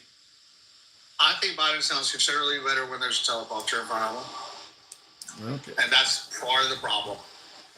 All right, so you think every time he spoke since that, he's had a teleprompter? We're looking at everything but the Stephanopoulos interview. He did not. It was only 15 minutes. And the only problem... 22. And then when he did this is where I think the Democrats are hurting themselves. Hold on, hang on. Before you make that statement, not only was it George Stephanopoulos 22 minutes, but the 58 minutes he did, the time he made the gaffe where he confused Trump with Vice President Kamala Harris. That was a 58-minute speech. That wasn't on the teleprompters. No, what I'm saying, and this, let's see it. But the one thing that I think people are still looking at, I wish Democrats would stop doing it, because I think they're hurting themselves and showing that he's viable. On the NATO interview, on the NATO question, right. Why in the world did the White House start calling it the big boy interview? That was so condescending. Started calling it the what? The big boy interview. Oh. Tonight, President Biden has his big boy interview, and the White House was putting that out. That wasn't Fox News. That was the White House. Why would you be so condescending? That's your president. I didn't hear that. I didn't even hear that. Please look it up. I promise you. I found that so condescending. I'm not even a Biden man. I found it condescending. Okay. But in that interview, why are they still letting him go up and have a list of names to call on. Let's have a real interview with the media where they just. I gotta push back on that. We're telling Biden to go up there without a list of names and let anybody. Trump didn't. It wasn't like Trump was on CNN or MSNBC. Trump was specifically dealing with Fox News when he was president. He wasn't. I mean, he was so critical of the other networks. He wouldn't hardly even take a question from them. Yet he was calling in to talk to Jesse Waters or Sean Hannity or Lori Ingram every damn night. He wasn't taking hard questions. When Biden went up there the other night, you're talking about when he got the list of names, all of them folks were asking him questions that were critical of him, such as, how do we know your ass is even going to be alive? You think Trump could sit there for 58 minutes and get hammered like that and take it without going off on them people? I do, because he did. Remember when he said he was going to run for the 2024 election? He did a CNN town hall. I don't recall him being asked a bunch of negative questions like that. He did the CNN town hall on CNN because he said, I'm just going to put it all out there. I'd have to look that up. I don't recall them asking him questions as harsh as they asked Biden. And like I said, you talking about the CNN town hall he did when he was going to run for office. When Trump was president, the 4 years he was in office, he was pretty much taking only Fox News and talking in front of a helicopter or whatever. But he wasn't going and letting MSNBC or any of them interview him. He didn't do a Super Bowl interview. He didn't do a correspondence dinner where they normally roast the president. I mean, he was avoiding stuff too. He was. Again, you and I agree on a lot. He was definitely avoiding things, but on that, he did the CNN town hall. He did avoid things. I agree. And you're right. It wasn't like he was calling up MSNBC. There were plenty of times he was calling up Fox. He was always calling Fox in real time or tweeting. He was only sending out information on social media about CNN to criticize them about. He was clearly watching CNN because I watch both networks quite a bit. And, you know, CNN, it was at the time it was Anderson Cooper followed by Chris Cuomo and then Don Lemon, I think, were coming on at that time. And he would be saying negative things about them in real time, but he wouldn't dare call in to MSNBC or CNN. Because I guarantee you Chris Cuomo would have taken that phone call. Yeah. Cuomo is awesome. Cuomo is awesome. I watch him on News Nation now. He is and he's also, I would invite anybody to watch that station because to me it's about as close to the center as you can get in the current environment because they've absorbed a lot of Fox News, what I call rejects. The Bill O'Reillys, the Geraldo Rivera's. News Nation is awesome. So I just want to, that's the channel to watch in my opinion. Hey, we'll give a double plug on News Nation. I agree with you wholeheartedly. Yeah, News Nation. To answer your question, no, I do not think, I definitely do not think it was staged. Now, on the aspect of what you were talking about, him staying down and not listening, in that time, okay, so I have been shot before. I was in the military. Damn, sorry to hear that. I will tell you this, there's so much adrenaline running through your body naturally. Who knows how bad he thought it was. You saw him grab his ear, and he didn't go down. He went down on his own. But by the time he got up, two things that happened. One, the Secret Service said, now let's shoot her down. Which, you're right, we don't know if there's a second shooter, but shoot her down. And then with all that adrenaline, and I mean, imagine how mad you are. You just got shot in the ear. You're pissed. Mad. Wait, hold on. Wait a minute. Hold on. If I get shot in a crowd like that where it's literally thousands of people, I'm not mad. I'm scared as hell.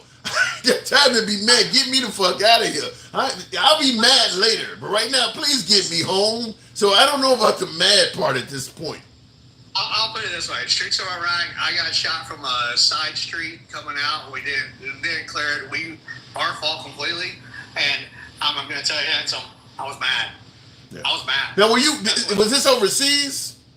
It was overseas. Okay. But I was mad. And there were a lot of people around. So, I mean, and I'll tell you right now, the human reaction, I think everybody's going to be different. Yeah. But I'll tell you right now, when I got shot, I was mad. I was ticked off. I mean, I don't want to get too personal in your story, but I got two quick. First of all, where'd you get shot at? What part of the body? I got shot in the abdomen. Oh, that's pretty serious, ain't it? It is. Did the military take care of you? Completely. Okay. All right. That's good. I'm 100% retired. I'm good. Okay. All right. Good to hear that, man. Damn. Iraq? Yep. Wow. So I gotta ask you this. I gotta ask you, and you can answer this any way you want. If you don't want to say some unpatriotic shit, you don't have to. Was that war necessary? Never. Wow. Never. What we were doing over there was ruining their lives, and for what? Look where it is now. Yeah. I haven't heard anybody. I would go over there. I'll say this. I don't want to be too bad here. I would go over there and I see pictures in their palaces and stuff of how beautiful it was and how manicured it was, and we turned it into gravel land. No grass was growing because it was safer that way. And a lot of Iraqis were like, "We had a beautiful country. Why don't you just leave us alone?" Wow. They didn't like Saddam. They were happy Saddam was out, but after that, they just wanted us to leave. And we were told the whole time you were there, you were fighting for freedom. So you really were fighting to oppress them. Honestly, in a lot of ways, yeah. Now, we did a lot of good, too. Girls were allowed to go to schools for the first time. Now, are they still allowed to go to school? I honestly don't think so. But while we were there, females were actually allowed to get an education.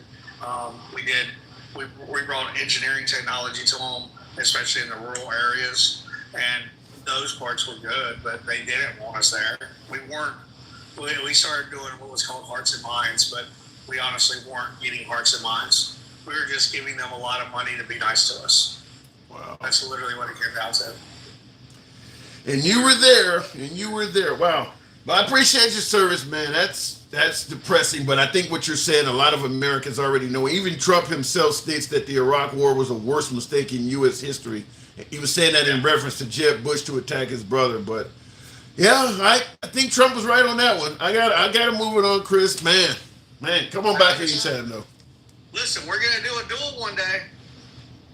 I'm telling you, two handsome men. Count me in. I'll be willing to bow down to you anytime, man. I appreciate what you've done for this country, all that good shit. Hey, listen, God bless you. Thank you. All right, moving the program on. I wanted to respond to a comment on YouTube. I don't know where it went, but somebody stated that they watched the program, but they're losing, quote unquote, losing respect. I guess for me, I'd be curious to know, because they didn't, like I said, folks, I don't mind being critical of the host. This is all about free speech. Whether you lean left, whether you lean right, you can certainly be critical here without any concerns that the host is going to try to block, ban, or censor you. So some folks they type in things all the time, misinformation, or you lie, or in this case, losing respect. You got plenty of room. Type in why. I'd like to actually tackle the reason why you stated that, but you just typed in losing respect. It doesn't really give me anything to work with. So it says, sir, no offense, watch your live streams, but losing respect. James Bauman, feel free to clear that up so I can certainly tackle your comment. I lose viewers every damn day. That's part of the program. When I start talking things that are favorable to Trump, my liberal audience call me a sellout and Uncle Tom, and they bounce. When I start talking things that are anti-Trump, MAGA does the same shit. That's why I say it's very difficult to be fairly close to the center. I lean left socially on some issues, but I tend to be fairly close to the center. And as a result, everybody thinks I'm a piece of shit. That's kind of how it works. I mean, people in a tribalistic environment, everybody wants you to take a side. I see reasons to favor and criticize both sides, so I don't just take a side blindly like that. And J4F says, I say keep it moving, jump. Thank you for the respect, Babette. Appreciate it. Tim definitely is left. He doesn't hide. Well, the name of the program is The Handsome Liberal, so that should tell you a little bit, but the liberals don't think I'm liberal enough. MAGA thinks I'm fucking left of Bernie Sanders. I mean, like I said, you can't win when you're too close to the left. And I see in the comments, Paradox says, stand for something, bro. How about the fucking First Amendment? How about standing for the First Amendment? That being your right to say what the hell you want to say. Do I not stand for that every damn day with the criticism of both the left and the right coming down on my black ass every day? How about standing for that? Folks, everybody out here stands up for the Second Amendment, but the first doesn't seem to matter anymore. Looking at the comments, he's not here to babysit your feelings, Buttercup. I like that. Cosmo. Well, yes, Trump did do town halls on CNN, but Biden just did a radio interview, and she was sent 8 questions, was allowed to pick 4, and was fired because she exposed it, and Cuomo was a mouthpiece puppet. I agree with some of that. Trump did a town hall on CNN, but he did like 1. Trump, if we're talking about comparing Biden, because Biden didn't speak to the public much at all, and I think it hurt Biden.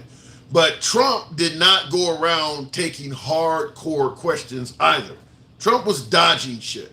We know he dodged the Super Bowl interview. Stated it was on NBC and they leaned left, so he's not going to go on MSNBC. Notice his predecessor, Barack Obama, had no problem doing a Super Bowl interview with Bill O'Reilly, who was currently still at Fox News interviewing him. Bill O'Reilly has quotes that says Barack Obama was destroying the country. And Obama had no problem letting Bill O'Reilly interview him during the Super Bowl. Trump comes up and suddenly, I can't do an interview with what was it? NBC was hosting the Super Bowl that year. I think it was in 2018. And he stated he wasn't going to do the interview because NBC is a left-wing outlet. Well, notice Obama didn't say that about Fox News, which is clearly in the right. So we're talking about stuff like that. Trump dodged interviews. I get your point on Biden, but Trump was dodging shit too. He wasn't taking interviews. Look at that one CNN town hall doesn't make up for, how long has Trump been in politics now? Since 2015? Almost 10 years? No. Looking in the comments, Jesus Christ loves you so much. He is here for you and he is always close even when he seems far away. Brandon Helton, okay, fair enough. While migrants and illegals are working the fields to provide to all your favorite restaurants and grocery stores, they are the true heroes of America. This is like January 6th. It never happened. January 6th never happened. Then how could it be a love fest? How could it be a good day, as Trump would say? In the comments, is the handsome liberal in the room with us? Well, let me say something. I do want to acknowledge my YouTubers. That's where a large portion of my MAGA audience is. So sometimes you'll see me looking to the left or looking to the right, but I got a lot of MAGA on YouTube that are not able to call into the program, by the way, because I don't have a way of allowing YouTubers to call in. So sometimes I'm over on the YouTube side. And by the way, I get a lot of support from my YouTubers, certainly more than I do from my TikTok audience. So understand, I want to acknowledge that audience as well. I'm trying to get on Rumble. We're trying to get on Rumble as well. But I do have to acknowledge both audiences. And my YouTubers, they do support the program. You don't see a lot of stuff popping up on the TikTok screen, do you? So I'm not getting a lot of support from my TikTokers. Fry Daddy, good evening. What it says, didn't someone just get sued for saying something was staged, Tim? Well, Dominion voting machines, I don't know if that was staged, but who got sued for saying something was staged? I know like I said, also too, Rudolph Giuliani with the Ruby Freeman stuff.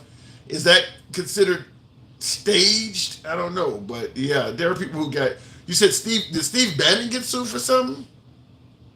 I mean, there's so many folks that made up shit in regards to the 2020 election that were on the right side of the aisle. There's a lot of lawsuits because they were literally anything. Here's the problem with where I think the right got it wrong, and I'm trying to bring up the box, but we'll give it a moment to see if it comes up.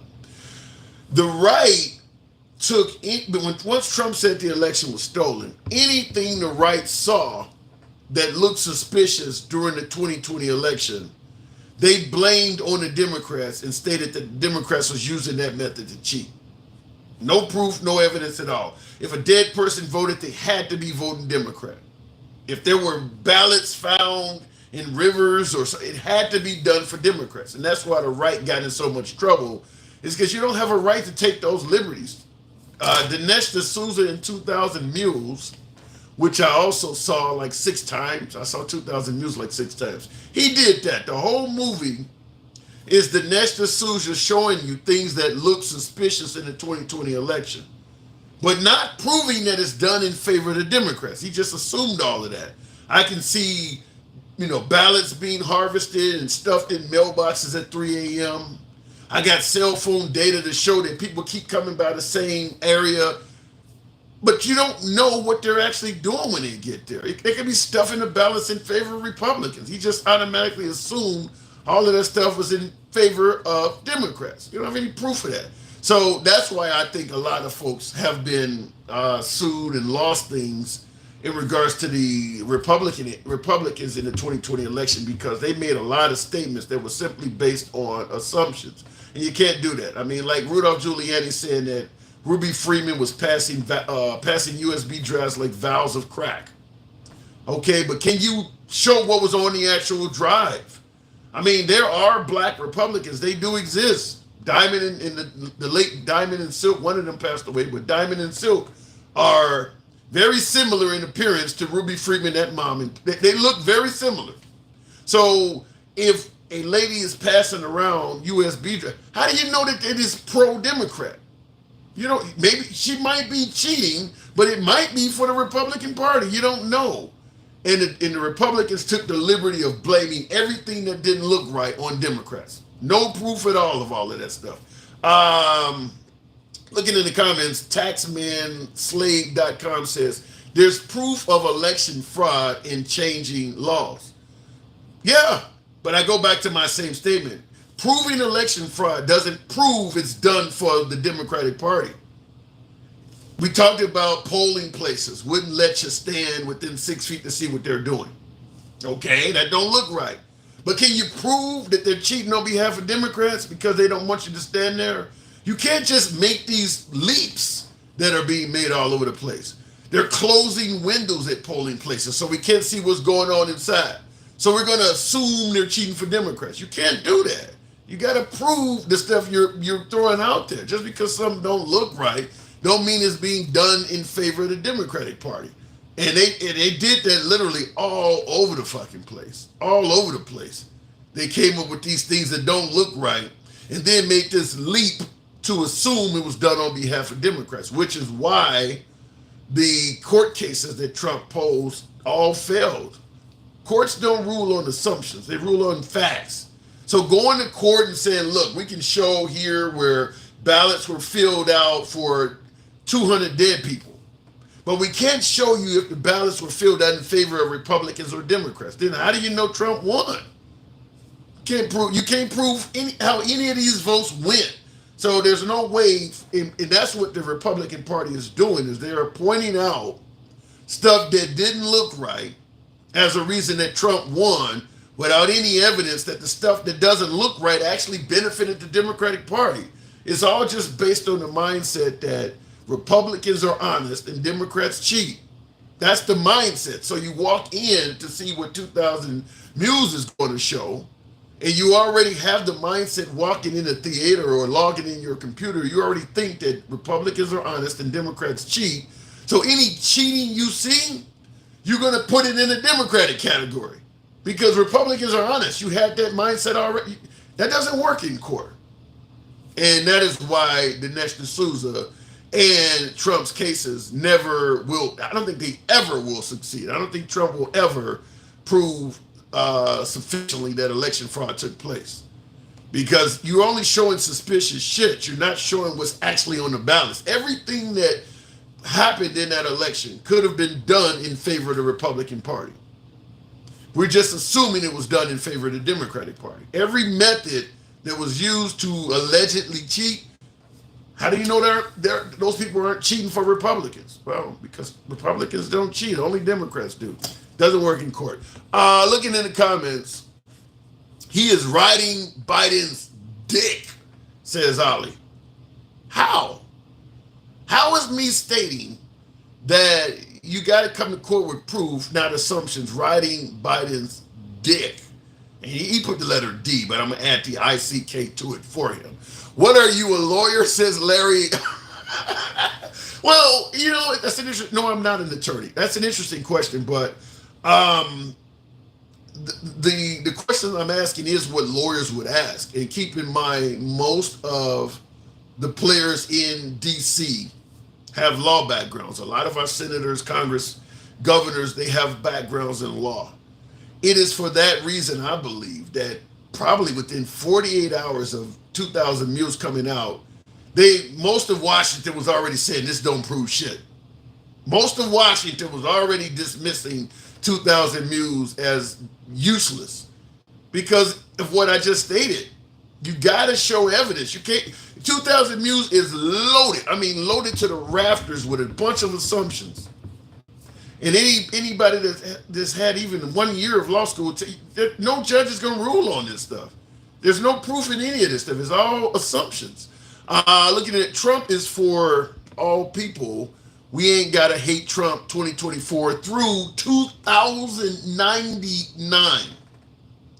That's what his comment says. Trump 2024 through 2099, meaning that President Trump will remain alive for 75 more years. President Trump will step down from the office of president at the age of 146. Wow. Okay. Fair enough. All right, looking in the comments. You get some wild comments on the program, okay? Thank you, Jack Bear says it's here still listening. Okay, Trump is my boy. Well, Trump will be a very old man by then. He'll be a very old man. Of course, Washington says that they are Democratic controlled. Use common sense, do. Wait a minute. Washington says that they are Democratic controlled.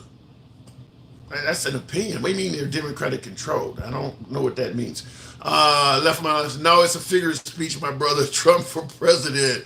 Just know that. All right, well, he may win. He may actually win. Trump will be the next president. Dems are freaking out. That is true, Mark. They are freaking out. Let me go back to the box and see what the hell is going on. I appreciate you folks. RP, one of my subscribers. Good afternoon, or good evening, rather. Welcome to the program, Mark. Or BP, rather. Hello, how you doing, Tim? I'm doing good. So, are you in the camp of believing what happened yesterday was staged? No, I don't believe that anyone is capable of going that far to stage their attempted assassination for any purpose of gaining likes or votes. It just seems outlandish to think something like that. Well, there's a lot of people that do, man. Though there's a lot of people that think that was staged. Well, I mean, of course there is, right? I mean, there's a lot of opposition to Trump, and so any opportunity they get to smear him or his name or anyone associated with him, some individuals will take the opportunity, right? So, and so same thing Trump does. Trump does the same thing, right? He gets the opportunity to smear someone's name or state inaccuracies or untruths. He does it, but you know, this is the world. Unfortunately, this is the world we're in right now, where these kind of things are happening, where people are wishing that not only did the shooting happen, but that it actually was successful. And that's sad that we are in an environment like that, where it's not even about the president of the United States or a former president. It's more so just about human nature, right? And it's sad that people wish death upon someone else, especially in the political arena. That's just sad. It is a hostile environment out there. But tomorrow, I think Trump is supposed to pick his VP. Do you think, because Trump will clearly speak on this tomorrow when he's in Milwaukee, do you think Trump will calm some of this stuff down?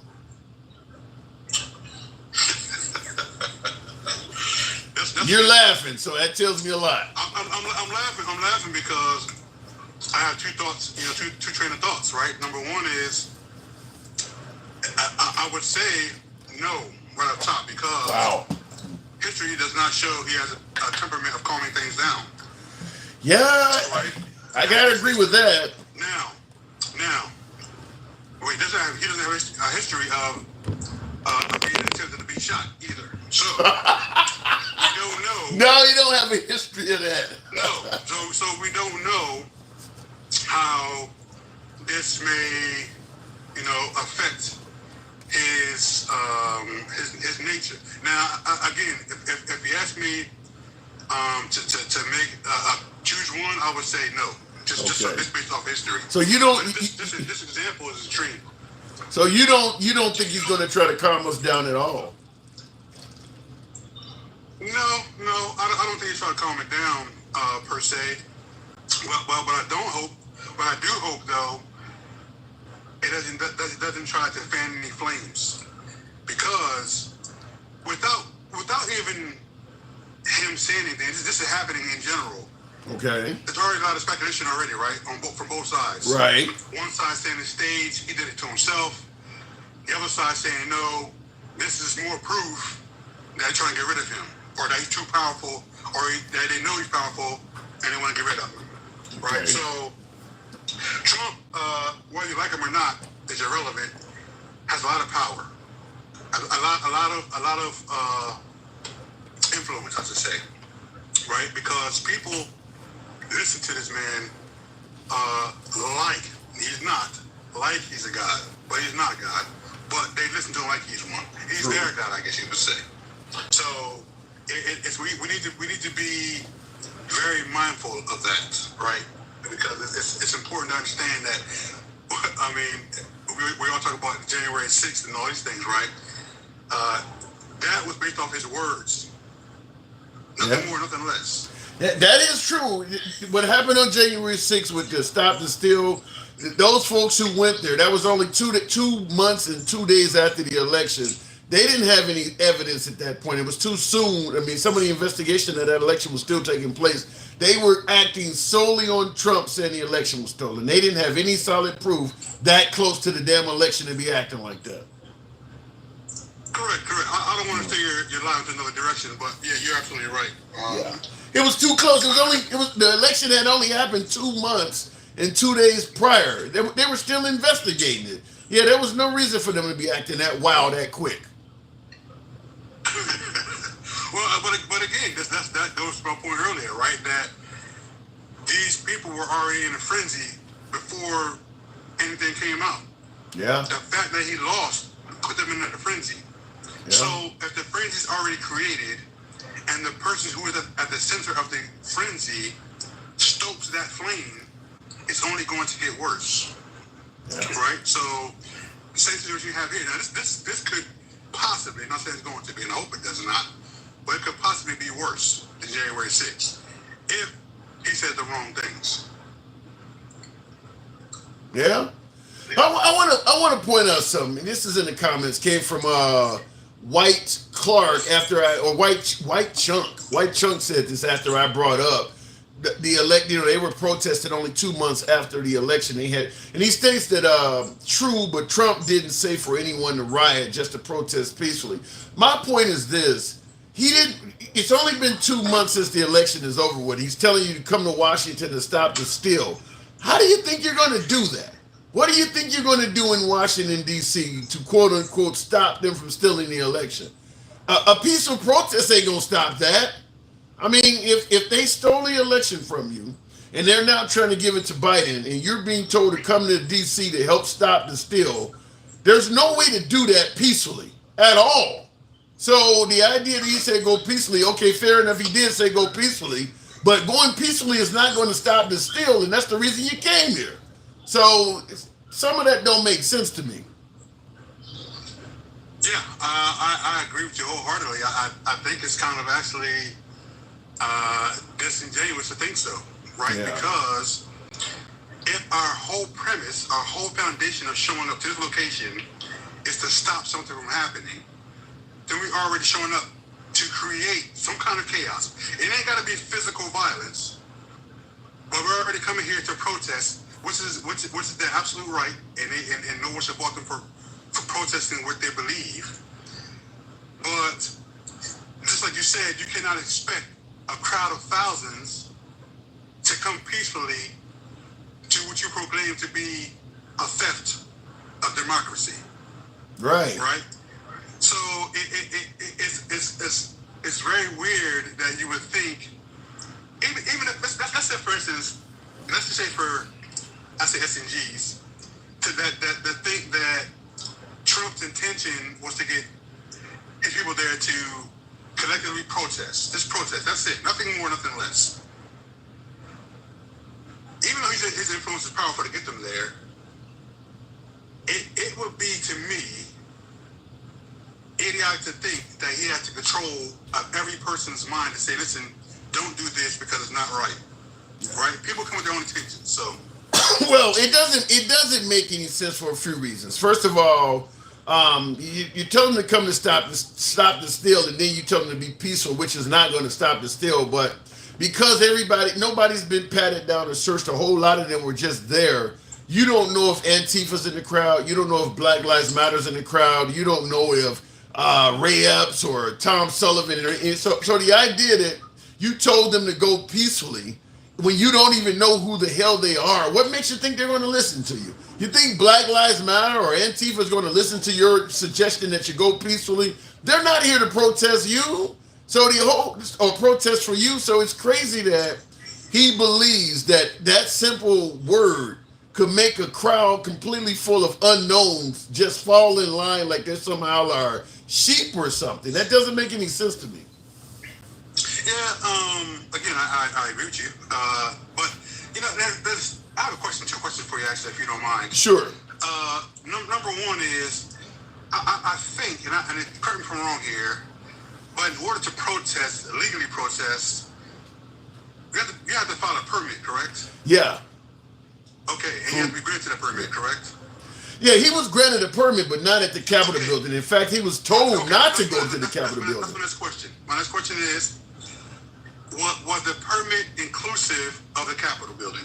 That's what I'm saying. He was told specifically the Capitol building was closed, and they told that the January 6th hearings is when this came out. I know a lot of my MAGA viewers didn't watch the hearings, but it came out that when they got their permit to protest, they were told the Capitol building would be closed, and they told them, we're not going to go to the Capitol building. That was Trump improving and acting on his own.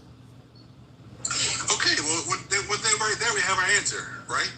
Because if I legally obtained a permit to protest in a space, I was granted that permit. I specifically was told and acknowledged I would not protest in other areas. Then, for me to say go to space B from space A, then I'm already wrong, right? Because I've stepped outside of the bounds I was allotted, right? So now I'm not going to sit here and I mean, everyone can, go for themselves, judge for themselves. I'm not going to sit here and say Trump isn't responsible for people's actions inside the Capitol. However, you led them to that place, right? Because even if you say go peacefully, you're saying to go, period. Yeah. You don't have to worry about what happened after the fact. You said to go. That's the point we're trying to make here. If you didn't say go, they wouldn't go. Well, and here's the thing. Ideally. I'll say ideally. You don't know for sure. Yeah, here's the thing is that you know that all of the Senate and all of Congress is in the Capitol building, including the vice president. That building is not open for tours at that point. That it'll never be open for tours when the entire leading body of this country is in the building. So when folks say, well, they were given a tour and they were let in, no, you know that's not normal for that to happen. There's a reason why the barricades are out in front of the damn building. They don't give tours when they're all in there in session like that.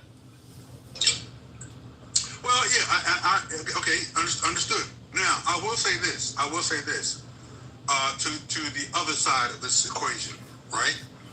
Now, let's say, for instance, we understand that Trump having a gathering or a rally or a get-together 2 miles away or however many miles away it was, right? Right. 2 miles. Someone should have the foresight to say, listen, they're here for a purpose, right? Okay. Let's at least protect, that you just said, the most, at that point in time, most important place in that area. If they don't show up, it's better to be safe than sorry. Well, I'll respond to that. I'll respond to that. Nobody thought. I mean, the only way that January 6th gets out of hand, there's only one way that happens, and that is if Trump sends people to that building. Nobody thought that was going to happen. That he was going to send all them folks over there like that. Understood. I understood. But that's my point. You understand that Trump is not your average politician. Yeah. You understand, but within reason. Trump can be. I'm sorry. Go ahead. But we understand Trump is not a typical politician, but within reason. Like for instance, people saying yesterday was staged. I don't expect him to go that far. I didn't expect him to go as far as he did on January 6th. I know he's not typical, but within reason. Okay, understood. But again, we have to look at the whole body of work, right? Yeah. Trump's, and I won't say everything, but Trump has shown tendencies to be incendiary. Trump has shown instances to be, some would say radical, right? In the way he speaks, the way he says, or who it's aimed at. So with that knowledge, is what I'm saying, foresight. It's nothing about what you think he's going to do, but the capability is there. The option is there. You know what I mean? So you have to think all the way through. You have to have some. I think we're gonna do that from now on. I think that's gonna happen from now on. But RP, I do got to move it on. I give you the last word, though. I got to move it on. Go ahead. No sir. We're good. I appreciate you letting me up. I respect you. I love your program, man. Thank you.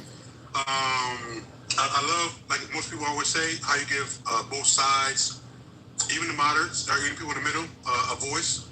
It's very rare nowadays, as you state.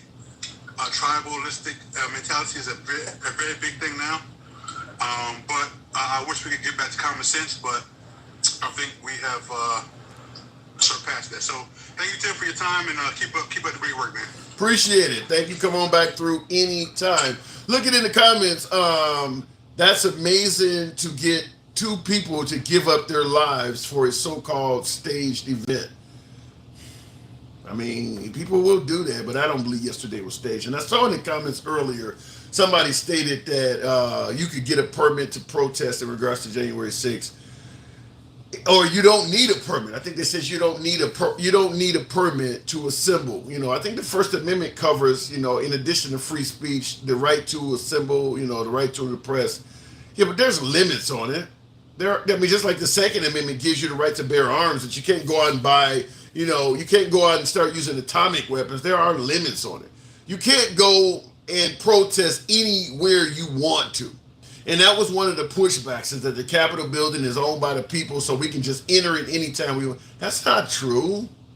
I mean, if that was the case, every prison that exists is owned by the people. You can't just walk into a prison and start going anywhere in there you want to because it's owned by the public, the taxpayer. That's not true. I mean, all of our military equipment is owned by the taxpayers. Do you just get to go on any submarine or ship that's out there because, well, we pay for it? That's not, you can't just walk around and do shit because it's the property of the taxpayers. It doesn't work like that. The Capitol building was off limits. It was closed. All of this, well, we own it, we can walk into it. That's just simply not how it works. Prison is private. Not all of them. Most jails and prisons are not private. Most jails and prisons, particularly jails are usually owned by the county.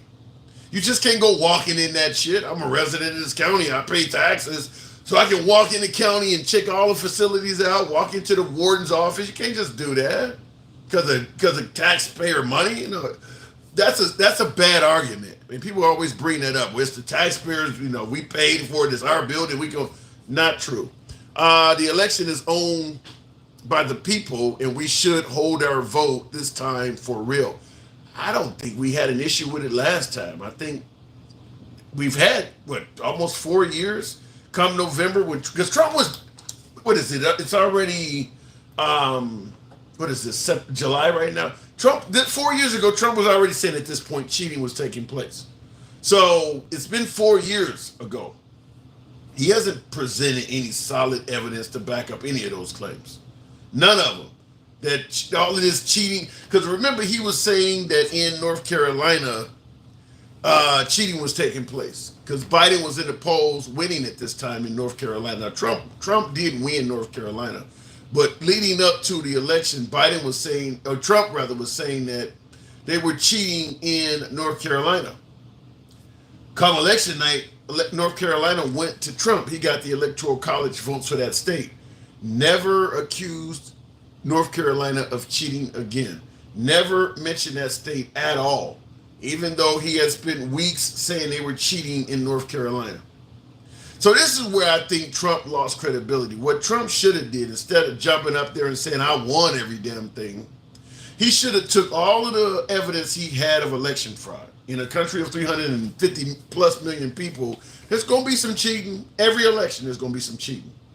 He should have had Barr, Attorney General Barr, or whoever else investigate what was going on and take all of the fraud he saw, Democratic fraud, Republican fraud, everything he saw that didn't look right, present that shit to the courts, the Supreme Court, and state we need a do-over because look at all of this stuff that doesn't look right. He should have took it from that angle. What Trump did was took and assumed that anything that didn't look right meant that he would have won there and just started going around yelling, I won every damn thing. And then, of course, with North Carolina, where he claimed there was cheating there, and then once he won the state, he didn't claim any. So it made it look like you're not really interested in securing a free and fair election. You just want to win. You're going to tell me you saw cheating in North Carolina, but now that you won, you don't seem to care about it anymore. So you're okay with cheating. It just has to work in your favor. Not once since that election have you heard Trump say anything at all about North Carolina. And there is tons of video and evidence of him saying that there was cheating going on in that state. So if you are in favor of free and fair elections, you should be wanting North Carolina to be investigated too. He doesn't. He's fine with it because the votes went in his favor. Then you're okay with cheating. It just has to work in favor of you. Then you're no better than the people you saying that cheated. That's just my opinion on it, but it is what it is. I don't think he'll ever, because of all the assumptions made, I don't think Trump will ever be able to prove that he won the 2020 election by a landslide. I think it will always be something that people will say, I think something happened.